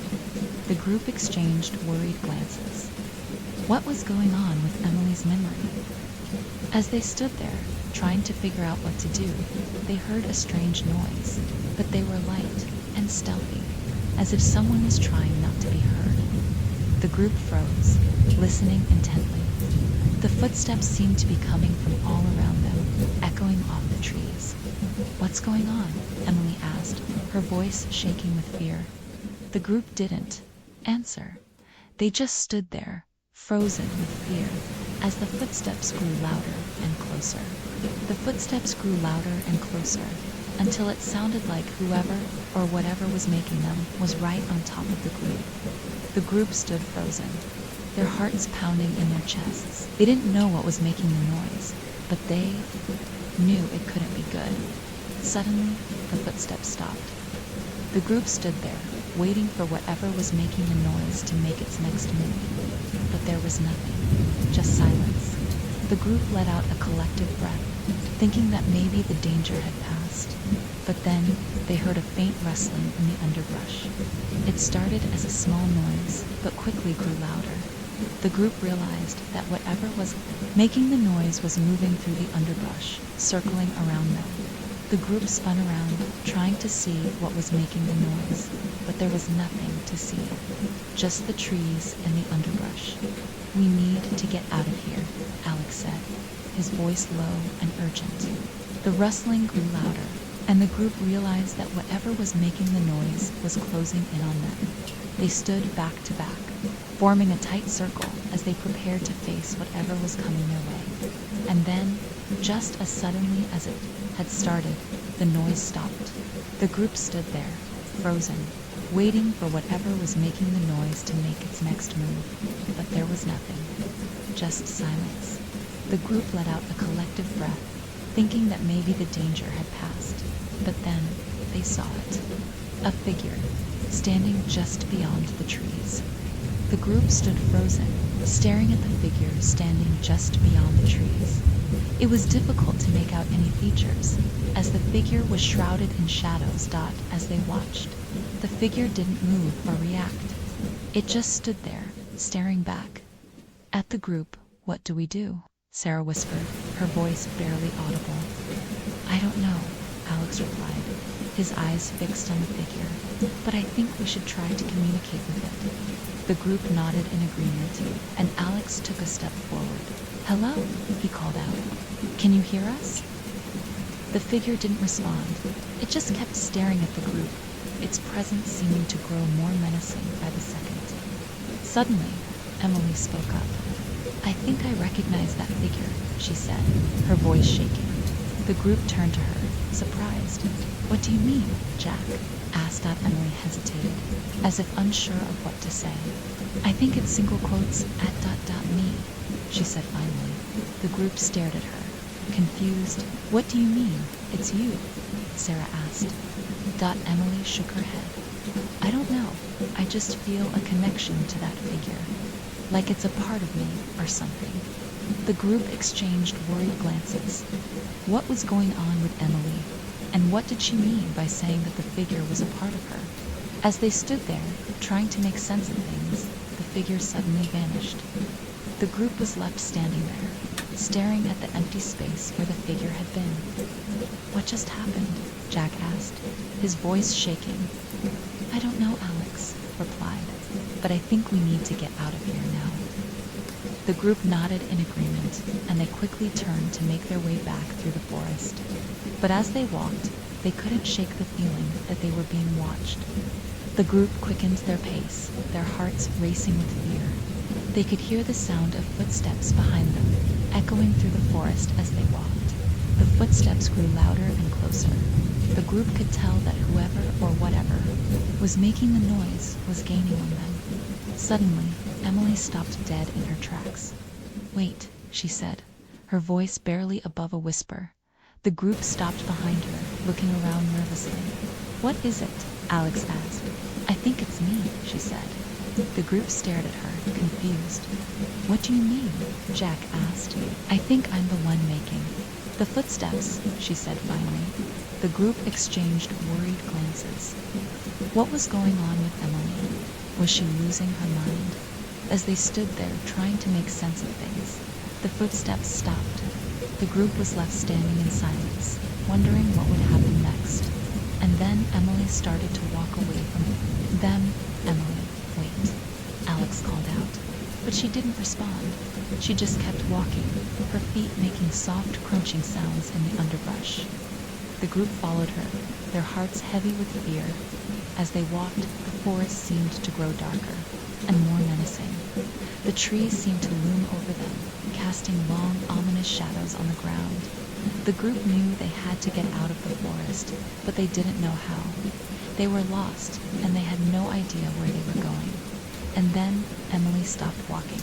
She stood still, looking around at the forest with a strange, almost feral expression on her face. Alex asked, but Emily didn't respond. She just kept staring at the forest, her eyes fixed on something in the distance. The group followed her gaze, but they didn't see anything. And then Emily started to change. Her body began to twist and contort, her limbs elongating and morphing into strange, unnatural shapes. The group watched in horror as Emily transformed into something that was no longer human. The group watched in horror as Emily's transformation continued. Her body was contorting and twisting, her limbs elongating and morphing into strange, unnatural shapes. "What's happening to her?" Sarah whispered, her voice trembling with fear. "I don't know," Alex replied, his eyes fixed on Emily's transforming body, as they watched. Emily's face began to stretch and contort, her features melting away like wax in a furnace.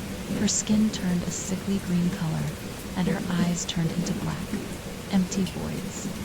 The group was paralyzed with fear, unable to move or speak. They were trapped in a living nightmare, and they didn't know how to escape. As Emily's transformation continued, the group began to notice that the forest around them was changing too. The trees seemed to be twisting and writhing, their branches reaching out like grasping fingers. The air was filled with a sickly, sweet scent, like something was rotting and decaying. The group could feel a malevolent presence lurking just out of sight, watching them with cold, calculating eyes. And then Emily's transformation was complete. She stood before them, a twisted, monstrous creature that was no longer human.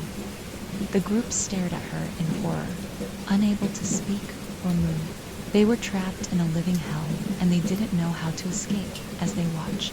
Emily's monstrous form began to move towards them, its twisted limbs propelling it forward with an unnatural, jerky motion. The group knew they had to get out of there fast. But as they turned to run, they realized that they were surrounded by the twisted, writhing trees. They were trapped with no way out. The group turned to run, but it was too late. Emily's monstrous form was already closing in on them, its twisted limbs propelling it forward with an unnatural, jerky motion, as they ran. The group could hear the sound of Emily's monstrous form crashing through the underbrush behind them. The noise was like nothing they had ever heard before, a sickening, wet, slapping sound that seemed to be getting closer and closer. The group ran as fast as they could, their hearts pounding in their chests. But no matter how fast they ran, they couldn't shake the feeling that Emily's monstrous form was gaining on them as they ran. The forest seemed to grow denser and more twisted around them. The trees seemed to be reaching out to grab them, their branches tangling together to form a barrier that was impossible to penetrate. The group dodged and weaved through the trees, desperate to escape the monstrous form that was pursuing them.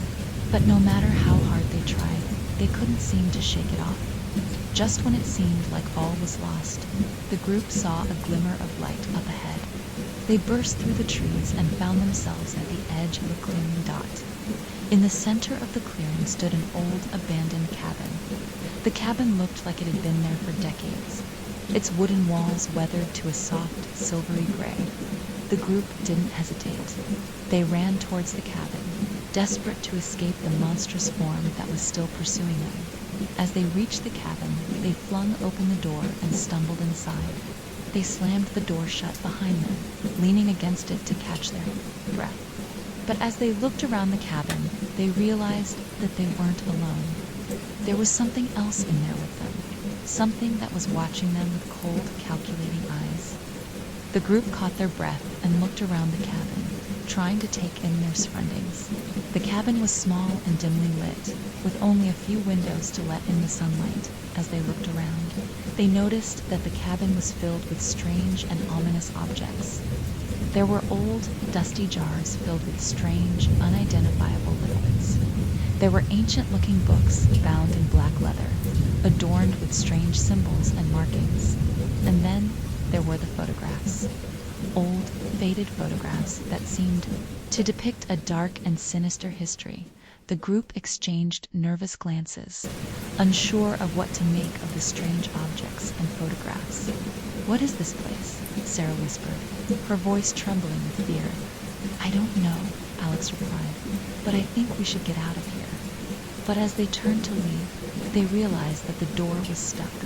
It wouldn't budge, no matter how hard they pushed and pulled. "We're trapped," Jack said, his voice laced with panic. The group looked around, desperate for a way out. But as they looked, they realized that they were not alone in the cabin. There was something else in there with them, something that was watching them with cold, calculating eyes. The group spun around, trying to see what was behind them, and that's when they saw it. A figure, standing in the shadows, watching them with an unblinking gaze. The group froze, their eyes fixed on the figure standing in the shadows. The figure didn't move or react. It just kept watching them with an unblinking gaze as they stood there. The group began to feel a creeping sense of unease. There was something unsettling about the figure's gaze, something that made them feel like they were being sized up and evaluated. "Who are you?" Alex asked, trying to keep his voice steady. The figure didn't respond. It just kept watching them, its gaze never wavering. "What do you want?" Sarah asked, her voice trembling with fear. Again, the figure didn't respond. It just kept watching them, its gaze seeming to bore into their very souls. As the group stood there, they began to feel like they were being hypnotized by the figure's gaze. They felt their eyelids growing heavy, their minds becoming cloudy and disoriented. And then, just as suddenly as it had started, the figure's gaze dropped. It looked away, its eyes seeming to focus on something else in the room. The group breathed a collective sigh of relief, their minds clearing as they realized they were no longer under the figure's hypnotic gaze. But as they looked around, they realized that something was off. The room seemed to have changed, the furniture and objects seeming to have shifted and rearranged themselves. And then they saw it. A door, hidden behind a bookshelf. A door that seemed to lead to somewhere else, somewhere dark and foreboding. The group stared at the hidden door, their minds racing with questions. Where did it lead? What was on the other side? As they stood there, the figure that had been watching them earlier stepped forward. It moved slowly and deliberately, its eyes fixed on the door. "I think it wants us to go through the door," Jack said, his voice barely above a whisper. The group nodded, their hearts pounding in their chests. They knew that they had to be careful, but they also knew that they couldn't. Just stand there and do nothing. Alex took a deep breath and stepped forward. He reached out and grasped the door handle, feeling a strange sensation as he touched it. The handle seemed to be pulsing with a strange energy, and Alex could feel it coursing through his veins. He hesitated for a moment, wondering if he should open the door, but then he heard a voice. It was a low, raspy voice, and it seemed to be coming from the other side of the door. "Open it," Alex felt a shiver run down his spine as he heard the voice. He knew that he had to be careful, but he also knew that he couldn't just stand there and do nothing. He took a deep breath and turned the handle. The door creaked open, revealing a dark and foreboding passageway. "Let's go," Alex said, his voice barely above a whisper. The group nodded, their hearts pounding in their chests. They knew that they were taking a risk, but they also knew that they had to see what was on the other side of the door. As they stepped through the doorway, they felt a strange sensation. It was as if they were being pulled into another world, a world that was dark and foreboding. As they stepped through the doorway, the group found themselves in a dark and foreboding passageway. The air was thick with the scent of decay and rot, and the walls seemed to press in on them from all sides. The passageway was narrow and winding, with stone walls that seemed to stretch up forever. The group could hear the sound of dripping water echoing off the walls, and the ground beneath their feet was slick with moisture dot. As they made their way deeper into the passageway, the group began to feel a sense of unease. They couldn't shake the feeling that they were being watched, and the darkness seemed to be pressing in on them from all sides. "I don't like this," Sarah whispered, her voice trembling with fear. "Keep moving," Alex replied, his voice low and steady. "We need to find out where this passageway leads." The group continued on, their hearts pounding in their chests. They could feel the weight of the passageway bearing down on them, and the darkness seemed to be growing thicker and more oppressive by the minute. As they turned a corner, they saw a faint light in the distance. It was a soft, flickering glow, and it seemed to be coming from a room or chamber of some kind. The group quickened their pace, their hearts filled with a mix of fear and curiosity. What was the source of the light, and what would they find in the room beyond? As they approached the entrance to the room, they could feel a strange energy emanating from within. It was a pulsating, vibrating sensation, and it seemed to be calling. To them, the group exchanged nervous glances, and then stepped forward into the unknown. As they stepped into the room, the group was immediately struck by the flickering light that filled the space. The light was coming from a series of candles that were placed around the room, casting eerie shadows on the walls. The room itself was small and circular, with a high, domed ceiling. The walls were made of a smooth white stone, and the floor was covered in a thick, plush carpet. As they looked around, the group noticed that the room was filled with strange and ominous objects. There were ancient-looking artifacts on shelves, and strange symbols etched into the walls. In the center of the room, there was a large stone pedestal. On top of the pedestal was a small, leather-bound book. The book was open, and the pages were fluttering in the flickering candlelight dot. It was a low, raspy voice, and it seemed to be coming from the book itself. "Welcome," the voice said. "I have been waiting for you." The group spun around, trying to see who was speaking, but there was no one in sight. "Who are you?" Alex asked, his voice shaking slightly. "I am the keeper of this place," the voice replied, "and I have been waiting for you for a very long time." The group exchanged nervous glances. What did the voice mean? And what was the purpose of this strange and ominous place? As they stood there, trying to make sense of things, the voice spoke again. "You have come to uncover the secrets of this place," it said. "But are you prepared for what you will find?" The group hesitated, unsure of how to respond. They had come to the cabin seeking answers, but they had no idea what they might find. "What secrets?" Sarah asked finally, her voice barely above a whisper. The voice laughed, a low, menacing sound. "The secrets of the forest," it said. "The secrets of the past." As the voice spoke, the candles in the room began to flicker wildly, casting eerie shadows on the walls. The group felt a strange energy building in the air, as if something was about to be revealed suddenly. The pages of the book on the pedestal began to turn, revealing strange symbols and diagrams. The group watched in amazement as the symbols seemed to come alive, swirling and dancing on the pages. "This is impossible," Jack breathed. his eyes wide with wonder. The voice laughed again. "Nothing is impossible," it said. "Not in this place." As the group watched, the symbols on the pages began to take shape, forming a picture of a dark and foreboding forest. The group recognized the forest as the one they had been walking through just hours before, but as they looked closer, they saw something else, a figure, standing just beyond the trees, a figure that looked uncannily like Emily. "Emily," Sarah whispered, her voice trembling with fear. The voice laughed again. "Not Emily," it said, "at least not anymore." As the group watched in horror, the figure in the picture began to change, its body contorting and twisting until it was no longer recognizable. "What have you done to her?" Alex demanded, his voice shaking with anger. The voice laughed again.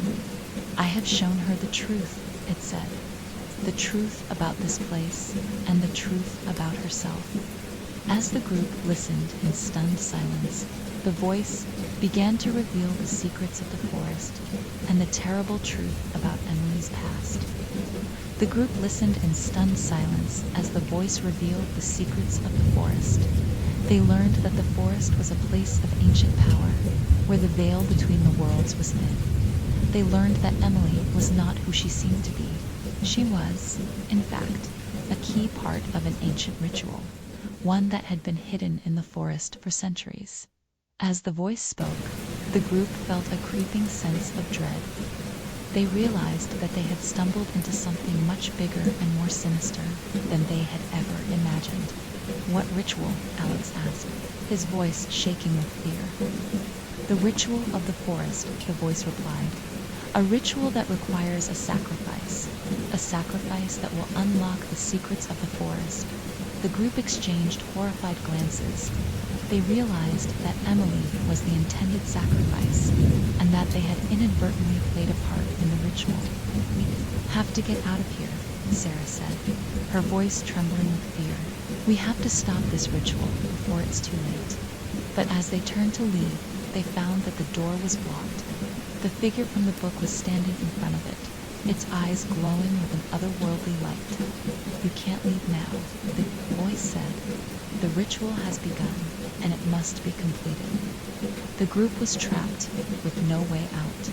They were forced to watch as the ritual reached its climax, and Emily's fate was sealed. The group watched in horror as the ritual reached its climax. Emily, or what was left of her, was standing in the center of the room, her eyes black as coal. She was chanting in a language they couldn't understand, her voice rising and falling. In a hypnotic rhythm, as they watched, the air in the room began to charge with electricity. The candles flickered wildly, casting eerie shadows on the walls. The group could feel the power building, until it was almost unbearable. And then, in an instant, it was over. Emily's chanting stopped, and the room fell silent. The candles went out, plunging the room into darkness. The group stood there, frozen, waiting for something to happen. But nothing did. The room remained silent, the only sound the heavy breathing of the group.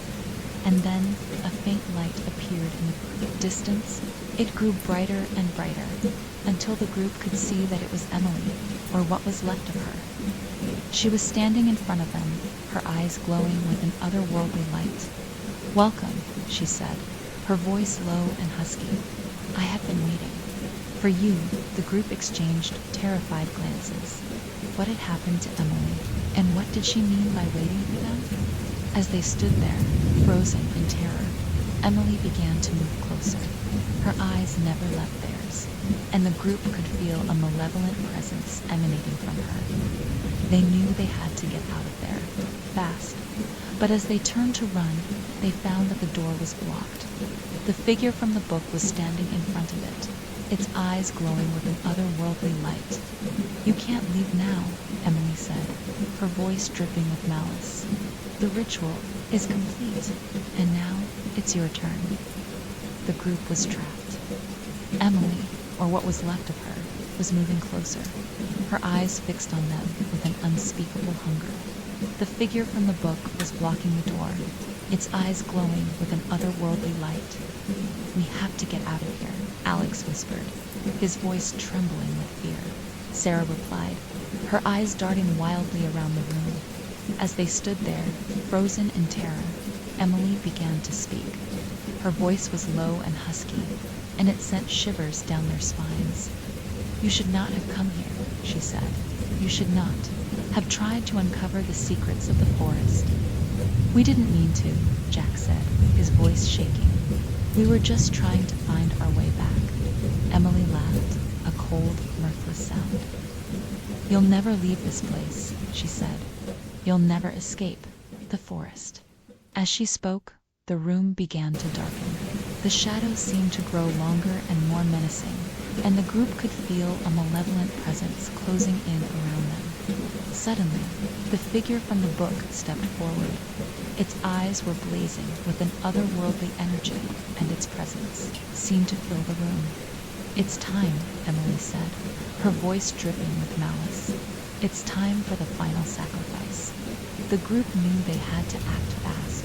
They knew they had to get out of there before it was too late. But as they turned to run, they found that the door was no longer there. The walls had shifted, and they were trapped. They were trapped with no way out. And Emily, or what was left of her, was moving closer, her eyes fixed on them with an unspeakable hunger.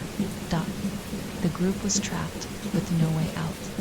Emily, or what was left of her, was moving closer, her eyes fixed on them with an unspeakable hunger. They knew they had to act fast. They knew they had to find a way out of there before it was too late. Spotted a small window high up on the wall. It was their only chance. "We have to get out of here now," he shouted, pointing to the window. The group sprang into action. Jack and Sarah boosted Alex up to the window, and he squeezed through the narrow opening. As he dropped down to the other side, he landed with a thud on the damp earth. He looked up to see Jack and Sarah squeezing through the window, their faces white with fear. But as they dropped down to join him, Emily appeared at the window. Her eyes blazed with fury, and her mouth was twisted into a snarl. "You'll never escape," she spat, her voice dripping with venom. The group knew they had to move fast. They took off in a sprint, racing through the trees as Emily's angry shouts echoed through the forest as they ran. The trees seemed to close in around them. The branches reached out like skeletal fingers, snagging at their clothes and hair, but they didn't dare look back.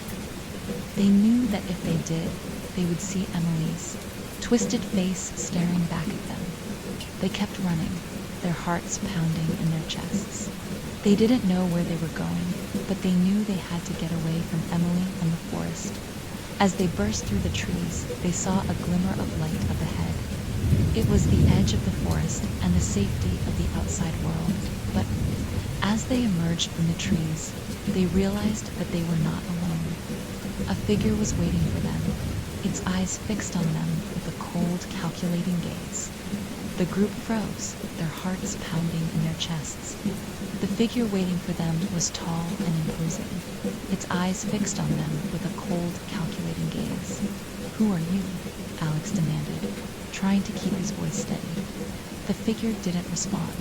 Instead, it took a step closer, its eyes never leaving theirs. "What do you want?" Sarah asked, her voice trembling with fear. The figure still didn't respond, but as it took another step closer, the group saw something that made their blood run cold. It was Emily's face, or at least it was Emily's face twisted and distorted into a grotesque mask. "No," Jack whispered, his eyes wide with horror. "It can't be," but it was. The figure was Emily, or what was left of her, and it was clear that she was no longer human. The group backed away, their eyes fixed on Emily's twisted face. They knew they had to get away from her, but they didn't know how. As they backed away, Emily began to move closer. Her eyes were fixed on them, and her twisted face was contorted into a snarl. The group knew they were running out of time. They had to think fast, or they would be Emily's next victims. But as they turned to run, they realized that they were surrounded. The forest was closing in around them, and Emily was closing in for the kill. The group was surrounded, with no way out. Emily was closing in on them, her twisted face contorted into a snarl. They knew they had to fight back, but they were no match for Emily's supernatural strength. They were outnumbered and outmatched, and they knew it. But they refused to give up. They fought back with every ounce of strength they had.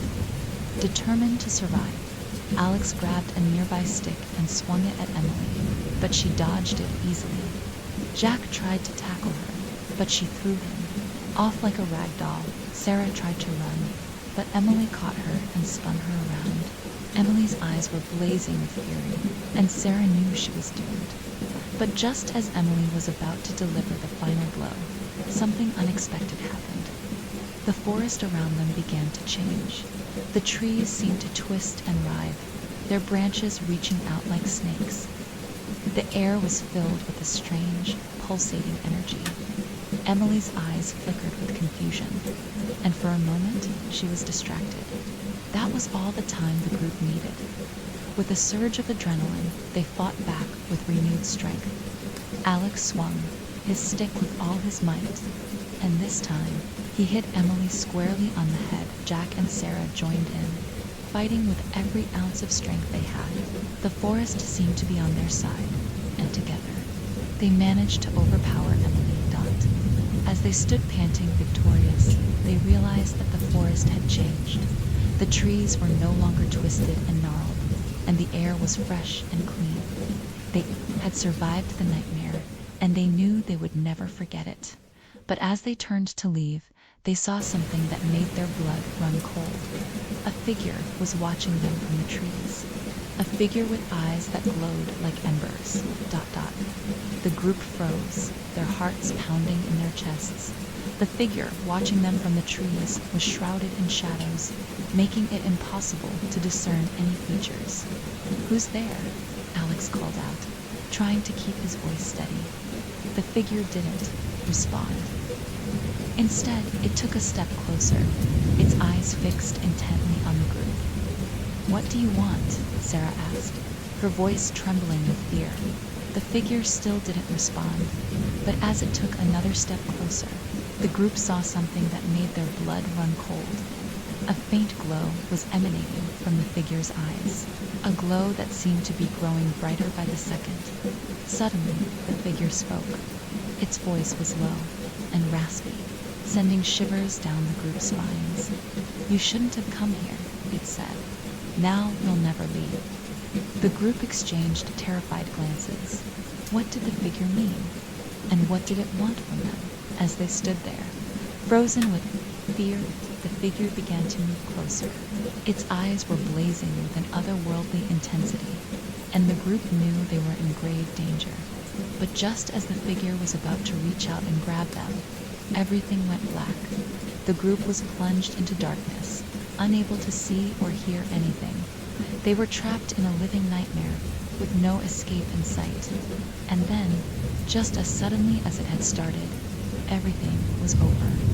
The group found themselves back in the clearing, the sun shining brightly overhead. But something was off.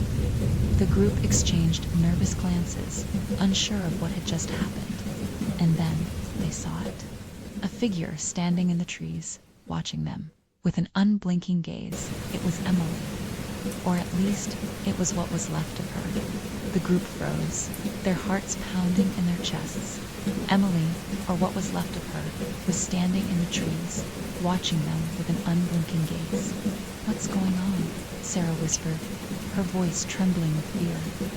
"I don't know," Alex replied, his eyes fixed on Emily's twisted form. As they watched, Emily began to move closer.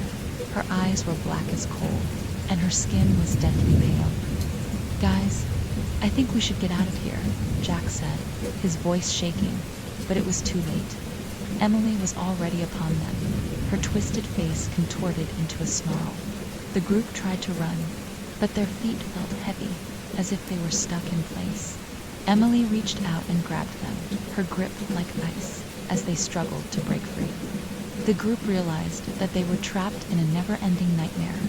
They were doomed to relive the same terrifying moments over and over, with no escape, in sight then, just as suddenly as it had started.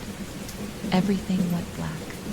The group found themselves back in the cabin, the fire crackling in the hearth, but something was off. The room seemed different, the shadows cast by the fire seeming to twist and writhe on the walls.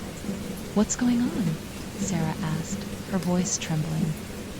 "I don't know," Alex replied, "but I think we're stuck in some kind of time loop." As they spoke, the group heard a faint whispering in their ears. It was Emily's voice, her words indistinguishable, but her malevolent presence unmistakable. The group knew they had to find a way out of the time loop before it was too late. But as they looked around the cabin, they realized that they were trapped, with no escape in sight. The group knew they had to think fast. They were trapped in a time loop, reliving the same terrifying moments over and over. "We have to find a way out of here," Alex said, his voice firm and determined. "But how?" Sarah asked, her eyes wide with fear. "I don't know," Alex replied, "but we have to try." As they spoke, the group heard the whispering in their ears again. It was Emily's voice, her words still indistinguishable, but her presence growing stronger. "What's happening?" Jack asked, his voice shaking. "I think we're running out of time," Alex replied. Suddenly, the room began to spin. The group stumbled and fell, their heads reeling with dizziness. As they struggled to get to their feet, they saw Emily standing in front of them. Her eyes were black as coal, and her skin was deathly pale. "You'll never escape," she hissed, her voice dripping with malice. And with that, everything went black dot. The group found themselves back in the forest, reliving the same terrifying moments all over again. They had to find a way out of the time loop before it was too late. But as they looked around, they realized that they were not alone. Emily was still with them, her presence growing stronger with every passing moment. And then they saw it. Glimmer of light in the distance. "What's that?" Sarah asked, her voice full of hope. "I don't know," Alex replied, "but I think it might be our only chance." The group stumbled towards the light, their hearts pounding with hope. They didn't know what it was, but they knew they had to reach it. As they emerged from the trees, they saw a figure standing in the distance. It was a woman with long, flowing hair and a white dress that shone like a beacon. "Who is that?" Sarah asked, her voice barely above a whisper. "I don't know," Alex replied, "but I think she might be our only hope." The group stumbled towards the woman, their legs aching with exhaustion. As they reached her, they saw that she was holding a small, delicate key. "What's that?" Jack asked, his eyes fixed on the key. "It's the key to escape," the woman replied, her voice like music. "You've been trapped in this time loop for far too long. It's time for you to break free." The group took the key, their hearts filled with hope. They knew they had to use it to unlock the door to Freedom Dot. As they turned to leave, they saw Emily standing behind them. Her eyes were black as coal, and her skin was deathly pale. "You'll never escape," she hissed, her voice dripping with malice. But the group didn't listen. They used the key to unlock the door, and as they stepped through it, they felt a rush of freedom. They emerged from the forest. They knew they had finally escaped the time loop, and they were grateful to be alive. As they looked back at the forest, they saw Emily standing at the edge of the trees. Her eyes were still black as coal, but her skin was no longer pale. She smiled at them, a cold, mirthless smile, and as they watched, she turned and disappeared into the trees. The group knew they would never forget their terrifying experience in the forest, but they also knew they had each other, and they were grateful for that. As they walked away from the forest, they knew they would always stand together, no matter what dangers lay ahead. A mother's love is supposed to protect her child, but what happens when the thing in the crib isn't your child at all? Claire thought she was just hearing static through the baby monitor. Then the whispers started. Then the shadows moved, and when her daughter smiled, she knew she had already lost. Dim the lights, put on your headphones, and step into a nightmare you won't forget. If you love chilling horror stories that stay with you long after they end, don't forget to like, subscribe, and hit the notification bell, because the darkness has more to show you. And tell us, where are you watching from, and what time is it right now? Let's see how far this nightmare spreads. Story 4. The house was quiet, too quiet for Claire's liking. It was a peace she hadn't quite gotten used to since becoming a mother, especially at night when the world outside seemed to fall away, and she was left alone with her thoughts.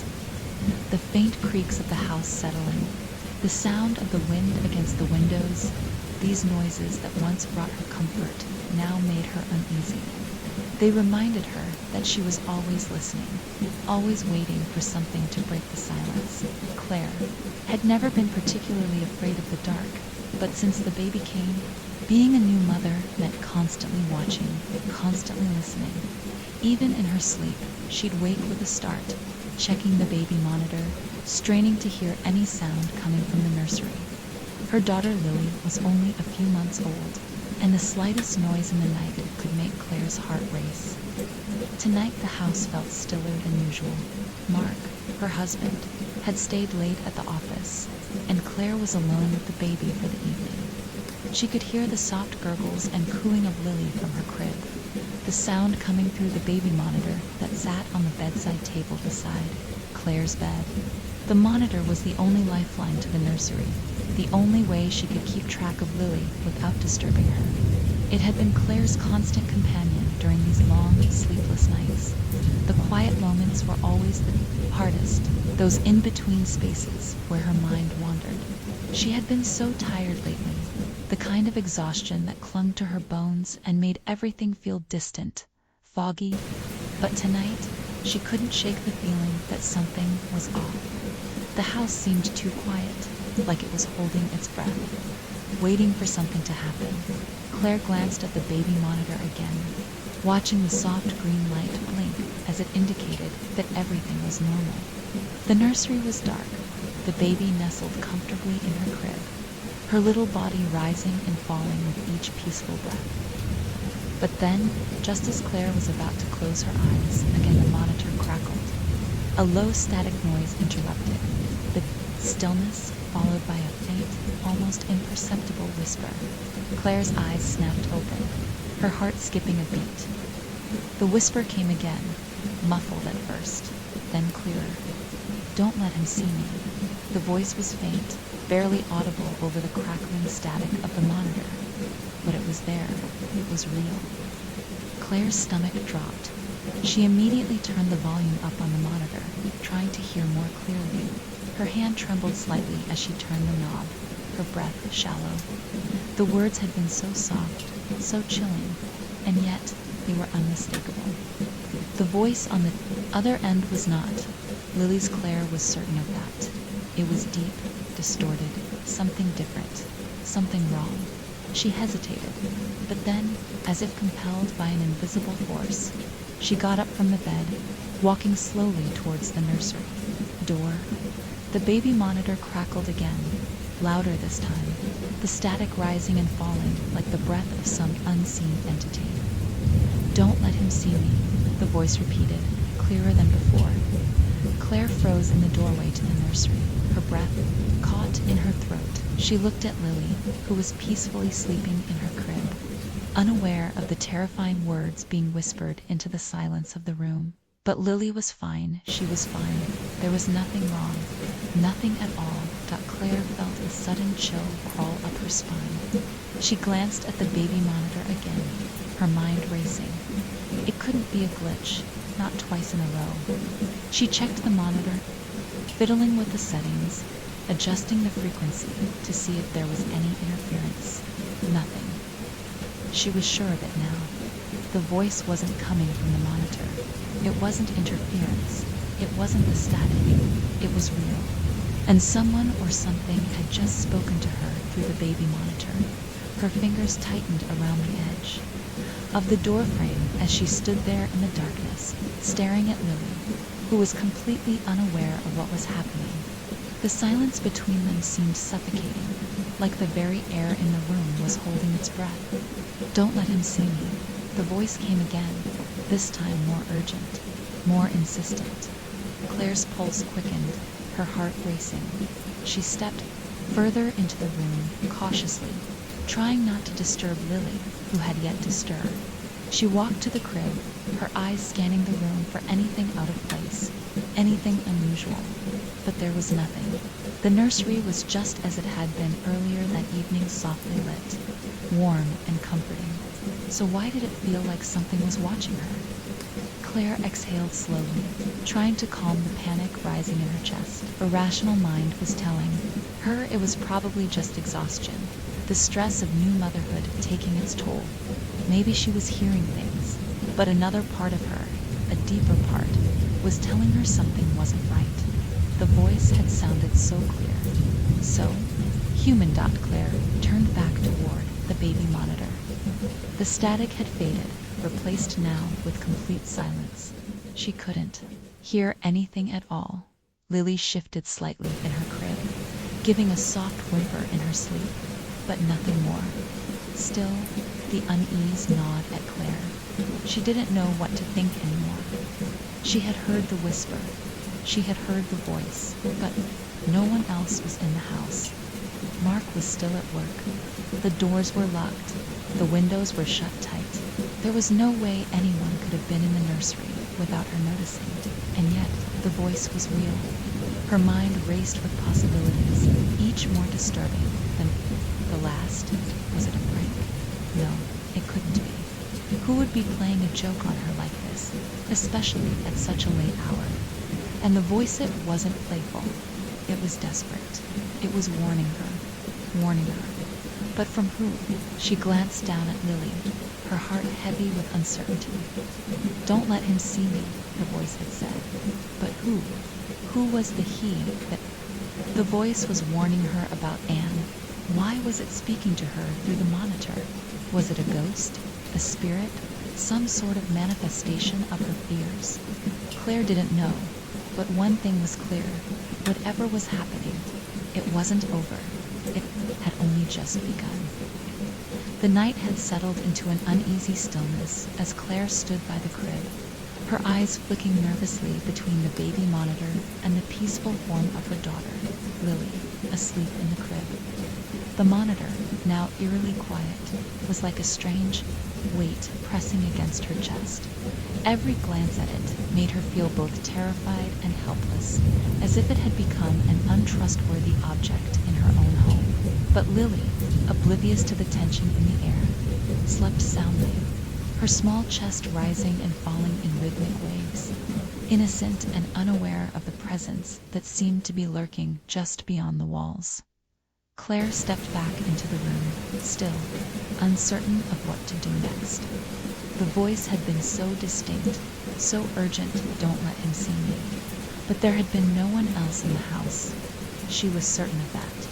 She had checked the doors, the windows, made sure everything was locked. Mark wouldn't be home for another hour at least, and Claire had always felt safe in their quiet little house on the outskirts of town. There were no neighbors close enough to disturb them, no streetlights to shine through the windows. But tonight, something felt different. She could hear the sound of the wind rustling outside, the leaves scraping against the windows, but it was nothing more than a backdrop to the noise in her head. What was that voice? Her mind raced with the possibilities. Nothing that could explain the sound she'd heard. Nothing that could explain the growing sense of dread creeping into her every thought. The house, which had always been so comforting, now felt too quiet, almost too still, as if it were holding its breath with her. The darkness outside seemed to creep closer to the windows, the shadows extending into every corner of the room. Her fingers lingered over the edge of the crib as she stared down at Lily, watching the soft rise and fall of her tiny chest. It was only a few months ago that Claire had been in the same position, holding Lily in her arms for the first time. Her baby had been her whole world, her reason to live, her everything. But now, tonight, her innocence seemed like a fragile thing, easily broken by whatever was out there, or whatever had come in. Claire bit her lip, trying to push the thoughts away. It had to be a malfunction. The monitor had simply picked up interference. She'd heard stories about them before, other mothers who'd heard strange sounds, voices that didn't belong.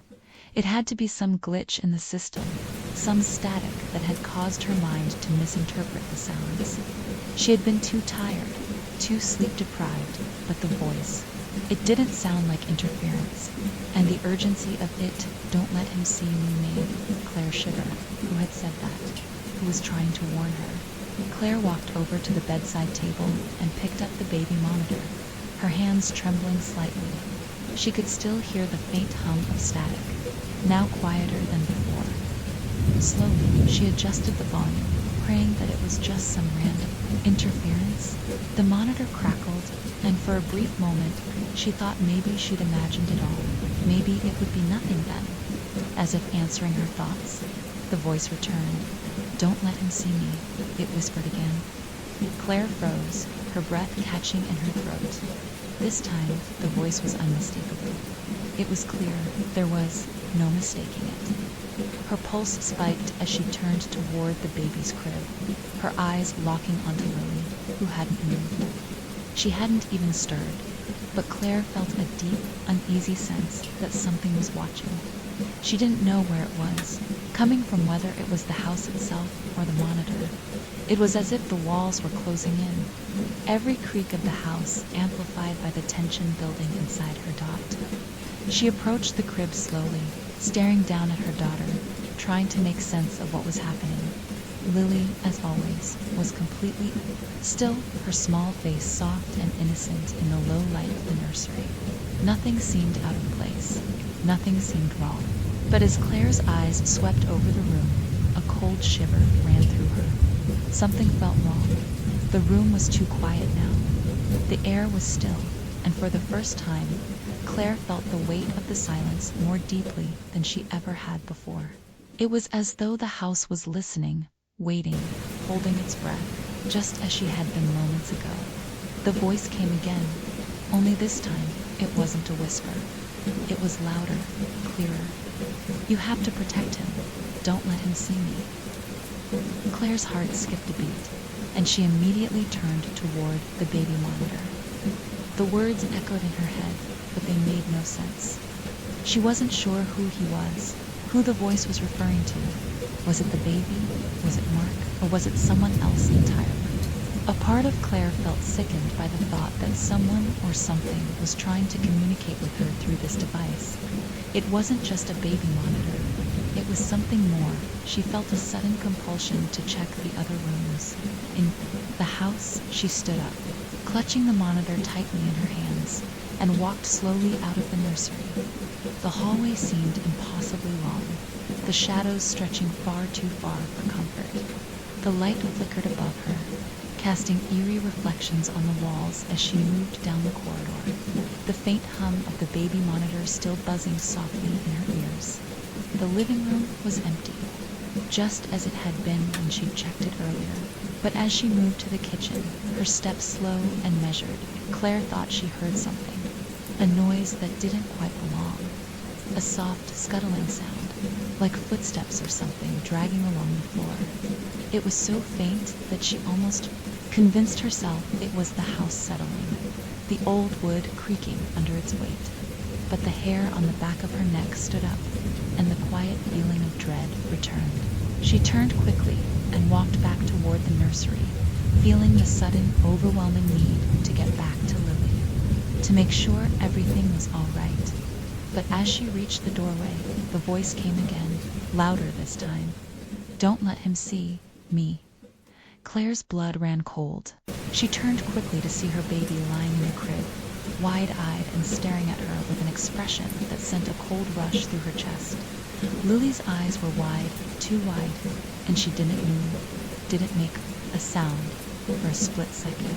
Claire could have sworn that there was something else in the room with them, standing just beyond the crib, a dark shadow in the corner that seemed to be watching them both. But when she blinked, It was gone. Her mind was playing tricks on her, she thought. The stress, the exhaustion, but deep down, Claire knew she couldn't ignore what she had just seen. Something was wrong. Something was inside the house with them. And it wasn't just the whispers on the monitor.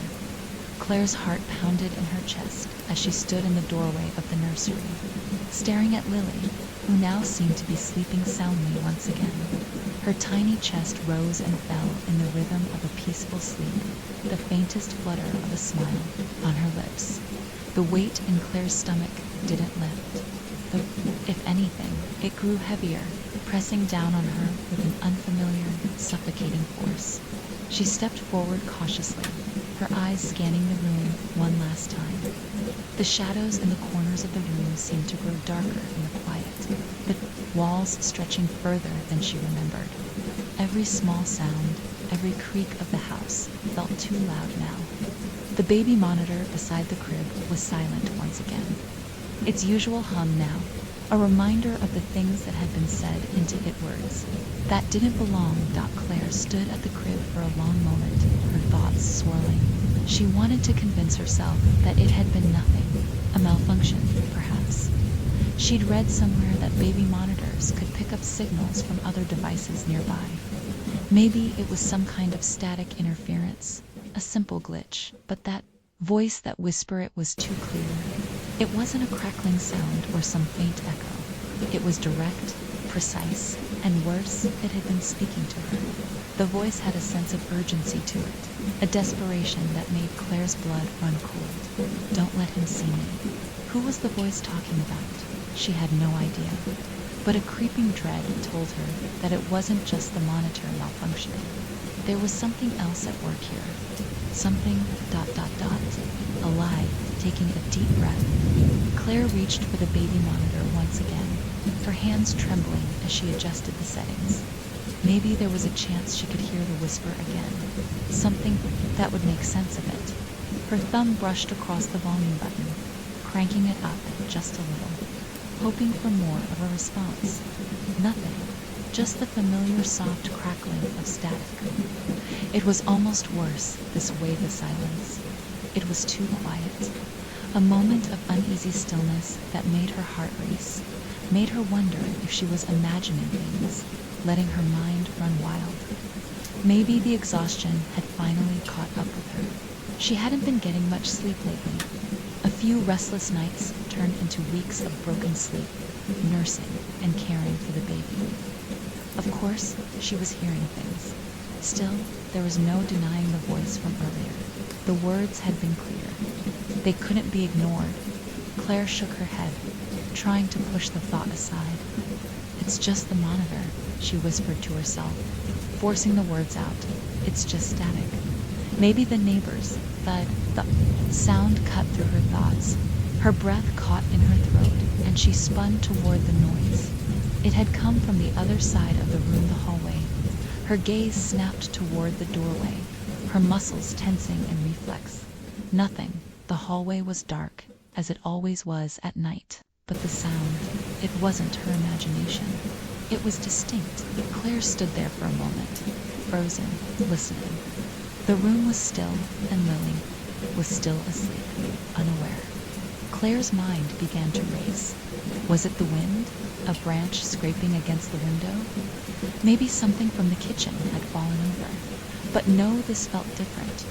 It felt like something was in the house. Something that wasn't supposed to be there. Taking a deep breath.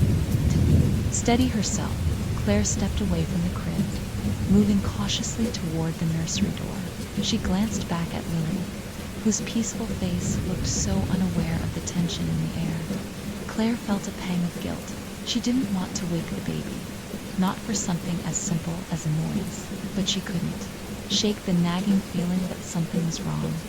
Her feet were almost soundless on the wooden floor as she crossed the room, pausing by the door frame. She stood still for a moment, straining her ears, trying to listen past the steady hum of the house. The thud, whatever it had been, had sounded distant. Yet, there it was again, a faint scraping sound, like nails dragging against the floor. Thud closer this time. Claire felt her pulse quicken. She didn't move at first, too afraid to even breathe, as if doing so might disturb the silence that had settled in the house. Her hands were clammy. She gripped the doorframe, trying to steady herself, but the house was eerily still, as though it was holding its breath right alongside her dot. And then it came again, louder. The scrape of something across the floor, this time unmistakable. Not just the house settling or the wind pushing something against the window. This time it was deliberate, controlled. Like something or someone was slowly moving through the darkened hallway, without thinking. Claire stepped out of the nursery, her body tense, her eyes darting to the kitchen, the hallway searching. For a source, the house was so quiet now. It was as if the air had thickened, almost suffocating her with its weight. Every step she took echoed in the silence, her breath shallow. Quickening, her eyes flicked toward the living room, still empty. The kitchen door was open, the light from the hallway spilling into it, casting long shadows across the floor. Claire crept toward the stairs at the end of the hallway, hoping it was just her imagination. But when she reached the edge of the stairs, she felt her heart stop in her chest. There, at the bottom of the staircase, was a shadow. It was hard to make out at first, blending with the darkness, but there was definitely something there, standing, motionless in the dim light. Someone. Claire's breath caught in her throat, her legs frozen in place. She couldn't see a face. The shadow was too tall, too indistinct. Her mind raced. Mark had been working late, and there was no one else in the house. No one except for Lily. Yet here, in the darkness of her home, something or someone stood. Watching it was the baby monitor again, crackling to life in her hand, like a lifeline. Claire's grip on the monitor tightened, her hand shaking as she lifted it toward her ear.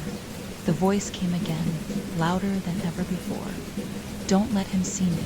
It was no longer a whisper. It was a command. And it felt too real. A shadow flickered in the hallway, just beyond the staircase.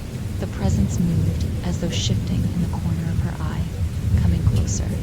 And Claire stood there, paralyzed with fear, wondering who was the him the voice had been warning her about. The air in the house seemed to grow heavier with each passing second, like something was pressing down on Claire's chest, making it harder to breathe. She stood frozen in the doorway, the baby monitor still gripped tightly in her hand, its crackling static filling the otherwise deafening silence. The shadow at the bottom of the stairs had moved, hadn't it? Claire was certain she'd seen something, a shift in the dark that wasn't quite right, but when she blinked, it was gone. Her heartbeat thudded in her ears, and she slowly backed, away from the staircase, her eyes darting around the hallway. The baby monitor crackled again, louder this time. She could hear the faint, distorted whisper of a voice so low, so distant, but unmistakably clear. "Don't let him see me, ... The voice was growing more insistent, more desperate. It wasn't the first time she had heard it, but this time it felt different, more urgent. Something was wrong. She felt it deep in her gut. Claire swallowed hard, trying to steady herself. She turned toward the nursery, the weight of her own body feeling like 1,000 pounds as she moved across the hallway. Her legs were heavy, and the simple act of walking felt like it was taking everything she had. As she passed the door to the living room, she paused. There it was again, the scrape. It was coming from the direction of the stairs now, no longer just a distant sound, but up close, like something or someone was dragging itself slowly across the floor. Claire's breath caught in her throat, her mind racing. Was it a person? Was it something else entirely?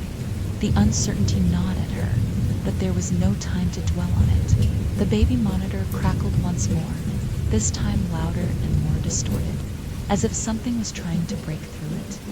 "Don't let him see me," the voice repeated, but this time it was accompanied by a gasp, like someone struggling to breathe. Her heart skipped. The panic was rising within her, suffocating her. The voice, who was it? Who was it talking about? Who was him? It doesn't make sense, Claire thought frantically. The house was empty, but the whispers, the noises, felt so real, so undeniable. It felt as though the house itself was alive, as though the very walls were closing in on her. With trembling hands, Claire pressed the button on the monitor, trying to adjust the frequency again. She needed to hear more, needed to know what the voice was saying. Her mind was spinning, but before she could make any sense of it, she heard another noise dash footsteps. Loud, clear, steady. Not from the monitor, but from the hallway. From the very place she had just been standing. Her pulse quickened. There was no way someone could be in the house. No one had entered. No doors had opened. She'd locked everything up tight. Mark was at work. She turned back to the nursery, hesitating at the doorway. The air in the room felt colder now somehow. The hairs on the back of her neck stood on end. She couldn't explain it, but the atmosphere had shifted. Something was different. Something was wrong. Her eyes darted to the crib. Lily was still, asleep, but now, Claire noticed something strange. The baby had turned over, facing the edge of the crib where the soft glow from the nightlight cast long, eerie shadows across the walls. The room felt unnaturally still, too still, as if the air itself was holding its breath, waiting for something to happen. But Lily was fine. Claire took a step closer to her baby, gently leaning over the crib to check her temperature. But Lily was come to calm. The sensation of watching grew stronger, like a shadow hovering just behind her. But when Claire glanced back over her shoulder, there was nothing, no one. Claire tried to dismiss the feeling, to reassure herself that it was just exhaustion, playing tricks on her. But the whispering voice came again, louder now, like it was coming from inside the room, closer than before. Don't let him see me. The words cut through Claire's thoughts like ice. Her skin prickled as she scanned the room once again. No one else was here. The door was locked. The windows were shut tight. She turned toward the baby monitor, the static louder now, buzzing in her ears. The presence she had felt earlier, the thing she couldn't explain, was still there, lingering like a shadow, always just out of reach. The unease clawed at her chest, and she stepped away from the crib, her eyes not leaving the baby. Her instincts screamed at her to pick up Lily and leave the room, to escape whatever was in this house, whatever was watching them. But the house was quiet again, too quiet. No voices, no footsteps. Claire's hand shook as she pressed the button on the monitor again, trying to get any response from it. The crackling sound seemed to fade for a moment, but just as quickly the voice came again, sharper this time. Please. It wasn't a command anymore. It wasn't an order. This time it sounded more pleading, desperate, turned. What was happening? What was trying to warn her? The baby monitor flickered. The green light at the bottom blinked once, then again. A soft electronic noise hummed before the voice came again, quieter, almost like a breath. He's close. Her breath hitched in her throat, and for a split second she could have sworn she heard something movement, shifting in the hallway. It was like a weight pressing down on her, the air in the house thick and suffocating. She backed up toward the door, her hand still clutching the monitor tightly, as if it were the only thing keeping her grounded. But her mind was spiraling, each second filled with more uncertainty. Could the voice have been real, or was it just static interference, some trick of the mind? She felt like she was losing her grip on reality. And then it came again. Footsteps, louder now, steady, unmistakable. Someone was in the house, not outside, not across the street, in the house, where Claire was standing. Her body froze as the footsteps grew nearer, and the feeling of being watched became unbearable. The feeling of eyes on her back, the sensation of being followed it, intensified until her chest was tight, her breath shallow. Then, before she could move, she heard it. The door to the nursery creaked slowly, just enough to make her skin crawl. The footsteps stopped, and the baby monitor crackled, one final time. The door to the nursery creaked open slowly, the sound slicing through the tension in the air like a blade. Claire's heart skipped a beat as her eyes snapped toward it. The hallway beyond was still empty. There was no one standing there, figure in sight. And yet, the sensation of being watched, the oppressive feeling of something closing in on her, was almost unbearable. Her legs felt like they were made of lead, her body frozen in place, her breath shallow and frantic. The soft whimper of Lily's voice pulled her from the paralysis. The baby stirred slightly in her crib, her little face scrunching up in the quiet. She was still asleep, but something about her demeanor seemed different. There was a stillness in her sleep that unnerved Claire, an unnatural calm. The nursery slowly swung open wider on its own, the creaking sound growing louder until it was fully ajar. No wind, no draft, just the unmistakable sound of the door moving by itself. Claire's pulse raced. The voice on the baby monitor had faded, replaced by static again, but the presence in the room, the feeling of being surrounded by something unseen, grew even more intense. The whispering voice was still lingering in her ears, though faint, like a distant memory refusing to fade. "Don't let him see me," the voice had said. "He's close. Please, don't let him see me." The words echoed in her mind, each one sharper than the last. Claire's chest tightened as she turned toward the door, fighting against the overwhelming sense of terror. She needed to act. She needed to make sure Lily was safe. But a part of her was afraid to move, afraid that any movement might provoke whatever was watching her. The stillness in the room was maddening. She reached for the door, her fingers trembling. As she touched the handle, the cold metal sending a jolt of ice through her veins. The house felt too quiet now. The static from the monitor buzzed in her ears, but it felt like nothing more than a distraction, as if it were trying to drown out something far worse. Claire didn't know how much longer she could stand there without completely losing control. And then it happened again. The baby monitor crackled to life. The static swelled in volume, a sharp, jarring hiss that made her flinch, but then a voice, clearer now, louder than before, cutting through the static. "Please, don't let him see me. He's here."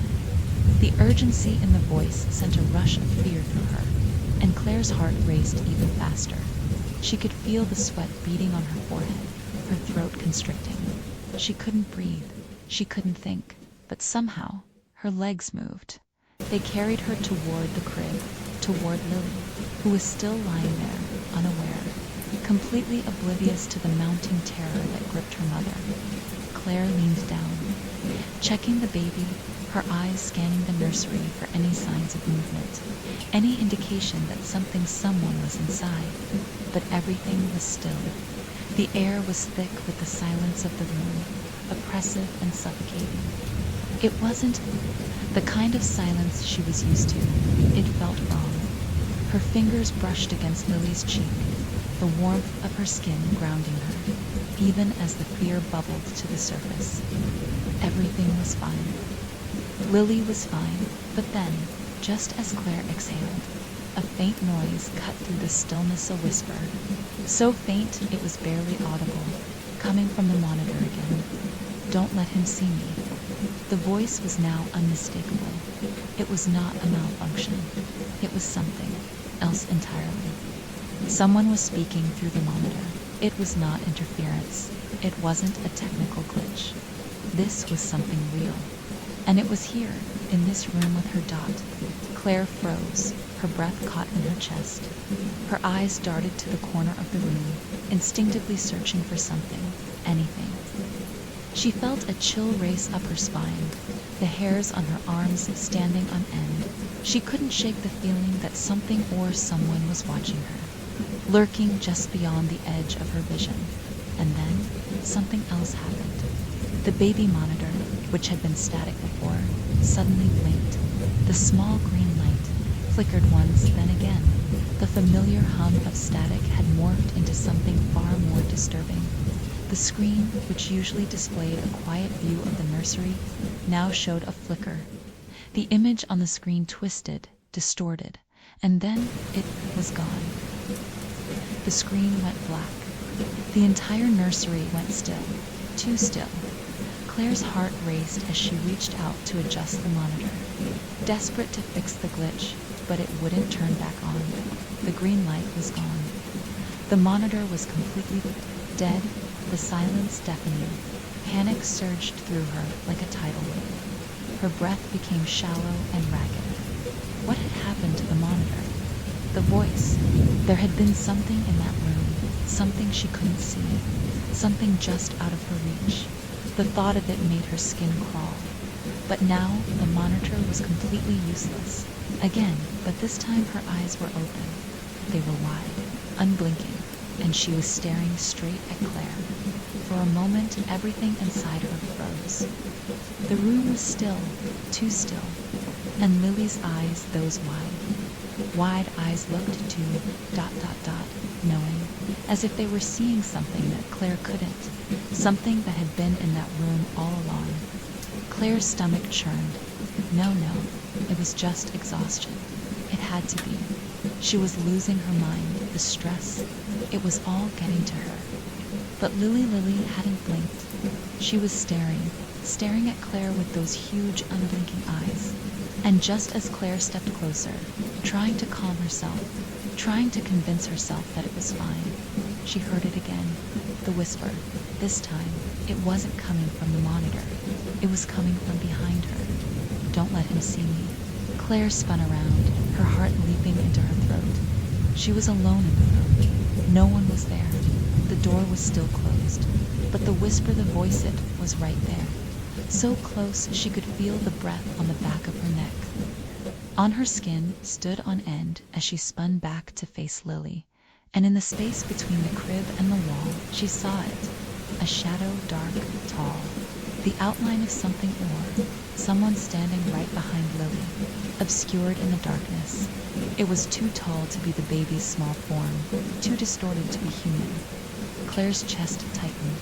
The room spun. She wanted to scream, but no sound came out. She couldn't move, couldn't breathe, couldn't think. Then the shadow moved. It reached for the crib. Claire's breath caught in her throat as she stared at the shadow. It loomed, stretched unnaturally tall, hanging like a dark stain just behind Lily's crib. Every instinct in Claire's body screamed for her to run, to scoop Lily up and get out of the room, but her feet felt like they were cemented to the floor. She couldn't move. The shadow remained still, watching, but somehow it didn't seem to move closer. For a moment, everything went silent, again to silent. There was no rustling from the shadows, no soft whispering in her ear, just the overwhelming pressure of the air, thick and suffocating. Claire's heartbeat was the only sound she could hear, each beat pounding louder in her ears, shaking her to the core. She blinked, and the shadow was gone. Her mind screamed at her, urging her to move, to react. But when she dared to look again, the nursery was as it had been moments ago, calm, peaceful. Lily was still in her crib, but now she was lying still, eyes closed once more, as though nothing had happened. The oppressive weight of fear, however, lingered like a cloud overhead. Claire reached down for the baby monitor, her hands shaking as she picked it up and examined it. The screen remained dark, no static, no voice, just a faint, empty void. There should have been a view of the nursery. It had to be malfunctioning, Claire told herself. But deep down, she couldn't shake the feeling that there was something more to it. This wasn't just a technical glitch. This wasn't just the monitor acting up with a sharp exhale. Claire turned away from the crib, trying to gather her thoughts. She needed answers. She needed to understand what was happening in her own home. And the monitor, whatever it had picked up, whatever it had allowed to seep through, was no longer something she could ignore. There had to be an explanation. There was no way she was imagining it all. No way the house was really haunted. She would prove it, one way or another. The problem was, she didn't know where to start. She could barely piece together what had happened in the last few hours, let alone in the days leading up to it. Was there something she was missing? Something she hadn't noticed before? As she paced back toward the living room, her mind raced. Her fingers brushed along the walls as she passed the pictures on the hallway wall, family photos, old portraits. She ran her fingers over the wooden frames, trying to steady her thoughts. And then she stopped. One picture caught her eye, an old family photo of the previous owners, tucked at the bottom of the wall, partially hidden by the frame of a newer photo. It was an older picture, slightly worn at the edges. Claire reached for it, her hands trembling slightly as she pulled it from the wall. The faces were unfamiliar. A couple, standing together in front of the house, smiling at the camera. But it was the house in the background that sent a chill down her spine. The house was old then, much older than it was now. But what made Claire's blood run cold was the shadow standing near the front door, just at the edge of the frame. She squinted at it, and for a second the figure seemed to fade numb. Moved just on the edge of the porch, a tall, thin figure, barely noticeable unless you were looking. For it was almost like a dark stain against the bright backdrop of the home, and the way it stood there, so still, so silent, reminded Claire of the shadow she'd seen behind Lily's crib. Her breath caught in her throat. No, it couldn't be, Claire. Studied the photograph again, trying to make sense of what she was seeing. Was it just a trick of the light? A trick of her mind? But the shadow in the picture was too similar to what she had seen, too distinct, and she was certain of one thing: it hadn't been there the first time she looked at the picture. Suddenly, she had an overwhelming urge to know more about the house's past, about the family who had lived here before them. If there was any truth to the feeling of something wrong, something that had never felt quite right, she needed to investigate. She needed to know if something had happened, hear something she was missing. Claire didn't hesitate. She grabbed her laptop from the coffee table and sat down on the couch, her fingers flying over the keys as she searched for any information about the house. It didn't take long before a few websites appeared: real estate listings, old newspapers, even a local forum where people shared ghost stories. But there was something more. A small article buried in a local news archive from years ago caught her attention. The headline read, "Family moves out after tragic death in home." On Maple Street, Claire clicked the link, feeling a knot tighten in her stomach. The article was short, a brief mention of a young couple and their child who had moved out after their baby died suddenly in the house. There were no details about the child's death, just that it had been ruled an accident, but the family had left the house shortly afterward, never to return. The house was put on the market and sold again. Claire's fingers hovered over the mouse as she scanned the article, looking for any mention of strange occurrences, anything that could explain the feeling of dread she was experiencing. And there it was at the very end of the article. Several neighbors reported hearing strange noises from the house shortly after the family moved out. Some claimed they had seen figures in the windows. Others heard what sounded like children's voices or crying at night. Even when the house had been empty for months, Claire's blood ran cold. Her eyes flicked to the baby monitor on the counter. Still silent, still dark. Could this be what had been haunting the house? The voice on the monitor? The whispers? The shadow? The presence? She felt the hairs on the back of her neck stand on end as she realized that this wasn't just a coincidence. The house wasn't just old, it was marked. There was something in these walls, something tied to the house that had been here long before her family moved in. Her stomach churned. She leaned back in the chair, trying to gather her thoughts. She needed more answers. This couldn't be all there was. The house was hiding something, someone, and Claire had to find out who it was. But the unease was growing. The whispers on the monitor, the shadow in the nursery, the feeling of being watched, it was all connected. The house, Claire realized, was alive with something dark, and it wasn't going to let her leave. The weight of the article hung in the air around Claire like a thick fog. Her fingers trembled as she scrolled through the screen again, rereading the section about the previous family, the one that had left so abruptly. The short mention of strange occurrences in the house after they moved out gnawed at her thoughts. She couldn't shake the feeling that there was something she was missing, something just out of reach, lingering at the edge of her mind. She had to know more.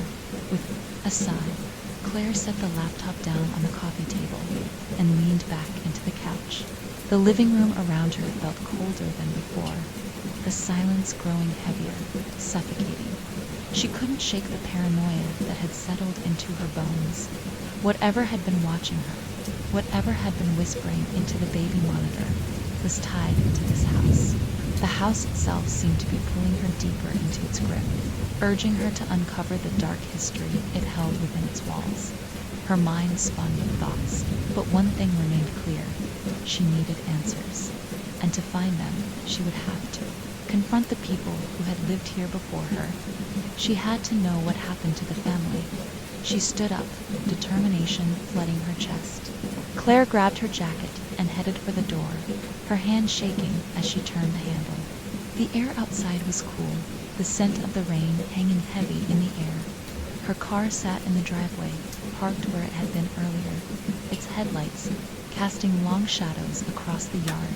She pulled out of the driveway and set out toward the local town center, where she knew the old real estate agency still operated, the one that had sold the house to her and Mark when they had moved in years ago.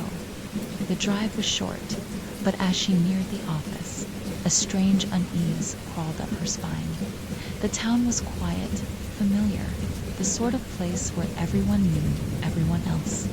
But tonight, it felt different. It felt as though she were walking into something she couldn't yet comprehend. The small brick building sat at the end of the street, a faded sign hanging over the door. Harrison & Co. Real Estate. Inside, the dimly lit office was silent, save for the soft clicking of a keyboard behind the counter. A man in his late 50s, wearing glasses and a worn suit, looked up as the bell above the door chimed. "Good evening," he said with a tired smile. "How can I help you?" Claire approached the counter, her heart pounding in her chest as she forced herself to speak. "I was hoping you could help me with something. I'm looking for information about the previous owners of the house on Maple Street, the one that was sold a few years ago." The man raised an eyebrow, his gaze flicking to her with a hint of curiosity. "The one that's still up for sale?"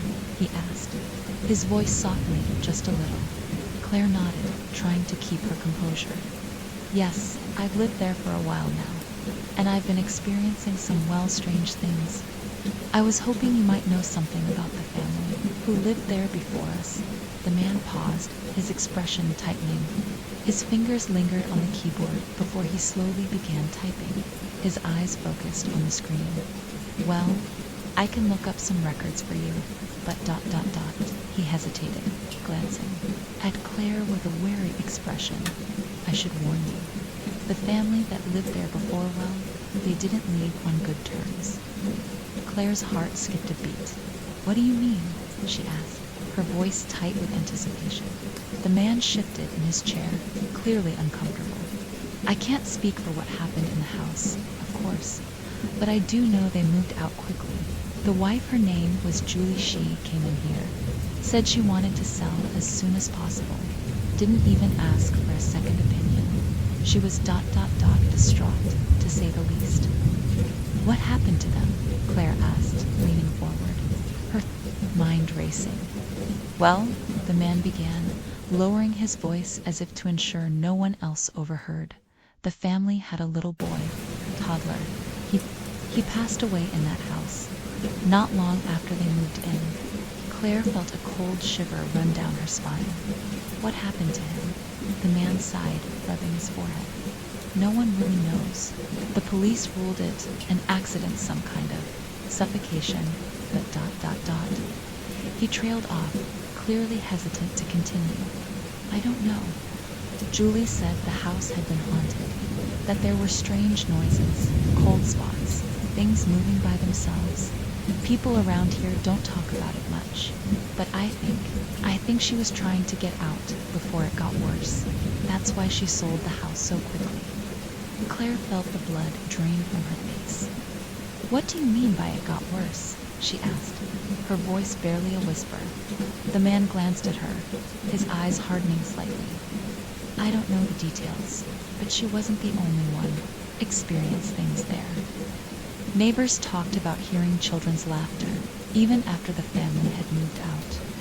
Some said they saw figures in the windows, shadows moving behind the curtains. And then, well, after they left, the house was empty for a while. It didn't sell again for a long time. Claire swallowed, the pit in her stomach deepening. "So, you think the house might be haunted?" she asked, her words trembling with uncertainty. The man looked at her for a long time, his face unreadable. "You've been living there, right?" he asked, his voice quiet now. "Have you heard anything unusual? Any strange noises, voices, anything?" Claire didn't answer immediately. Instead, she thought back to the whispers she had heard on the monitor, the shadow in the nursery, the cold presence that seemed to lurk in the house. She thought about the voice, pleading, warning her about him. Her stomach churned. "Yes," she said finally, her voice barely above a whisper. "I've heard things." On the baby monitor, the man's eyes widened slightly, but he said nothing for a long time. Finally, he gave a slow nod, almost as though he had expected this answer. "Be careful," he said quietly. "I don't know what's really going on there, but I'll tell you this: some houses don't just hold memories. Sometimes they hold something else." With those cryptic words, the man returned to his computer, and Claire could feel the conversation winding to a close. She stood there for a moment longer, trying to process everything. The mystery of the house was deepening, and every new piece of information only made her feel more helpless, more trapped. To the family who had lived there before, and, more importantly, what was still there. The drive back home was a blur of thoughts, Claire's mind racing. The man at the real estate office had been cryptic, but his words kept echoing in her head. Some houses don't just hold memories. Sometimes they hold something else. She hadn't expected to hear anything concrete, but the more she thought about the strange events that had been plaguing her, the more everything felt ... connected. The whispers, the shadows, the unsettling feeling that had crept into her home, pulled into the driveway, the familiar sight of her house doing little to calm the storm swirling in her chest. The evening air was cool, and the darkness seemed to press in from all sides. The porch light flickered briefly as she got out of the car, but it didn't stop her from feeling like something was watching her from the shadows. She shook the thought. From her mind, she was just tired. That's all. When she walked inside, everything seemed normal. Mark hadn't come home yet, and the house was quiet, too quiet. There was no eerie stillness that had settled over her the previous night. Number, strange sounds, no whispers. Lily was asleep in her crib, her tiny figure nestled beneath a soft blanket. Claire stood there for a moment, watching her daughter's calm, steady breathing offering a sense of normalcy. It was hard to reconcile this peaceful sight with the feeling of dread that had been plaguing her. "It's just exhaustion," she told herself, "just stress. This is all in my head." But then, as she moved to the kitchen, the voice came again. "Don't let him see me." It was faint at first, just a whisper from the baby monitor on the counter, but unmistakable. Claire froze in her tracks. The voice, it was back, but it wasn't night. It wasn't even dark outside. It was broad daylight, the sun still hanging low in the sky. She walked over to the monitor slowly, her stomach turning. She hadn't heard anything from the monitor all day. It had been silent. And now, this sudden, clear voice, repeating the same warning. Claire's hands trembled as she adjusted the volume, but the voice continued, faint, desperate. "Don't let him see me." The same words, as urgent and chilling as before. But now, they weren't just echoes in the night. They were happening, in broad daylight, right in front of her. The cold dread from the night before began to creep back into her mind. But this time, it was worse. It was inescapable. She had no place to hide. Claire felt a cold prickle on the back of her neck, the room suddenly seeming much too quiet, too still. The whisper continued, growing more insistent, until it felt like the walls themselves were vibrating with the words, "Don't let him see me." The voice was coming from the baby monitor, that innocuous device she'd relied on so heavily, thinking it would help keep Lily safe. But now, the monitor felt like something else entirely. A conduit for whatever malevolent force had attached itself to her home. Claire's gaze flicked back to Lily, who was still sleeping peacefully in the crib. Was the voice talking about her daughter? Was Lily in danger? She rushed to the crib, her pulse quickening, her eyes scanning every inch of the nursery. But Lily was fine asleep. Unaware, Claire felt an overwhelming sense of helplessness. The voice hadn't said who it was. It hadn't given any clue as to who this mysterious heat was. Was it a threat to her daughter?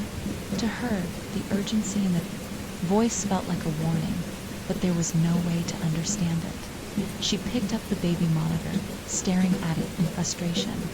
The voice had become louder, more desperate now, but there was no logical explanation. She glanced at the time Mark would be home soon, but she couldn't wait. She needed answers, and she wasn't about to just sit back and ignore the fact that something was wrong in her house. There had to be a way to trace the source. There had to be something that made sense of this. It was clear she was dealing with something beyond the ordinary. Something that went far beyond a simple glitch in a baby monitor. Claire walked through the house, her eyes darting from room to room, looking for any sign of something out of place. The kitchen was quiet, the living room empty. She even checked the basement, though she hadn't been down there in weeks, but there was nothing.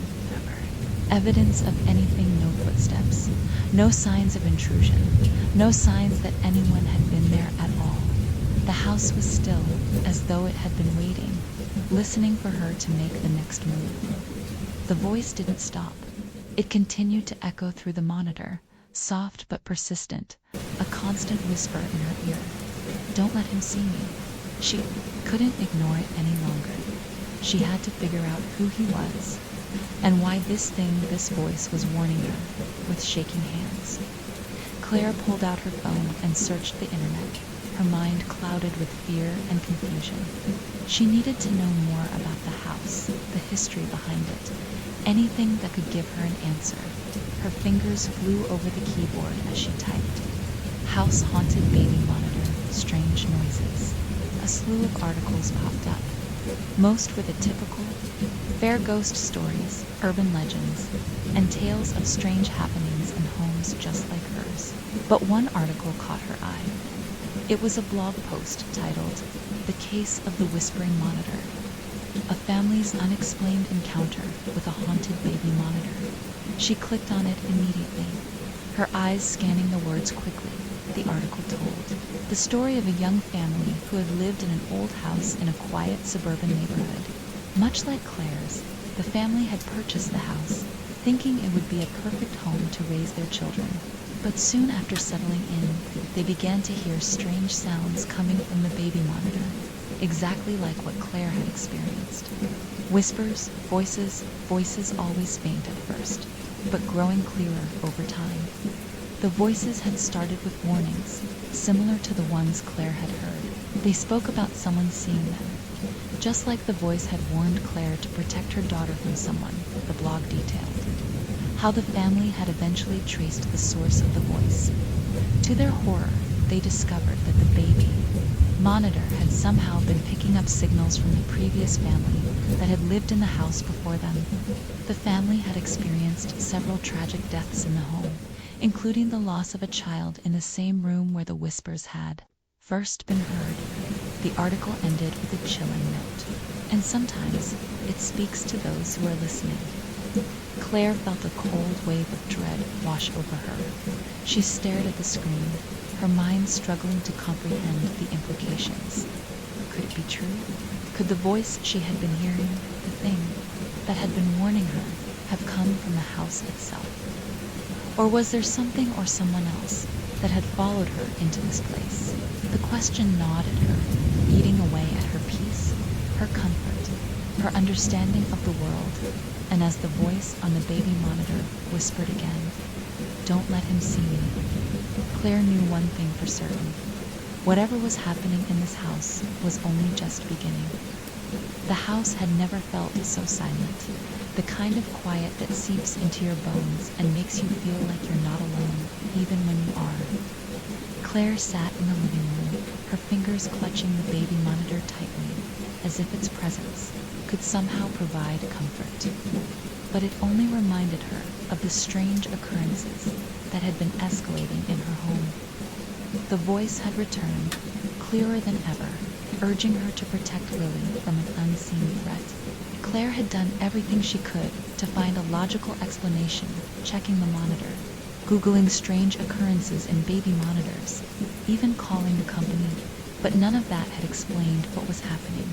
There was no clear interference or malfunction, no signal issue. It was something beyond the ordinary, something her mind refused to accept. And now, with the voice's warnings growing more desperate, Claire knew she couldn't ignore it any longer. She had spent the last few hours pacing the house, trying to make sense of what was happening, her mind flicking through possibilities. Could it be her imagination? Could she be hearing things? But every time she heard the whisper, "Don't let him see me," it felt too real, too urgent, like something or someone was speaking directly to her. Warning her dot, Claire leaned back on the couch, the baby monitor still in her lap. Lily was napping upstairs, and Claire was struggling to stay awake, her body worn from exhaustion. The weight of the silence around her made her feel like the house itself was holding its breath, waiting for something to happen. Suddenly, the monitor crackled to life. "Don't let him see me." He came the voice, as soft as a whisper, but unmistakably real. Claire's breath hitched as the voice echoed through the monitor, its distortion barely masking the fear that radiated from the words. Claire stood up abruptly, her legs unsteady beneath her, as she rushed toward the stairs, her heart hammered in her chest. She reached the bottom of the staircase and stopped. The house was still, impossibly still, as if the very air had thickened around her. She could hear nothing, no creaks, no sounds of the house settling, just that ominous silence. "Please, don't let him see me."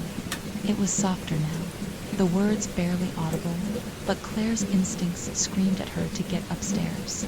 She reached the top of the stairs and walked down the hallway toward the nursery. The quiet only amplified her anxiety. The faint light from the hallway illuminated the edges of the nursery door, casting a long shadow on the floor. The door was slightly ajar. With a deep breath, Claire pushed the door open, her eyes scanning the room. Lily was still asleep in her crib, her small body rising and falling in a peaceful rhythm, completely unaware of the tension in the air. But something felt wrong.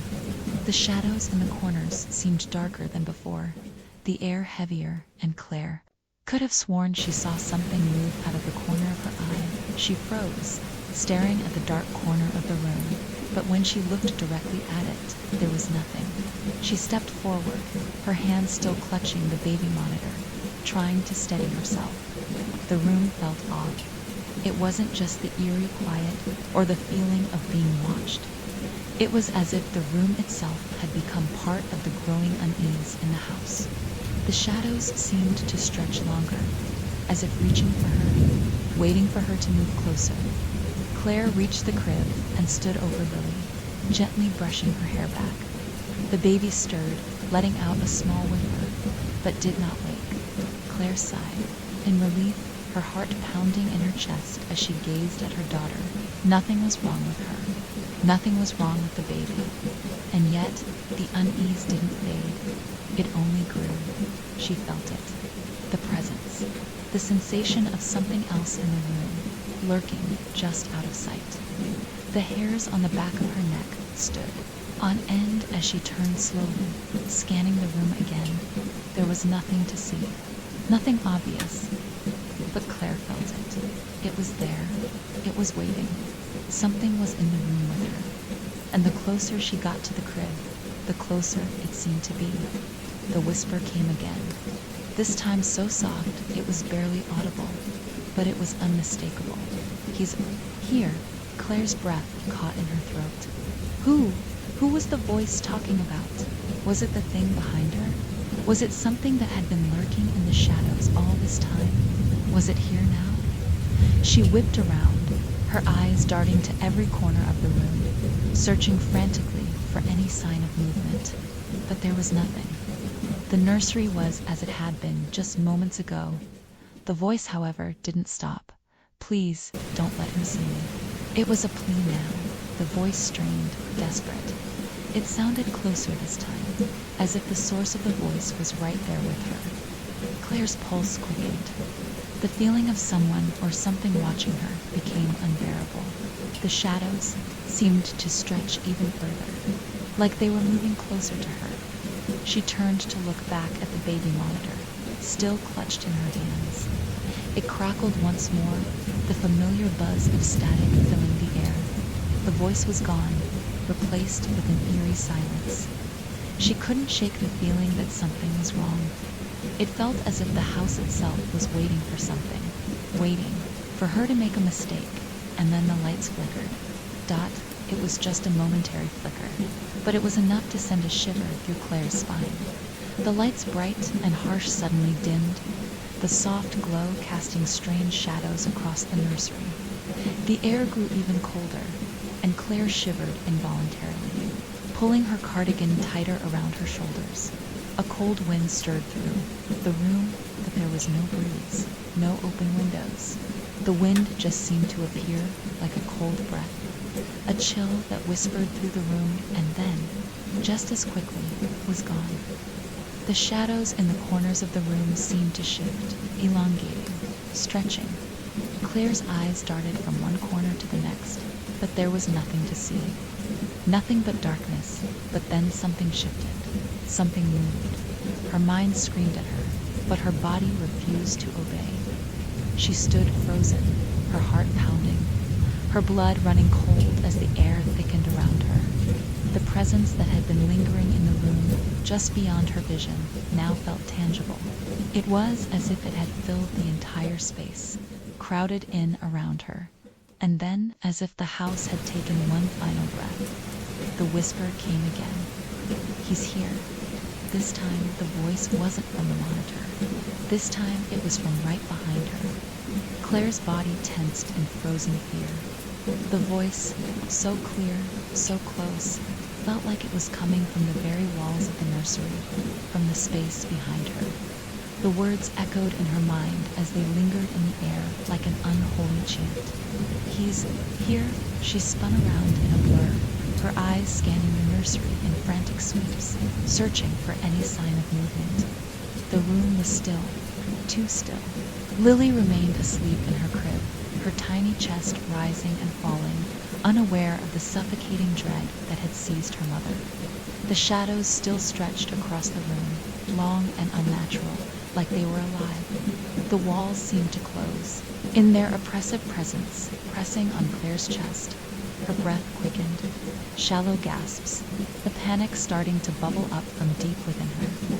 She was alone in the room. She had to be. There was no one here, but something was in the room. With her, she could feel it. "Don't let him see me," the voice repeated. But this time it wasn't just a whisper, it was louder, more urgent, like a desperate plea for help. Claire's pulse raced, her body trembling with the weight of fear, but her instincts screamed at her to act. Her eyes darted around, seeking anything that would explain the presence. The source of the voice, the growing sense of something lurking just beyond her sight. Her hands were slick with sweat, gripping the baby monitor so tightly that her knuckles ached, but the room was empty. It can't be empty. The air felt thick now, heavier than before, like the walls themselves were shifting around her. The whisper was growing stronger, more powerful, as though it was drawing closer with each passing moment. Claire's legs felt like they were made of stone, too heavy to move. She wanted to call out, to shout for Mark, but her voice caught in her throat, stifled by the weight of the dread that hung in the air. And then the whispering stopped. The room fell into complete silence, but it was a different kind of silence. It wasn't peaceful. It wasn't the absence of sound, it was the silence of waiting, of something about to happen. It was a silence that suffocated, that made her feel like she was drowning. She took a tentative step forward, her breath ragged, her mind a whirlwind of uncertainty and fear. She reached out toward Lily's crib, her hand trembling as she touched the side of the railing. She needed to make sure Lily was still safe. But before she could take another step, she heard it again, a slow, deliberate creak like a door opening. Claire's heart lurched as she whipped her head around toward the sound. Her eyes locked onto the bedroom door, which had been shut just moments before, now slightly ajar. How could it have opened? Her legs felt weak as she slowly approached the door, each step feeling like it took her deeper into a nightmare. The darkness beyond the door seemed to stretch, like it was calling to her, beckoning her closer. The baby monitor crackled again, the sound so loud in the otherwise silent room that it made her flinch. She didn't look at it this time. She couldn't tear her eyes away from the door. The whisper had stopped, but the sense of being watched was suffocating. She reached out to push the door fully open. The wood groaned under her hand, the sound of the hinges more ominous than it should have been. And as the door swung open, Claire was met with a sudden, paralyzing realization that she had just crossed a line she could never uncross. The room outside the nursery was still bathed in the low light from the hallway, the shadows deepening. In the corners, the same stillness surrounded her, but now there was an undeniable presence in the air. Something had shifted. The energy in the house had changed, and she could feel it crawling under her skin. And then she saw it. Just beyond the doorway, standing at the edge of the hallway figure. It wasn't clear at first, at least not fully. It was a silhouette, too dark to make out the details, but Claire knew. She knew what it was. She could feel it in her bones. Her blood ran cold as she realized that the shape in front of her was no person. It wasn't Mark. It wasn't a neighbor. It was something else. Something that had been lingering in the house, just waiting for the right moment to reveal itself. The figure moved slowly, deliberately. It wasn't a natural movement. There was no hurry, no sense of urgency in its step. It glided as though its feet barely touched the ground. The air around it seemed to warp, as if reality itself was bending around its presence. Claire felt a scream rise in her throat, but it was swallowed by the oppressive atmosphere of the room. Her body refused to move. She wanted to run, to grab Lily and leave, but she was paralyzed. All she could do was watch as the figure took another slow, deliberate step forward. The shape was tall, too tall, its form obscured by the shadows. That seemed to warp and twist around it. It didn't have a face knot in the traditional sense. The darkness around it seemed to stretch, like its features were hidden, not quite fully existing in the same plane as the rest of the world. It was just a shadow, a dark presence that made the very air feel thick and suffocating.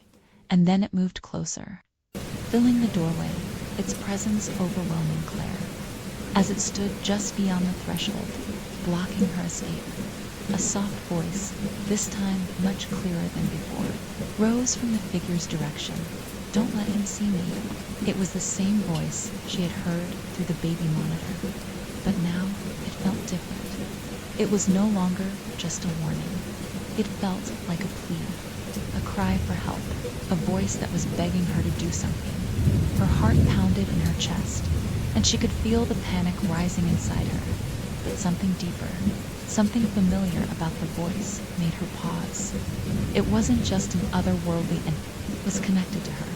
It was a part of her fear, something deep inside, something tied to her own mind.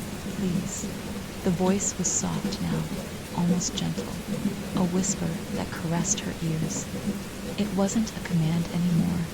It wasn't the voice of a threat, something that had been waiting for her to hear it, something that needed her to act. Claire took a step back, and the figure moved closer still, its form filling the doorway.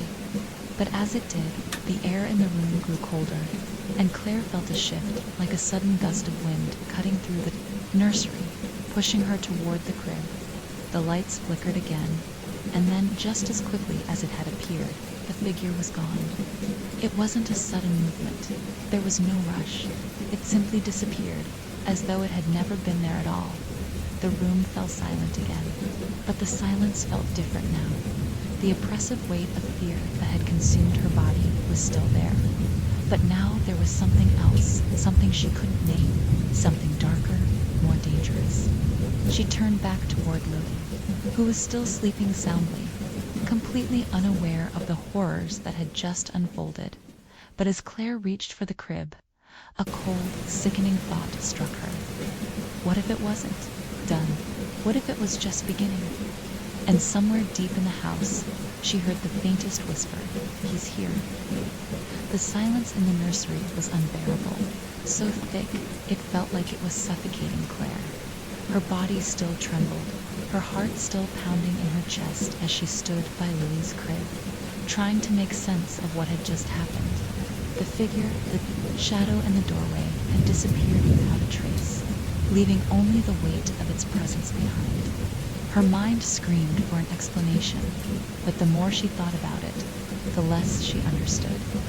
She was shaking, her hands clammy as she reached down to touch Lily's soft, warm face. The baby stirred slightly, shifting in her sleep, but didn't wake. It was a comfort, in a way, to know Lily was still safe, still unaffected by the terror that had just unfolded in the room. But Claire knew it was only temporary. Whatever had just happened, whatever had been in this room with them, wasn't over. The feeling of being watched hadn't faded. It still lingered in the air like an invisible weight, pushing against her chest, making it harder to breathe. "He's here," the voice whispered again, faint but unmistakable, echoing in her mind like a shadow that refused to leave her thoughts. It wasn't the first time she had heard those words, but now they felt different, more ominous. Claire shivered, a chill running down her spine as she looked around the room. The walls, the corners, the shadows, they all felt like they were closing in on her. The room wasn't just still, it was waiting. She pulled away from the crib, her legs shaky as she walked toward the nursery door, still ajar. She hesitated. For a moment, her fingers brushing against the cold wood. The house felt impossibly quiet now, the absence of sound even more deafening than before. Every creak, every shift of the floorboards sounded amplified, like the house was alive, holding its breath. And then, as if in response to the stillness, Claire heard it, a faint scraping sound, soft, deliberate, like something or someone dragging their feet across the floor. It wasn't a sound that belonged in the house. It wasn't the usual creak of the old wood. This was something else, something that made Claire's stomach churn with dread.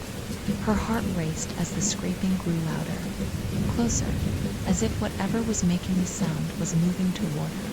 But when she turned toward the hallway, she saw nothing. There was no one. There, the hallway was empty. The house was empty, except it didn't feel empty. It felt like it was full of something else, a presence, something that had been lurking in the corners, waiting for the right moment to make itself known. The scraping continued, now joined by a soft shuffle, like slow footsteps in the dark. Claire's breath quickened as she moved to the doorway, her hand gripping the frame for support. She wasn't sure what she was expecting to see, but she knew she couldn't stand in this room any longer. She had to leave. She had to get out. But as she stepped into the hallway, a cold gust of air swept past her, the kind of chill that carried with it the sensation of something watching, something following her. She froze, her eyes wide with terror. There was no breeze, no open windows. The air in the house was still, but somehow it felt like the walls were alive, shifting, reacting to her every movement, and then the whisper came again. "Don't let him see me." Claire's pulse spiked. Her feet felt glued to the floor as she glanced down the hallway, her eyes straining to see through the darkness. The feeling of being watched intensified, and she was certain now whatever this was, it wasn't just in the nursery, it was in the house. It had been here the entire time, moving, waiting, lurking just beyond her sight. The whisper grew louder, more urgent. "Don't let him see me." Claire's heart felt like it was going to burst from her chest. She stepped forward, each movement slow and deliberate, like she was walking through thick molasses. She reached the end of the hallway, her hand brushing the edge of the wall for support. She looked to the stairs, then to the living room, hoping for a sign of something, anything that would make this nightmare stop. Nothing, everything was still too still. But just as she was about to turn back toward the nursery, something caught her eye. In the living room, through the dim light of the hallway, she saw something. A figure, tall, dark, standing just beyond the shadows. It was so faint at first that Claire could have convinced herself it was just a trick of the light, but it was too deliberate, too clear. Her breath caught in her throat. The figure didn't move. It just stood there, watching her, the shadows obscuring its features. It was just a silhouette, but it felt like it was staring right at her. Its presence so overwhelming that Claire couldn't take her eyes off it. The scraping sound started again, this time louder and more pronounced. The figure in the living room remained motionless, but the noise was growing, getting closer. Claire could hear it now, the unmistakable sound of something or someone dragging itself toward her. It was coming from behind her. And then the whisper, the voice clear, real, right behind her. "Don't let him see me." Claire spun around, but there was nothing there. No figure, no shadow, no one. Just the empty hallway, the living room, and the silence. Was she losing her mind? The question lingered in her thoughts like a poison, but the answer was clear. No. This was real. This was happening. Claire backed away from the living room, retreating toward the stairs.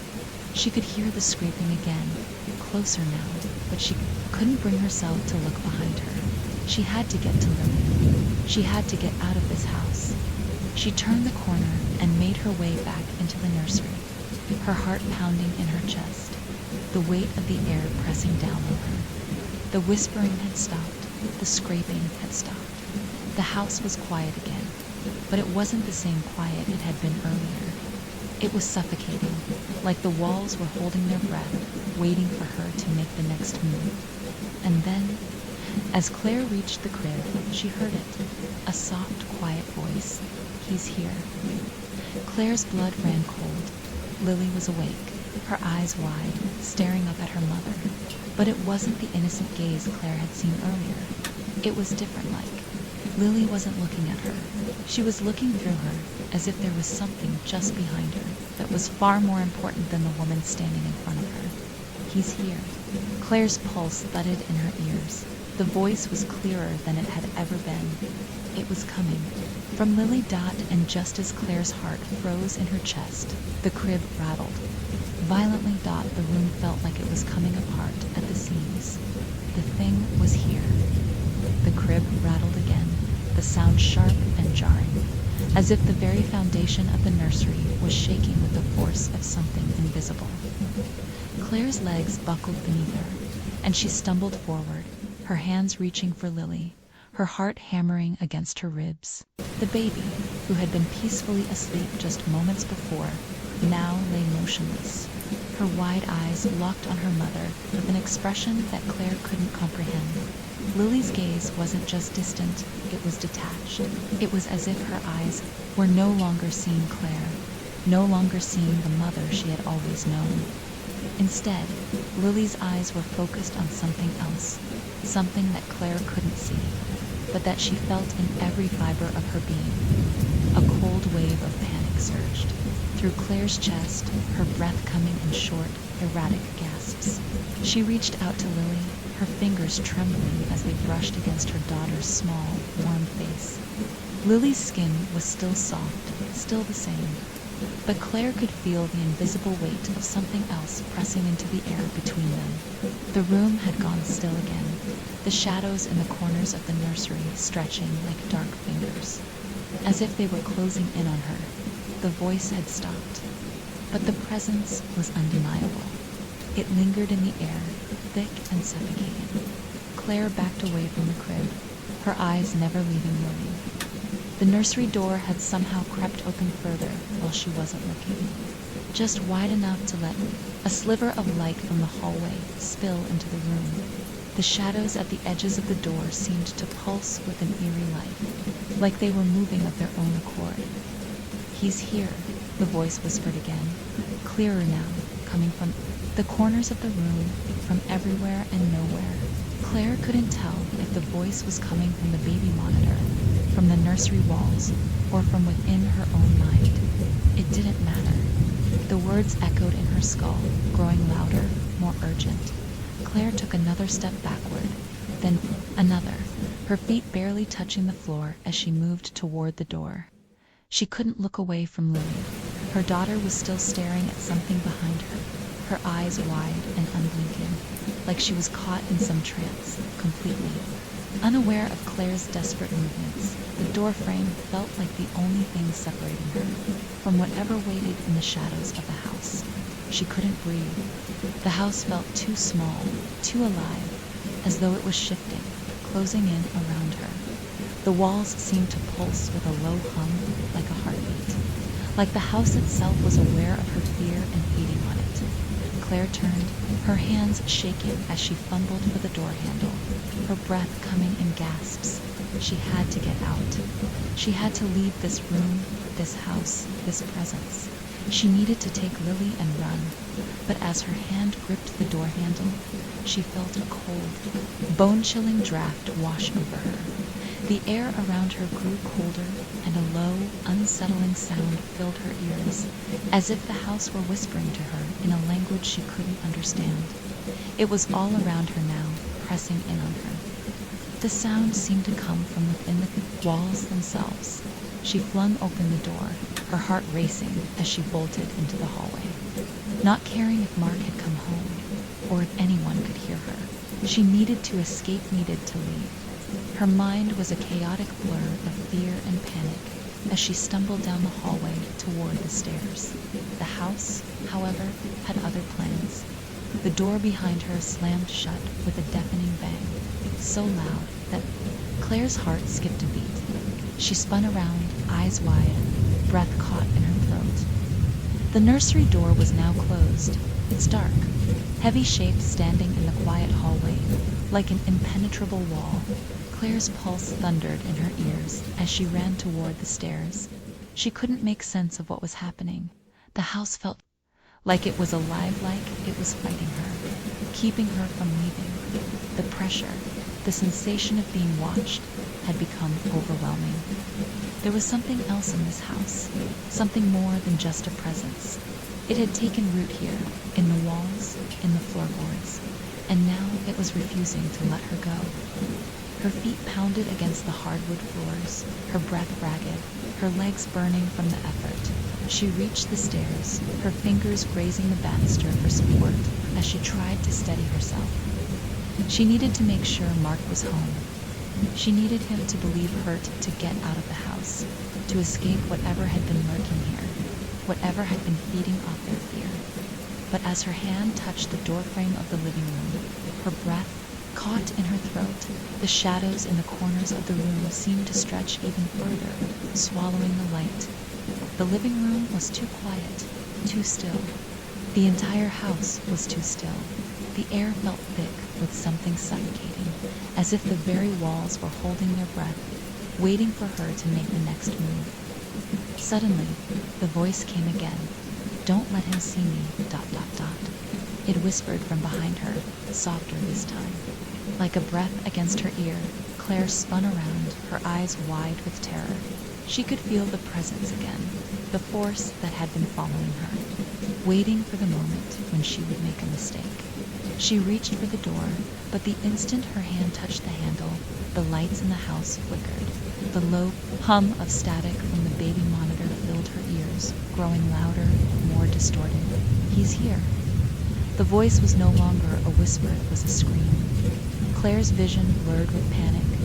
Her legs buckled beneath her as she collapsed to the floor, her hands gripping the sides of her head as the voice filled every corner of her mind. She tried to scream, but no sound came.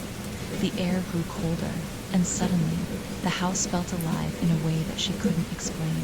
It was like the walls themselves were breathing, and the shadows had taken shape-shifting, twisting, writhing in unnatural patterns.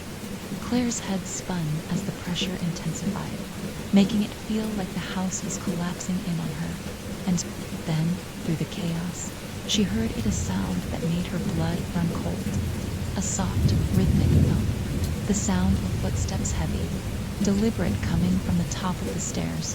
Mark had come home. But as Claire looked up, she realized the footsteps weren't coming from the hallway. They were coming from inside the walls. The rhythmic thumping echoed through the walls like a heartbeat, steady and deliberate, drawing closer with each passing second. Claire's breath hitched as she strained to hear the sound, her mind reeling from the possibility of what was causing it. It wasn't coming from the living room. It was coming from within the very structure of the house, deep within the walls themselves, as though something inside the house was moving, walking just beyond her reach. Was someone inside? Claire thought, her heart racing as the thumping grew louder. Her legs felt unsteady, as though they were no longer under her control. She wanted to turn, to run, but the weight of the house, the oppressive, suffocating atmosphere, kept her rooted to the spot.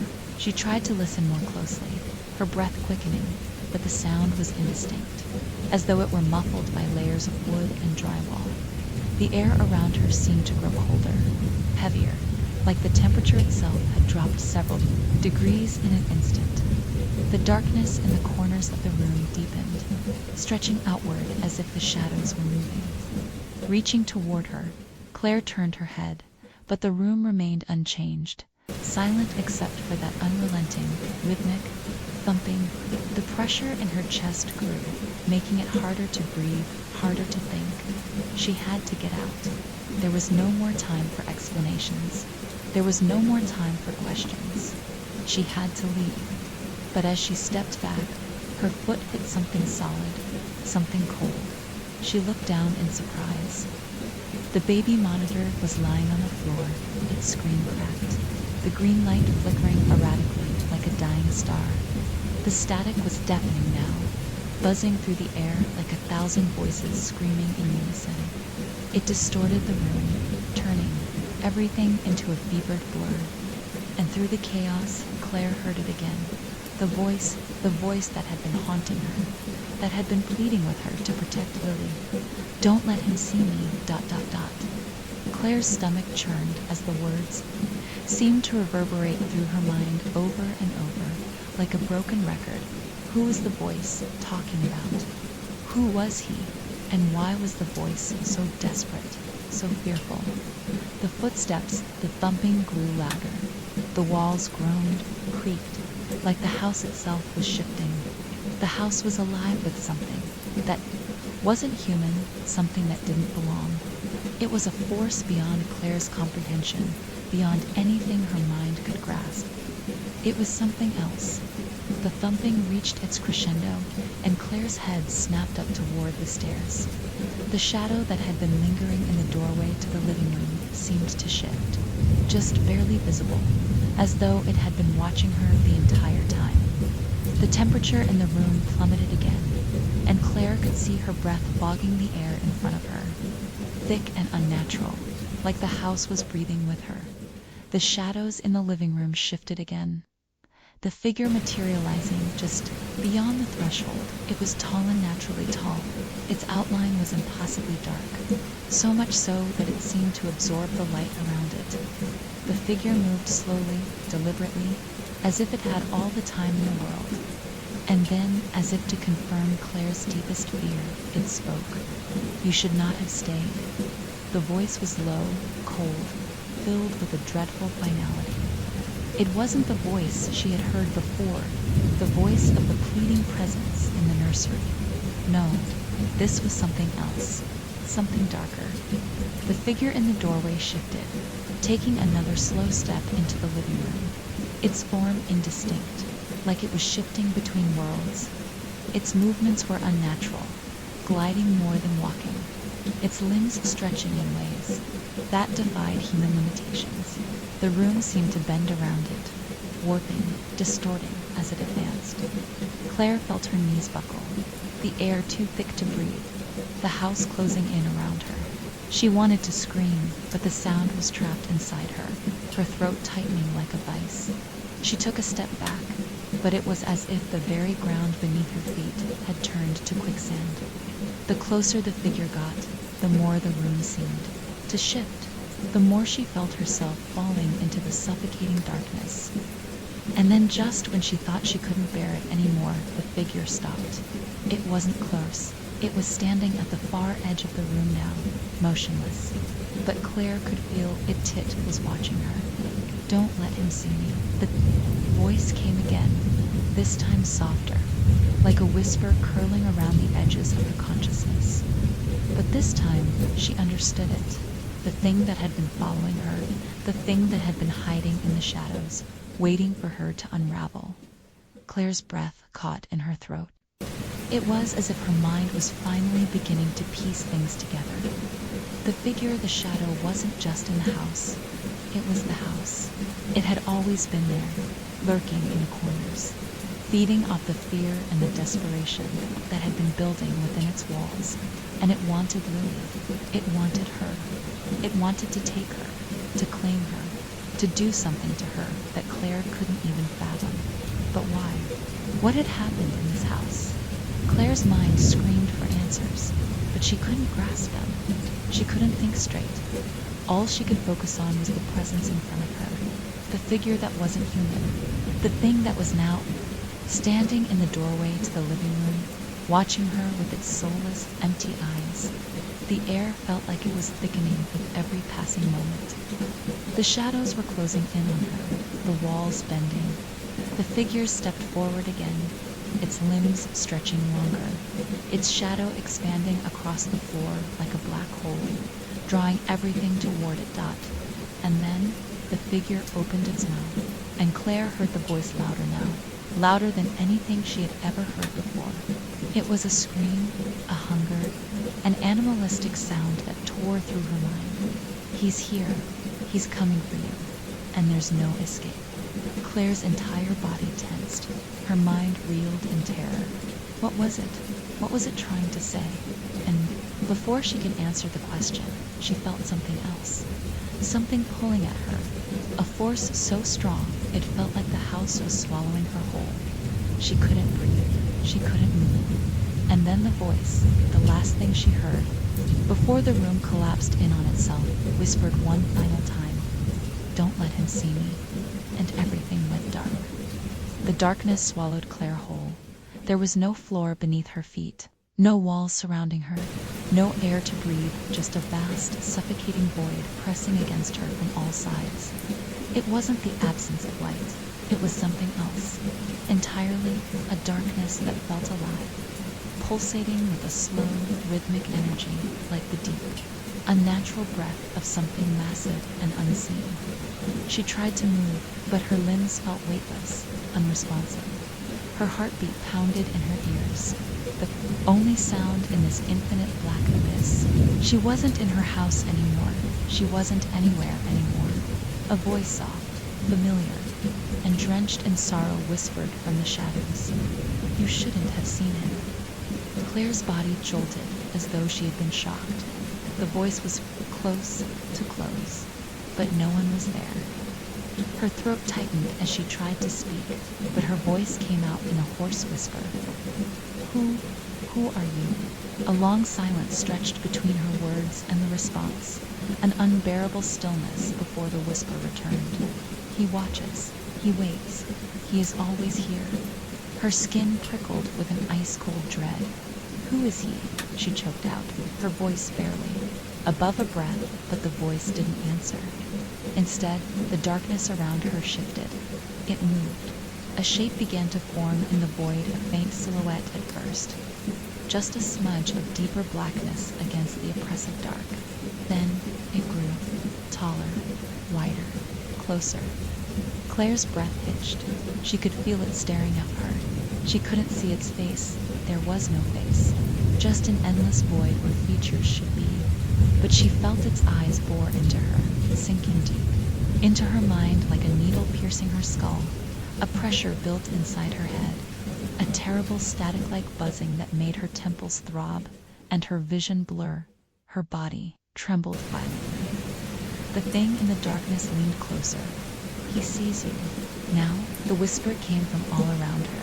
No longer just one voice, but many, overlapping and merging into a chorus of hollow, distant echoes. Claire clenched her hands into fists, nails biting into her palms as she fought against the rising panic clawing at her chest. "No," she whispered, shaking her head. "No, this isn't real." But it was real. The thing in the darkness began to change, to shift, splitting apart into writhing tendrils of shadow, stretching toward her, reaching. Claire tried to step back, but there was no floor beneath her, no ground to stand on. The void closed in around her like a great, gaping mouth, swallowing her whole dot, and then a sound, distant at first, then louder, a rhythmic thump, thump, thump, thump. The sound echoed all around her, vibrating through the void, rattling her bones. Footsteps got heavy, deliberate, approaching, coming for her. A flash of light cut through the darkness just for a second, just enough for Claire to see. She saw the nursery. Lily, the crib, and then standing at the foot of the crib a figure. Claire's stomach lurched as she recognized it instantly.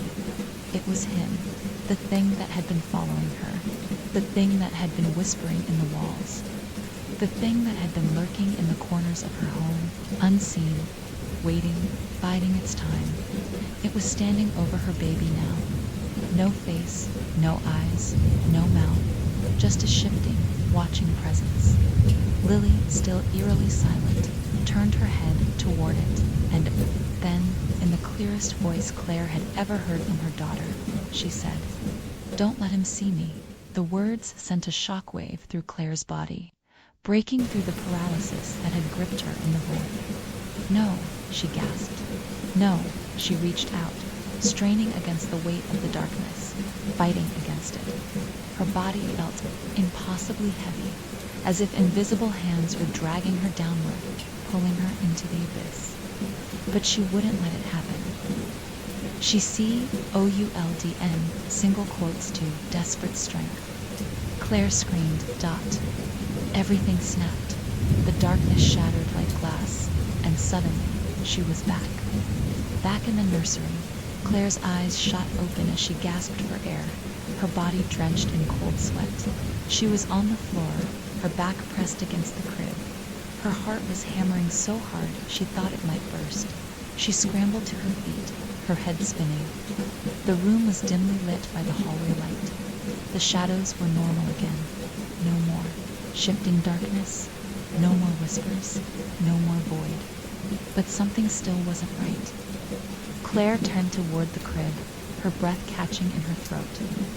Lily was lying there, Claire's stomach twisted as she reached down gently, touching her daughter's arm. The second her fingers met Lily's skin, the baby blinked. Not a slow, sleepy blink, a deliberate blink. Dot. And when her eyes opened again, Claire saw something that made her blood turn to ice. Lily's eyes weren't her own. They were wrong, too dark, too deep, like two empty voids staring back at her. For the first time since she was born, Lily smiled, and then, in a voice that was not her daughter's, she whispered, "He sees you now." Claire's scream tore through the house. Claire staggered back from the crib, her breath hitching in her throat. Lily's small, delicate face remained unchanged, except for that eerie, unnatural smile stretching across her lips. It wasn't the smile of a baby yet. It was something older, something long. Her daughter's dark, bottomless eyes locked onto Claire's, unblinking. "He sees you now." The voice that came from Lily's mouth was not her own. It was something else, something ancient and empty. It echoed in Claire's skull, sending ice-cold terror ripping down her spine. She couldn't move, couldn't think. She wanted to reach for Lily, to hold her, to fix whatever had just happened, but her body wouldn't respond. Her instincts screamed at her to run, to leave, to escape, but she couldn't. A low hum filled the nursery, like distant radio static, growing louder, swelling inside the walls. It was the same sound she had heard through the baby monitor, but now it was coming from everywhere. The air in the room vibrated, pressing in on Claire, wrapping around her like invisible hands. The temperature dropped further, so cold that her breath came out in short, trembling gasps.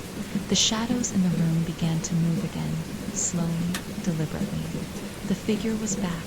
This time, it didn't linger in the doorway. It stood directly behind her. Claire felt it before she saw it, the weight of its presence looming over her, sinking its invisible claws into her skin.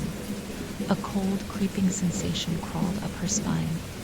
The instinctive knowing that something was just behind her, so close it could reach out and touch her. She didn't want to turn around. She couldn't turn around, but she had no choice. The humming grew louder, the air thickened, turning into something dense, suffocating, like she was being swallowed whole by the house itself. Lily's two dark eyes watched her, unblinking. Still smiling, Claire clenched her jaw and forced herself to move. Her body shook violently as she turned. Inch by inch, her breath trapped inside her lungs. She didn't know what she would see. She didn't want to know. But the figure, he was waiting for her.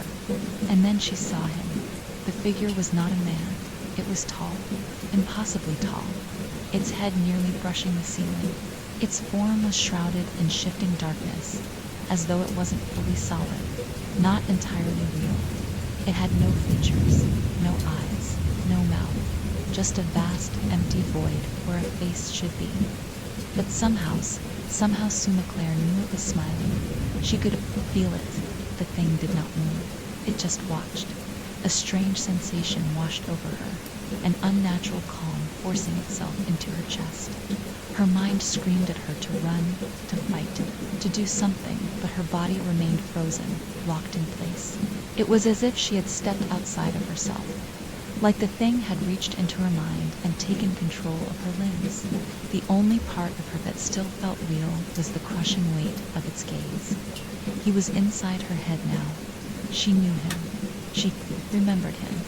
He had always been here, watching, waiting, and now there was nowhere left to hide. The humming from the walls turned into whispers, hundreds of them, overlapping, murmuring, crawling into her ears like insects. Claire's pulse throbbed against her skull, and for a split second the whispers sharpened into something clear.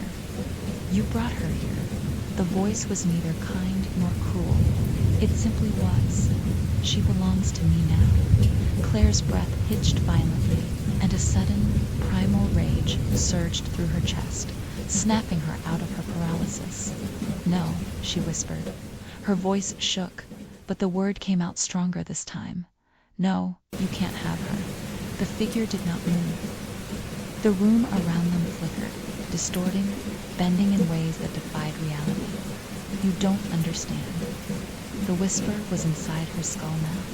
"She was mine before she was yours." Claire felt like the ground beneath her had vanished. A new kind of terror coiled inside her, something worse than anything she had felt before, because deep down, in the darkest part of her mind, she knew it was the truth. She had felt it even before she moved into this house, before the whispers in the baby monitor, before the shadow in the hallway. There had always been something watching Lily, and now it had come to take her back.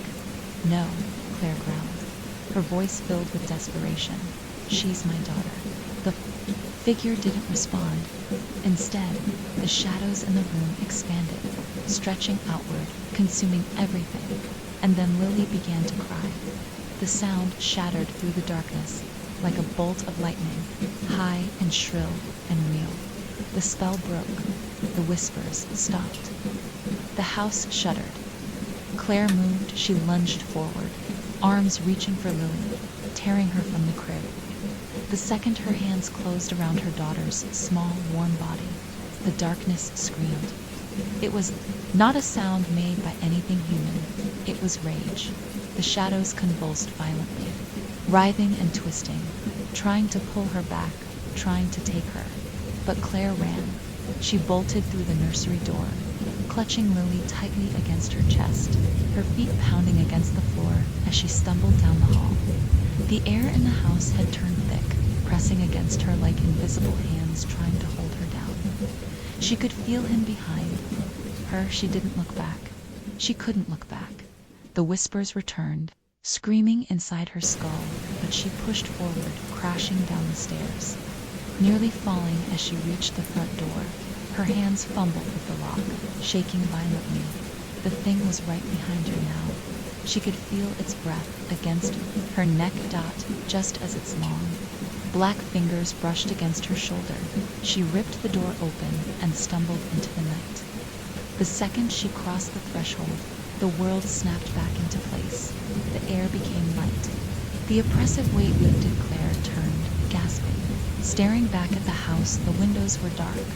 The shadows were gone. The house stood silently beneath the night sky, as if nothing had ever happened. But Claire knew the truth. It was still. Inside, it would always be inside. Waiting, watching, smiling, she clutched Lily tightly, her heart pounding as she backed away from the house, the cold night air stinging her skin. Then, just as she turned to leave, the baby monitor in her arms crackled to life. A single whisper crawled through the speaker, soft, faint, "Him see me." Claire's blood ran cold. She slowly looked down at Lillian, saw that she was smiling. Claire couldn't move. She stood frozen on the front porch, her breath coming in short, shallow gasps. The cold night air wrapped around her like an icy shroud, but it did nothing to chase away the deep, bone-chilling terror curling in her gut. Lily was still in her arms, small and warm, her tiny fingers curled against Claire's jacket. But that smile, that awful, knowing smile, sent Claire's entire world spinning. The baby monitor crackled again, the soft hum of static whispering through the speaker. The voice, distant and distorted, murmured one final time, "Don't let him see me." Claire's body went rigid. The words burrowed into her mind like hooks, pulling her down into something dark, something ancient. It wasn't over. It would never be over. The house loomed behind her, silent and still, as if it had swallowed itself whole. It was no longer just a structure of wood and stone. It was a living thing, a watching thing, and Claire knew with a kind of horrible certainty that settled deep into her bones that if she stepped back inside, she would never leave again. Something had followed her out, or worse, something had left, something inside her daughter. Lily shifted in her arms, pressing her small face into Claire's chest with a soft, sleepy sigh. Claire's stomach twisted. Was it really Lily? Her grip on her daughter tightened as panic flared in her chest. No, she couldn't think like that. She squeezed her eyes shut, to take Lily and flee into the night. But where could she go? The thing that had haunted their home wasn't tied to just the walls. It had seen her. It had seen Lily. It had whispered its words into her baby's mouth. No amount of locked doors would keep it away. Claire's mind raced. She needed help. Mark. Her hands fumbled for her phone, her fingers shaking as she unlocked it. The screen glowed harshly in the dark, the cool light illuminating her pale, sweat-slicked skin. She hit Mark's contact and pressed the phone to her ear, her breath shuddering in her chest. The call rang once, twice, then a click. "Hey, babe." Relief surged through her, a sob catching in her throat. "Mark," she gasped. "You need to come home, right now." A pause. Too long, Claire. His voice was distant, hesitant. What's wrong? I can't explain right now. I just... She turned, her eyes flicking back toward the house, heart hammering. The porch light flickered once. Please, Mark, come home. We have to leave. Another pause. Then Claire. I am home. The blood drained from her face. No, that wasn't possible. Her grip on the phone tightened. What do you mean? I just got here, Mark said, his voice casual, like none of this was real. I'm in the living room. Where are you? Claire's knees nearly buckled. Her stomach twisted violently, her entire body locking up. Mark wasn't home. Mark couldn't be home. She was outside. She could see the house. The windows were dark. No lights, no movement. She could feel it now, the wrongness, a slow creeping. Sensations slithered over her skin, sinking into her bones, as though something was standing right behind her, breathing down her neck. Her fingers dug into Lily's back. She turned the living room light, clicked on Dot. Claire sucked in a sharp breath, her eyes locked on the window. The curtains had been closed before, but now a sliver of light spilled onto the porch, and then a shadow moved. A tall, slender silhouette stretched across the curtain, a shape that wasn't Mark.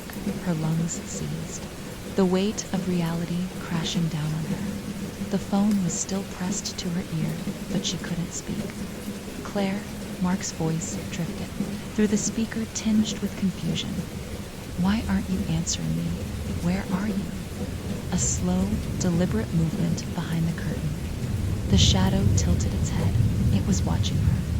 Claire's entire body screamed at her to run, but she couldn't. She was trapped in this moment, caught between the reality she wanted to believe and the horror that she knew was real. The thing in the house, it had his voice. Something else had answered the phone. Claire, Mark's voice said again, but it wasn't him. It was wrong now, distorted, too slow, too stretched. Come inside. The shadow behind the curtain twitched. Lily stirred in her arms, shifting slightly, her tiny hand resting against Claire's shoulder. Her daughter's voice sobbed, barely more than a breath murmured against her skin. Don't let him see. Me. Claire ran Dot. She bolted off the porch, nearly tripping as she tore down the driveway. The night swallowed her whole, her pulse thundering in her ears, her breath ragged. She didn't look back. Couldn't she clutched Lily tighter against her chest, her feet hitting the pavement in a frantic, uneven rhythm. The baby monitor in her pocket crackled again, static hissing like distant whispers. She didn't stop running. She had no idea where she was going. All she knew was that she could never go home again. Claire didn't stop running. The cold night air burned her lungs, her legs aching with every desperate step, but she didn't dare slow down. The darkness around her felt alive, shifting at the edges of her vision, as if the shadows themselves were chasing her. The baby monitor in her pocket continued to crackle with soft static, the distorted hum a constant reminder that she wasn't alone. Lily was silent in her arms. Too silent. Claire risked a glance down, panic rising in her throat. Her daughter's small face was pressed against her chest. Her tiny fingers curled into the fabric of Claire's jacket. Her breathing was steady, but she wasn't asleep. Was listening. Lily. Claire's voice was barely above a whisper, trembling with exhaustion and fear. Her daughter didn't respond. Claire kept moving, her pulse pounding. She reached the edge of the neighborhood, her mind racing. Where do I go? She had no plan. Her car was still in the driveway. She couldn't go back for it. Not now. Not with that thing watching from the living room window, Mark. No. The thing that had answered the phone in Mark's voice. Hard, fighting the sickening wave of panic that threatened to consume her. Where was Mark? Had he even left work? Had he even been real when he called? Or had something else been speaking to her all along? Claire's thoughts spiraled, but she forced herself to focus. I need to find help. I need to get somewhere safe. Where was safe? She had never felt more alone. The neighborhood around her was eerily quiet, the streets empty, the houses dark. It was well past midnight now, and most people were asleep, tucked safely in their homes that weren't filled with watching shadows and whispering voices. Claire slowed, gasping for air. Her legs were shaking. Her arms ached from carrying Lily. She had to think. The police. The realization hit her like a bolt of lightning. Of course, she needed to get to the police station. She had no idea what she would tell them, what words could possibly explain what had just happened. But they could at least keep her away from the house. She pulled her phone from her pocket with trembling fingers. The screen flickered as she unlocked it, her eyes darting to the signal bar no service. Her stomach dropped. That wasn't possible. She wasn't far enough from town for service to cut out. She tried again, gripping the phone tighter. Still nothing. A deep, cold dread settled into her bones. The baby monitor crackled louder in her pocket, and Claire flinched. She yanked it out, staring at the small, flickering screen for the first time. It showed something, a grainy, black and white feed. Her house, her living room. The image was distorted, the quality poor, but Claire could make out the furniture, the dim glow of a lamp, and in the middle of the frame the shadow. It stood where she had last seen it, unmoving, watching. But something was different now. It was closer, much closer. Claire's breath hitched as the image twitched, glitching for a brief second, and then the shadow was gone. The screen went black. The monitor let out a sharp burst of static. Then, through the white noise, a voice whispered, "Where are you going?" Claire threw the monitor. It hit the pavement with a sharp crack. Skidding across the road, Lily whimpered softly against her chest. Her small body, tensing. Claire forced herself to move. She didn't stop to catch her breath. Didn't look back at the broken monitor lying in the street. She just ran. Claire reached the main road, her muscles burning, her vision blurring with exhaustion. In the distance, headlights, a car. A wave of desperate relief crashed over her. She ran into the street, waving her arms frantically. The car slowed. Claire nearly collapsed as the driver rolled down the window. "Jesus Christ," a man's voice. "Are you okay?" Claire clutched Lily tighter. "Please, I need help." The man, mid-40s, tired-looking, wearing a flannel jacket, stared at her with concern. "What happened?" Claire's throat tightened. "Something is in my house. I don't know what's happening. Please, I just need to get." To the police, the man hesitated. Something about his hesitation unnerved her. Then he nodded. "Okay, get in." Claire didn't waste another second. She pulled open the door, sliding into the passenger seat with Lily still clutched against her chest. The man watched her carefully as he pulled back onto the road. "You from around here?" Claire nodded, still struggling to catch her breath. "Yes, my house is on Maple Street." The man frowned. Maple Street. Something in his voice made Claire's stomach twist. "You lived in that house?"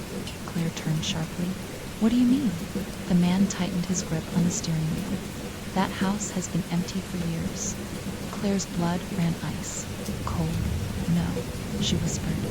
"No, that's not time there. My husband and we moved in months ago." The man gave her a long, measured look. "Lady," he said carefully, "nobody's lived in that house since the Wren family. Not since their little boy died." The words hit Claire like a physical force. She felt sick, the baby in her arms. Suddenly felt too heavy. She couldn't breathe. "Wren," she echoed, her voice weak. What are you talking about?"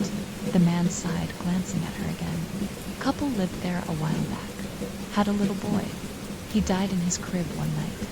They said the mom, Julia, kept hearing weird things over the baby monitor. Whispering, static. Thought she was going crazy. Then one night her son just stopped breathing." Claire's heart stopped. Her voice broke. "That's not possible." But she knew it was. Her hands were shaking. The car was too small, too quiet, pressing in around her. She looked down at Lily. Her daughter was staring up at her, eyes wide and unblinking. For the first time, Claire realized Lily hadn't made a sound since they left the house. She hadn't cried. She hadn't breathed. Claire's chest collapsed in on itself. She pressed a trembling hand to Lily's back, feeling for movement, for warmth. Nothing, no breath, no heartbeat. No heartbeat, just cold. The man was still talking, but Claire couldn't hear him anymore. All she could hear was the whisper from the baby monitor. "He sees you now." And then Lily smiled. Claire couldn't breathe. The world around her had dissolved into a haze of suffocating terror, her mind desperately trying to reject what she already knew was true. Lily wasn't moving. Her tiny body lay still in Claire's arms. Her skin, too, cold. Her daughter, her baby, was gone. But she was still smiling. A deep, sickening horror curled in Claire's stomach, clawing up her throat, threatening to choke her. She pressed her trembling fingers against Lily's back again, praying she was wrong, begging to feel even the faintest rise and fall of her tiny chest. Nothing, no breath, no warmth, don't know warmth. Just cold, tears burned in Claire's eyes. No, no, no, no, no. Her voice broke into a sob. This wasn't happening. This couldn't be happening. "Hey," the driver's voice cut through her unraveling panic. "Are you okay? What's wrong?" Claire barely heard him. She was spiraling, drowning in the crushing weight of realization. Her arms clutched Lily tighter, rocking her gently, as if the motion alone could pull her back to life. "This is a mistake, a nightmare. I just need to wake up." But the baby monitor had already told her the truth. "He sees you now." Claire let out a ragged sob, her body shaking violently. She couldn't think, couldn't process thought Lily had been fine. She had been alive. Just minutes ago, Claire had run with her, fled with her. How could she, ma'am?" the driver said again, his voice more urgent. Claire's chest was tight, her vision blurred with tears. She's not breathing. The words barely left her lips before the driver slammed on the brakes.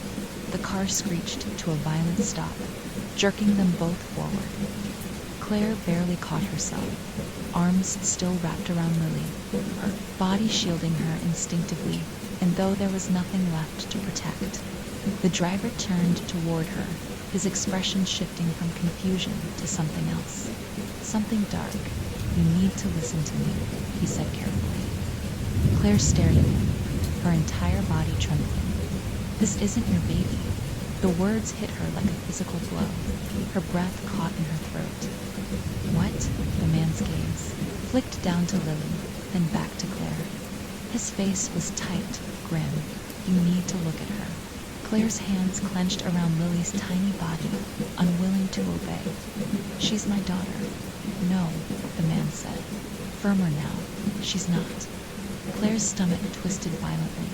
Her hands shook. She couldn't look, couldn't face. If she looked it, she saw something that wasn't Lily. Then it meant she had already lost her lady. The man said again, his voice barely above a whisper, "That thing in your arms, that's not a baby anymore." Claire's breath hitched. Then Lily moved. Not a normal movement, not the sluggish, sleepy stir of a child. It was unnatural, a slow, jerking shift, like something was adjusting inside the tiny body. Claire's blood froze. The driver reached across the seat, his fingers brushing Claire's shoulder, his eyes wide with something between fear and urgency. "Put her down now." Claire's hands trembled violently, but she couldn't let go, couldn't accept it. Lily made a sound, not a coo, not a cry, a clicking noise. Claire gasped, eyes snapping down, and for the first time she really saw her, saw the way her too dark eyes stared blankly forward, saw the smile that hadn't faded, that had stayed perfectly stretched across her small lips. UNMOVING. And then Lily blinked, but not like a baby. It was wrong, a slow, deliberate movement, too slow, like something else was learning. How to use her face. Claire screamed. She shoved the thing from her lap, scrambling backward, pressing herself against the car door. The thing that had been Lily slumped forward, her tiny body folding unnaturally as she collapsed onto the seat. The driver snatched the door handle and flung it open. "Get out now." Claire didn't hesitate. She stumbled out of the car, her legs nearly giving out beneath her. The driver reached for her, gripping her arm, dragging her forward as she gasped for breath, her body trembling violently. Behind them, inside the car, the thing lifted its head, slowly, Jerkily, a grotesque mimicry of human motion, and then it laughed, a small, distorted giggle, the sound of a child, but it wasn't Lily's voice. He slammed the door shut, locking it. Claire's entire body shook. Her heart pounded so violently that it drowned out every other sound. Her stomach twisted, nausea clawing up her throat. "That's not your kid," the man muttered, barely able to contain the tremor in his voice.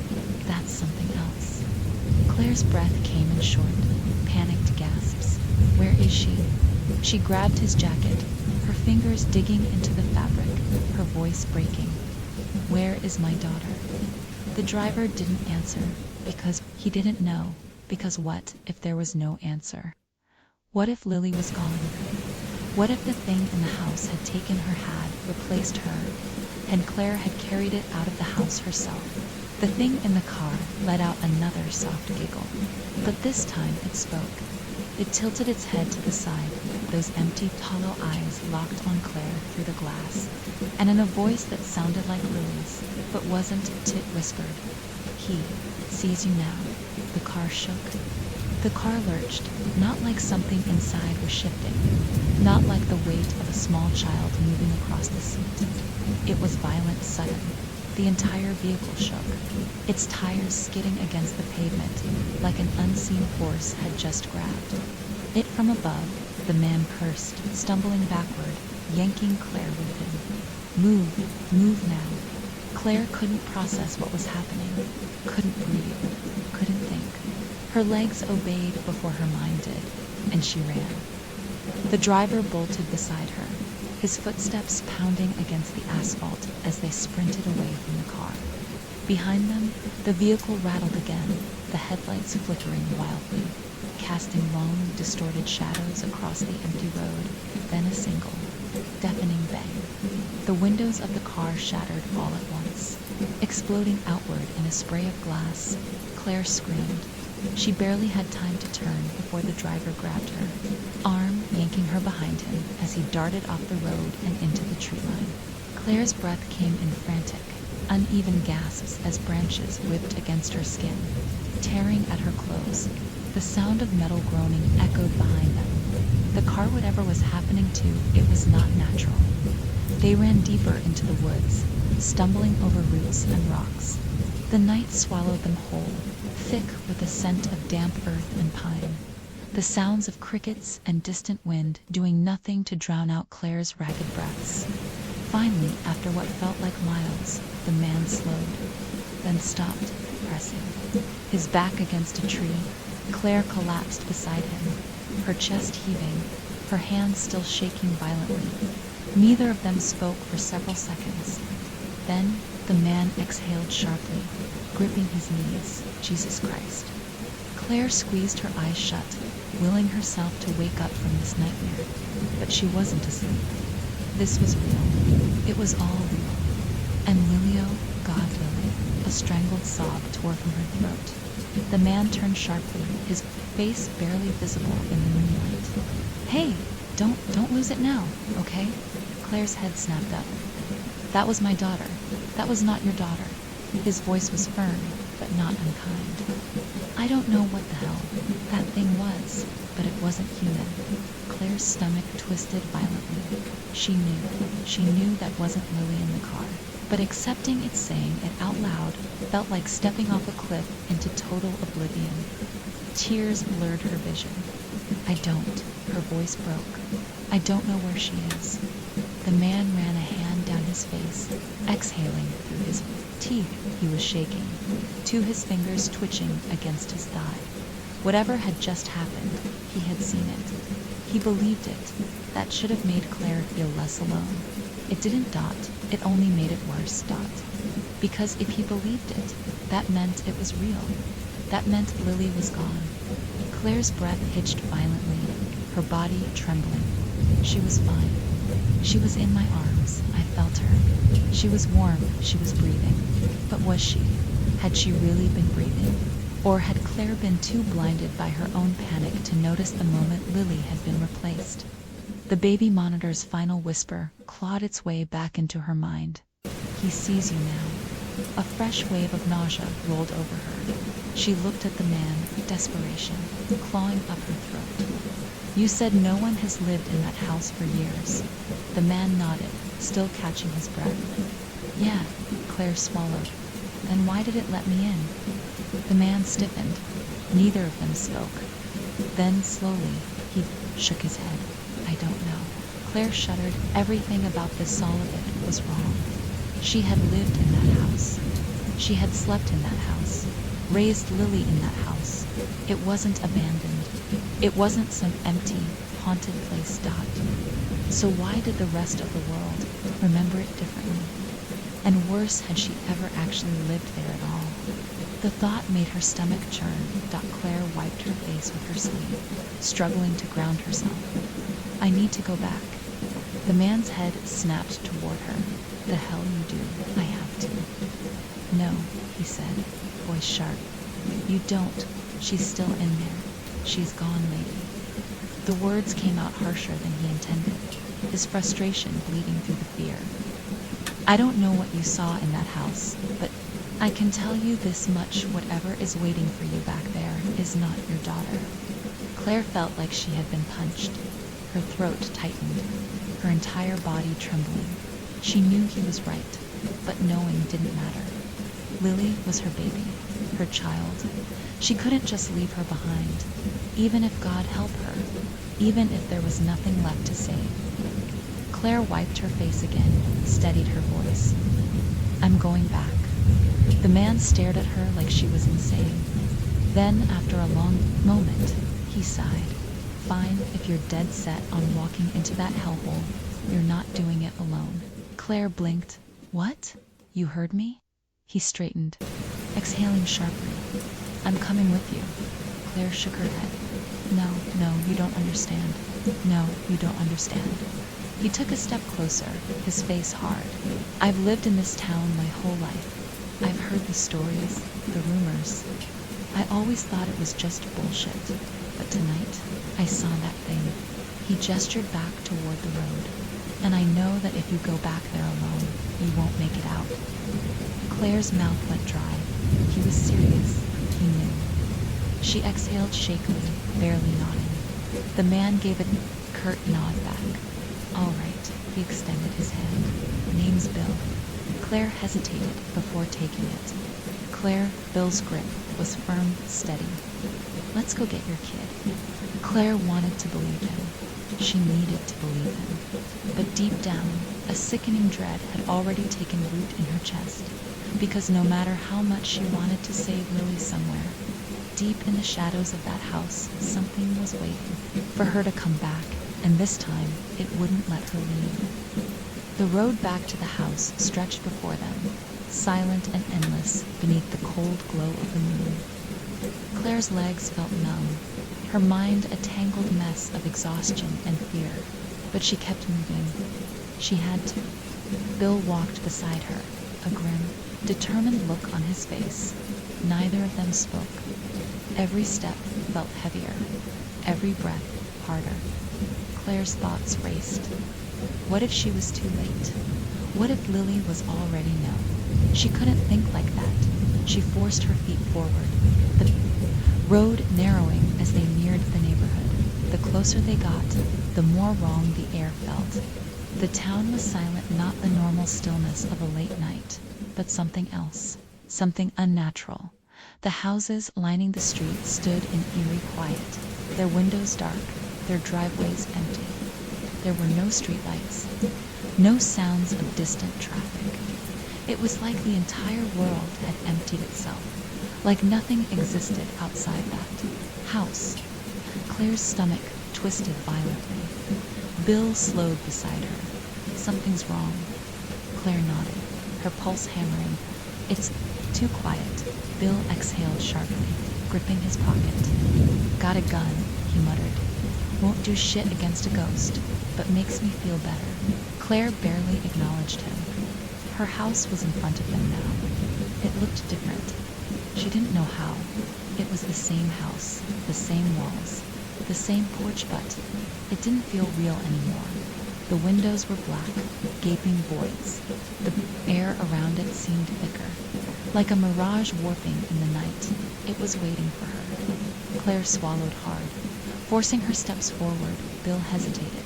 Last chance to turn around. Claire didn't. She climbed the porch steps, her hands shaking as she reached for the doorknob. The metal was ice-cold beneath her fingers. She turned it. The door swung open, sound less live. Darkness, a thick, endless void stretched inside. No lights, no sound, no sign of anything human. Claire stepped inside. Bill followed. The door slammed shut. Behind them, the air changed instantly.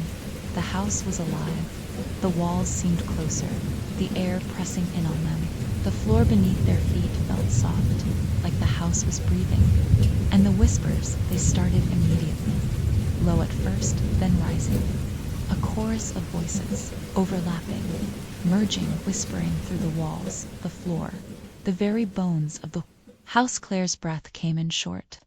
Panicked bursts. Bill's hand went to his pocket. Then the baby monitor crackled. Claire froze. It was still broken, still shattered on the road, and yet it whispered, "Mommy." Claire's heart stopped, her breath hitched. The voice was Lily's, and it was coming from upstairs. Bill tensed Claire, but she was already moving. Her feet barely touched the floor as she ran, her body moving on pure instinct, her mind screaming at her to stop, to think, to run the other way, but she couldn't. She reached the stairs. The air grew heavier. The walls groaned.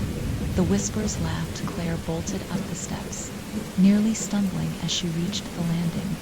The hallway stretched before her, dark and infinite, twisting in ways it shouldn't. The nursery door was open, and inside a shadow, tall, motionless, waiting. Lily's crib sat untouched in the center of the room, and then the voice, "Mommy," soft, small, but something was wrong. The voice didn't come from the crib, it came from inside the walls, Claire's. Blood ran ice cold, the walls shifted. A ripple of darkness, spreading like ink, distorting the room, then the figure moved. Bill's voice snapped behind her. Claire moved, but it was too late. The shadow lunged, the room collapsed.